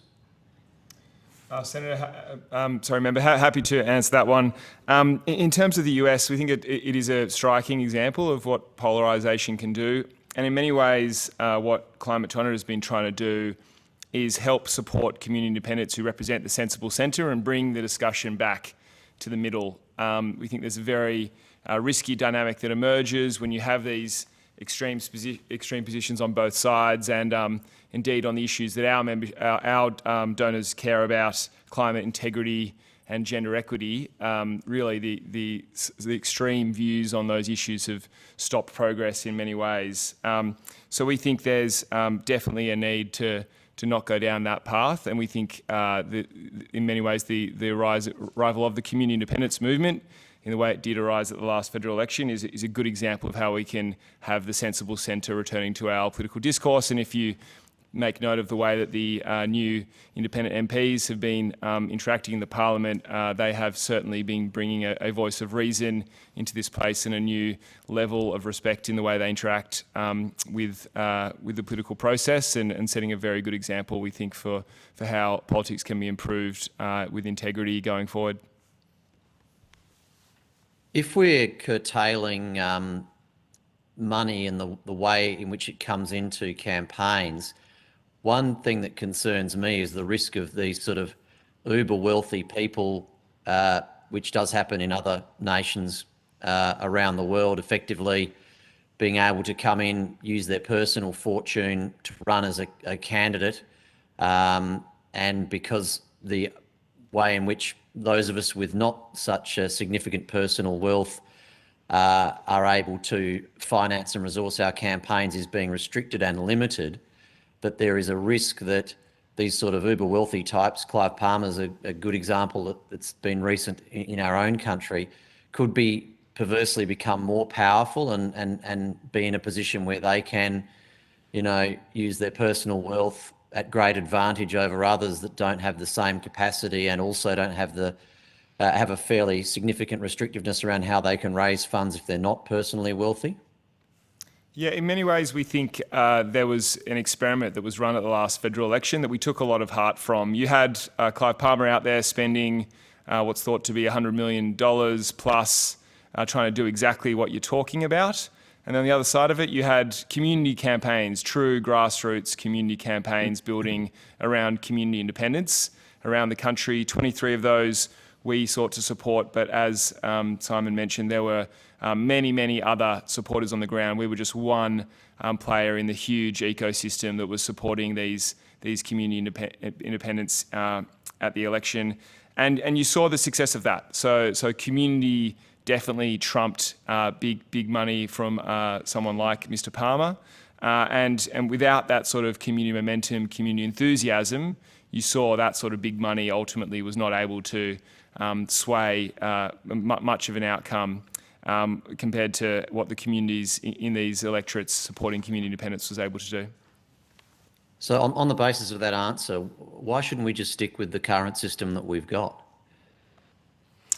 Senator, I think as we've talked about quite a lot today, we see massive benefits to enhancing transparency, reducing the donation disclosure threshold would be a very important step in that, improving the disclosure timeline, like the fact that we have currently a regime that has very different disclosure timelines for different sort of political actors, we think is not so logical, definitely does not provide a level playing field when it comes to disclosure.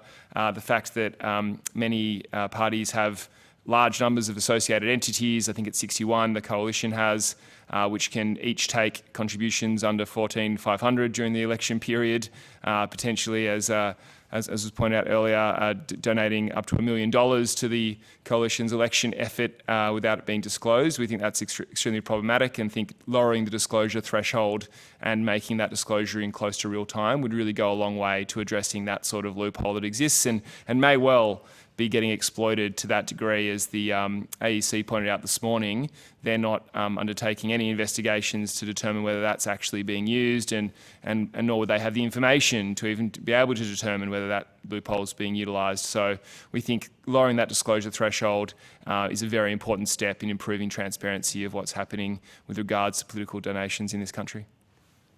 Just a final question.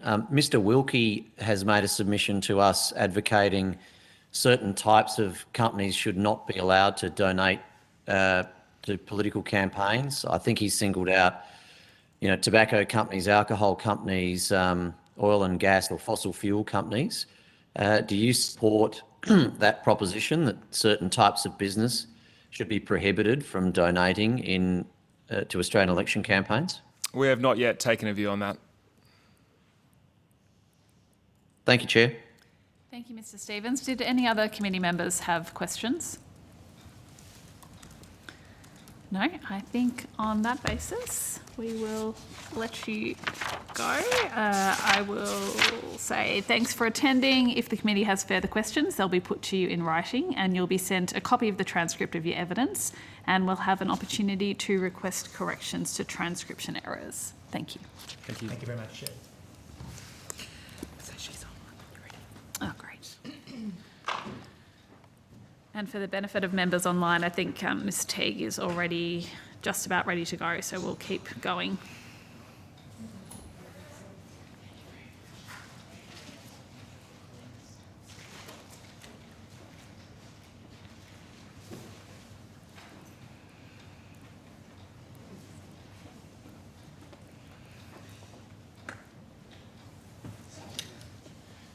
Please table a couple of copies. Of course. I'm sure Senator McGrath. Should have given one answer. What? No whip. No whip for parties? No. Oh. The independence movement. No whip. Well, we don't have a real whip in the LNP. We're pretty free. No factions either. I'm from Queensland. We don't have factions in Queensland. You two Can't speak for the other divisions. Discussion elsewhere. Thank you. Mm-hmm.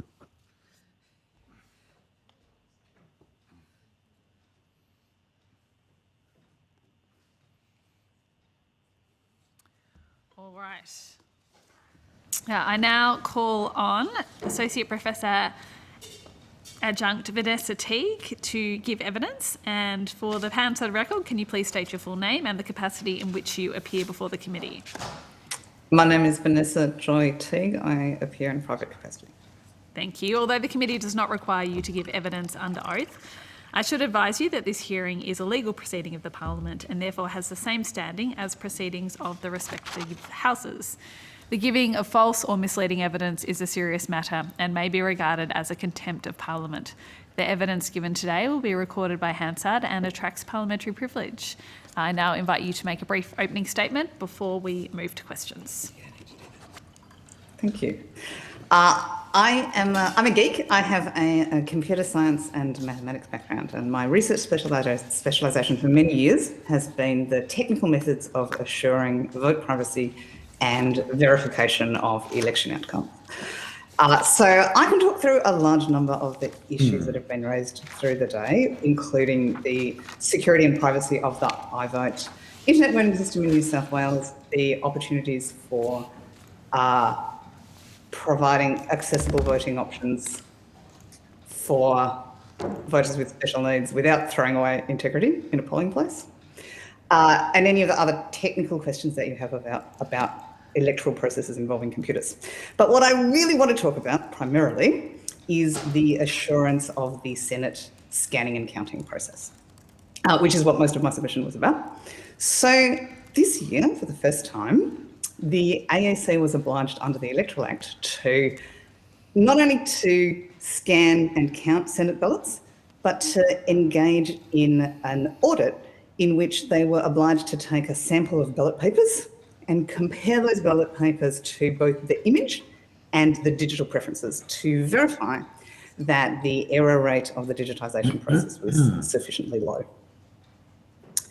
If you haven't thought about this before, it might not be obvious what an enormous improvement in process this was. This is really the first time after decades of electronic scanning and digitisation that we've been able to see evidence provided that the scanning and digitisation process is accurate.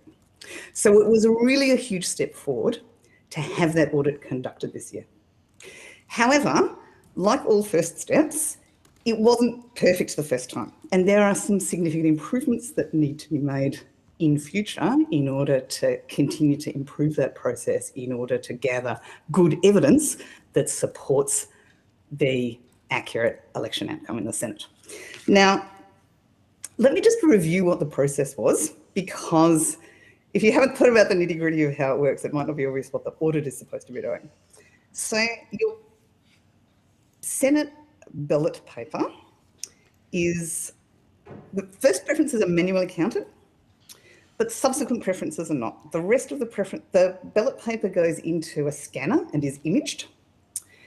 And then the image database is sent into a digitisation process, which is a sort of hybrid of automated and human-mediated digitisation. So people kind of looking at the screen and typing in the numbers that they see. And then those digital preferences that are output from that process eventually get counted, and that's how we know who our senators are. So the audit was aimed around measuring two different potential types of errors.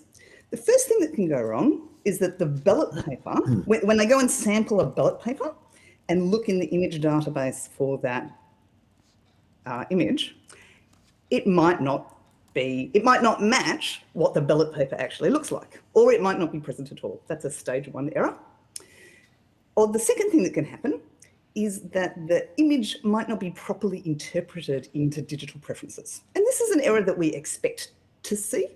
We expect that when a person is interpreting another person's handwriting, that there's going to be a certain rate of error.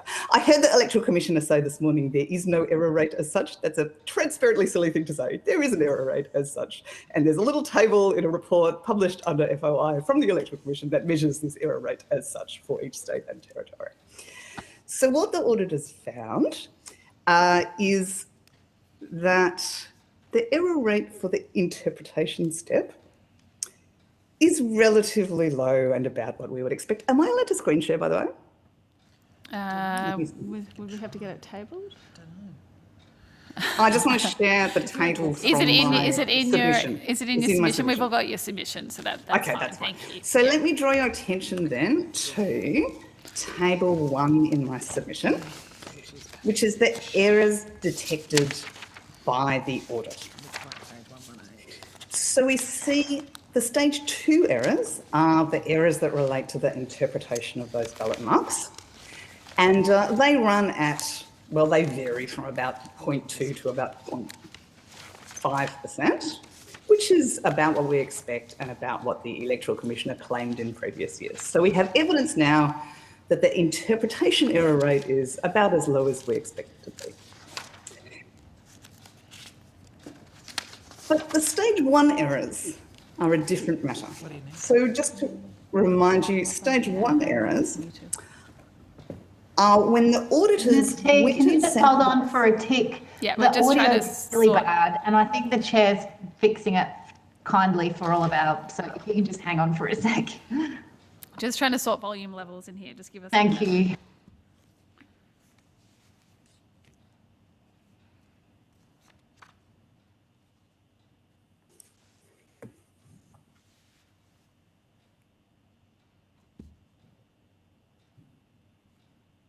That seems better now. I think it was the Secretariat and I flipping papers that you were getting, but we'll just see how we go. Have we turned up the witnesses' volume? Do you want to try speaking again, please, Mr. Teague, and we'll see how we're going there. Okay, so stage 2 errors relate to human interpretation. We expect them to happen, and we've observed that they happen at a reasonably low rate that is about what we expect. So it's really good to have evidence for the first time that the error rate of that step is as low as we expect it to be. Great. Stage 1 errors are a different thing. So stage 1 errors relate to when the auditors went and fished out a ballot paper, and then they looked in the image database to try and find the corresponding scanned image, and it didn't match or wasn't there. This is not supposed to happen at all, ever. And unfortunately, it happened 6 times. It happened twice in New South Wales, where they went and tried to, when they went to get the ballot paper and they looked in the image database for the corresponding image, it wasn't there at all. And it happened 4 times in Victoria. That's really unfortunate, and it indicates not just the kind of human interpretation error of pencil marks that we expect to see, it indicates some kind of serious fault in the process that isn't supposed to happen. In New South Wales, the rate at which it happened is still fairly low, so it seems fairly clear that it wasn't large enough to have affected the outcome. In Victoria, the rate of stage 1 errors is large enough to have potentially affected the outcome. Doesn't mean it does. It means that that initial assurance that we seek to get from measuring the error rate and making sure that it's low enough doesn't apply here. So now that you've all flipped over lots of pieces of paper, let me direct you to table 3 in my submission at the bottom of page 8. This compares the error rates observed by the auditors in each state and territory with the best effort that we could find of the smallest change that was sufficient to flip the outcome. It's very unfortunate that the state with the highest error rate, as estimated by the auditors, is also the state with the closest outcome. The 6th seat went down to a very close contest a few steps before the final elimination.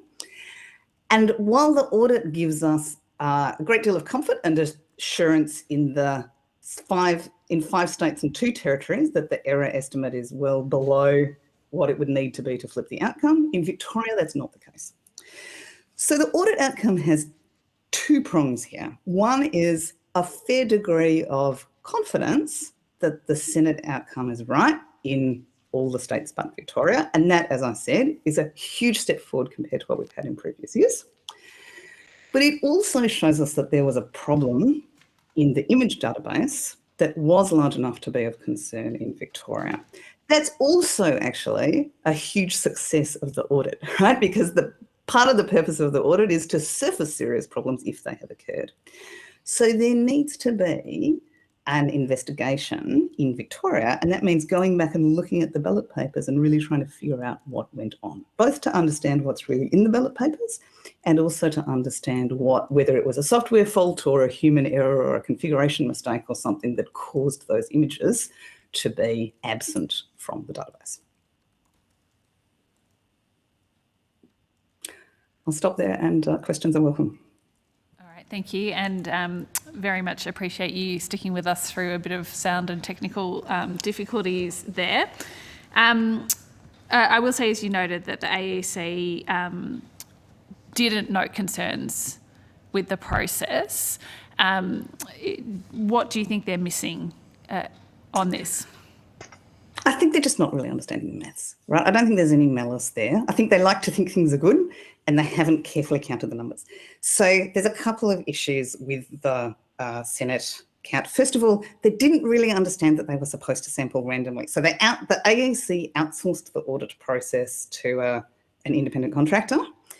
The independent contractor just didn't really quite understand what they were supposed to be doing. Sorry, I have to ask you to speak up because we can't hear you. Sorry, is this better? I'll turn my volume up a bit. Thanks.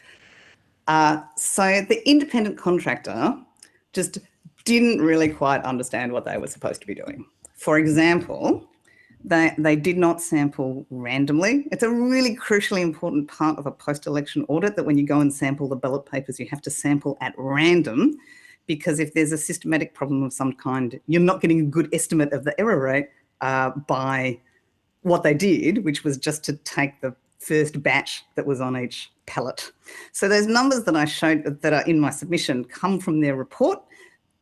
And their report has all this fluff about confidence intervals and the AEC can be 95% confident that something, but this is completely meaningless because they did not sample randomly.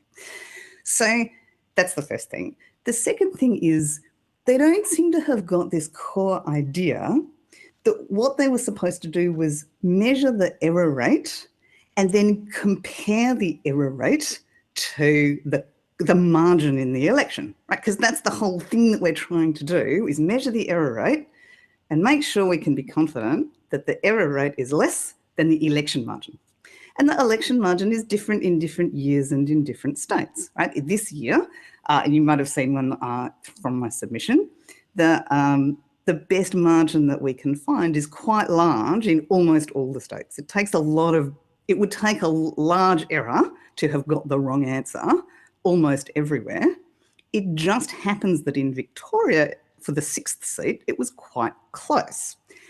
And so the auditors have sort of looked at the numbers from the errors that they have measured and gone, and the AEC likewise has kind of picked this up and gone, oh, well, 0.8%, that doesn't sound like a very big number, but actually 0.8% is a big number in Victoria when it only takes 0.2% to have flipped the election result.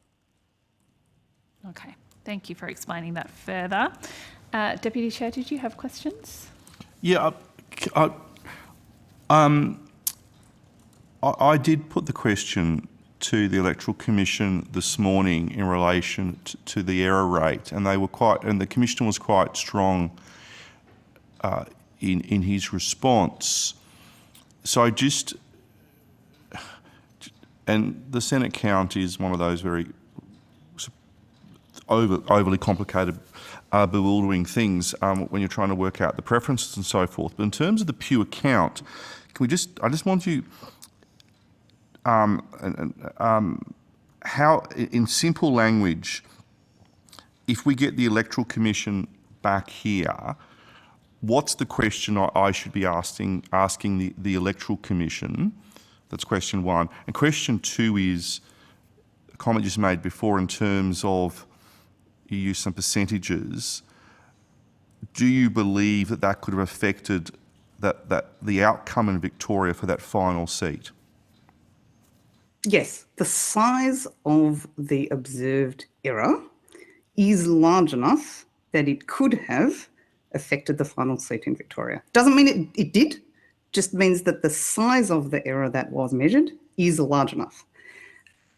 So that's why there needs to be a more careful investigation that involves going back to the ballot papers and checking that the error did not, in fact, change the outcome.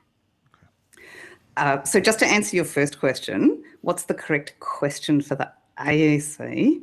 Look, I really think the correct thing is instructions for the AEC. And the instructions would be, number one, organise for a more careful examination of the ballot papers, right? More randomly chosen and more comprehensive to get a much better idea of what happened. You know, we need more data to understand how many ballots were omitted from the image database, whether there was a political bias or whether there was a pattern. For example, maybe they all came from the same scanner, or maybe there needs to be an investigation to figure out what happened. Now, I don't know if it's appropriate to tell the AEC to do that, or whether it's appropriate, as happened in 2013 in Western Australia, to hire an independent party to do the examination. But we need to gather more data about what actually happened as a first step to fixing it for next time. Well, I'm sure that someone from the AEC is watching this, and I would ask that the AEC at a suitable time do respond to those points that you've just made there, and I certainly will be putting some questions on notice following up from your submission and your evidence today, but I'm good, thank you, Chair. Thank you. Senator Waters? Thanks very much, Chair. Thanks very much, Associate Professor Teague, for your expertise and your continued scrutiny of the Senate count. Your submission concludes that the changes that had been made in that Assurance of Senate Counting Bill of 2021 have significantly improved the transparency of the count process.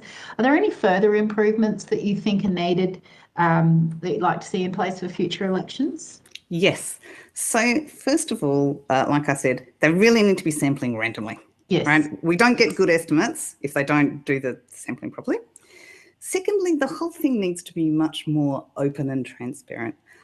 I'm not sure exactly what happened because I wasn't there, because I'm not a candidate appointed scrutineer, right? But somehow this serious problem surfaced, but then it didn't actually get communicated out to the public until a series of Freedom of Information requests that I made over the ensuing weeks, kind of afterwards, as I gradually tried to figure out what had happened.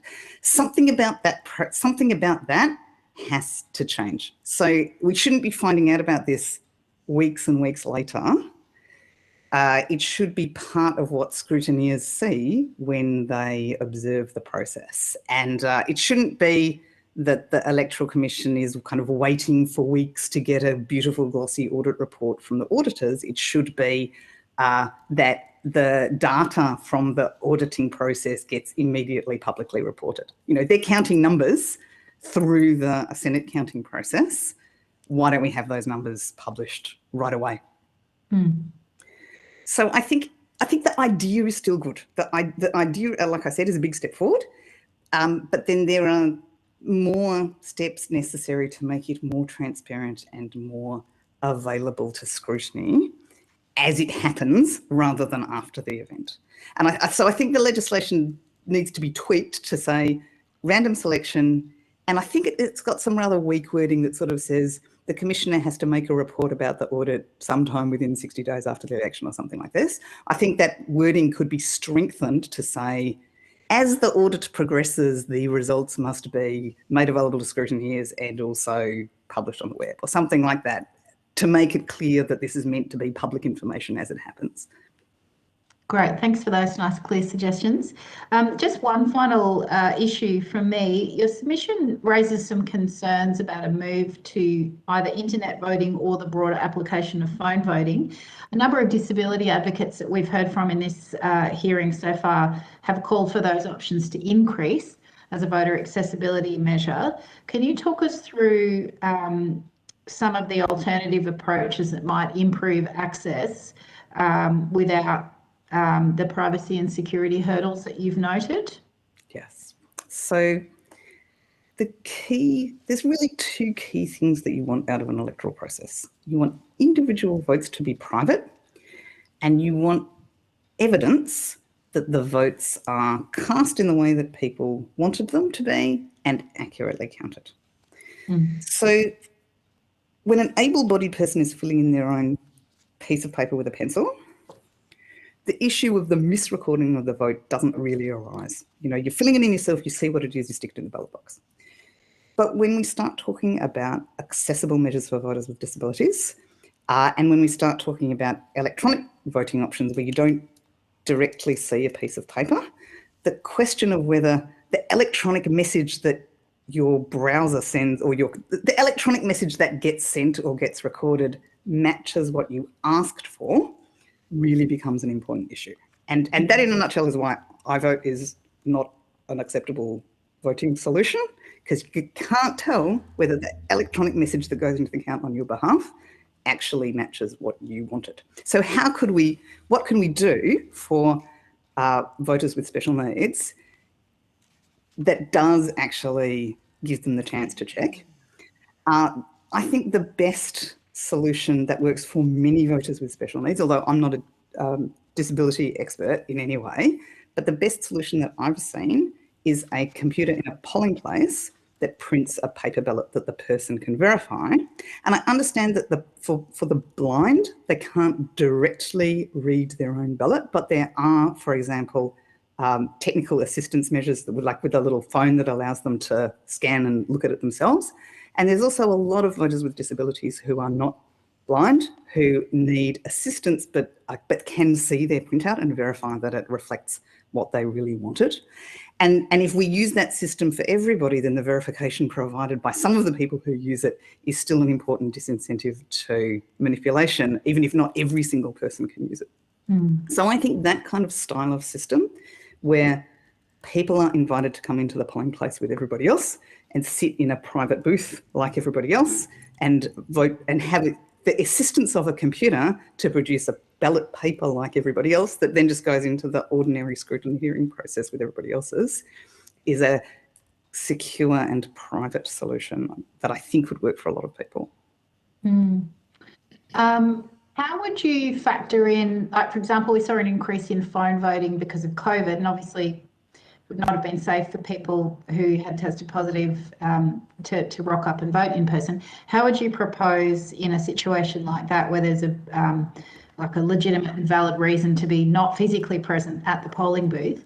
How would you, have you got a suggestion for tackling that situation, whether the person has a disability or otherwise, but particularly where they do?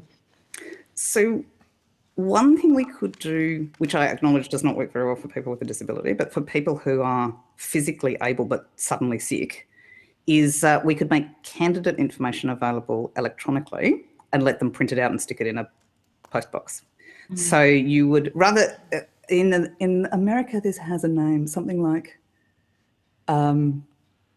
accessible vote by mail or something like this. So on, electronic accessible vote by mail or something. So the idea is, the thing about postal voting that actually really irks me is the part of the reason the turnaround time is so slow is that sending out the ballot takes a long time. But actually, there's nothing secret or private or special about the information that you get sent on your ballot paper, right? The list of candidates is public information. There's nothing private about the blank ballot that you get sent.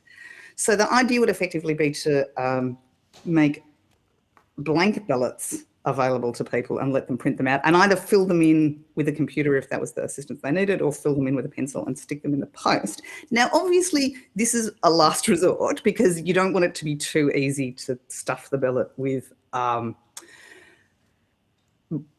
votes from people who are not actually eligible. But as a small thing for people who have suddenly become unwell, it strikes me as superior to phone voting for a variety of reasons. First of all, you can actually see what's going on your ballot paper, right, which you cannot over the phone.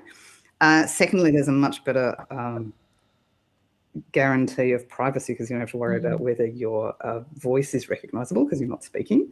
I acknowledge that it doesn't work for everybody, and you have to be physically able to kind of pick it up off your printer and fold it up and so forth. So it doesn't work for everybody.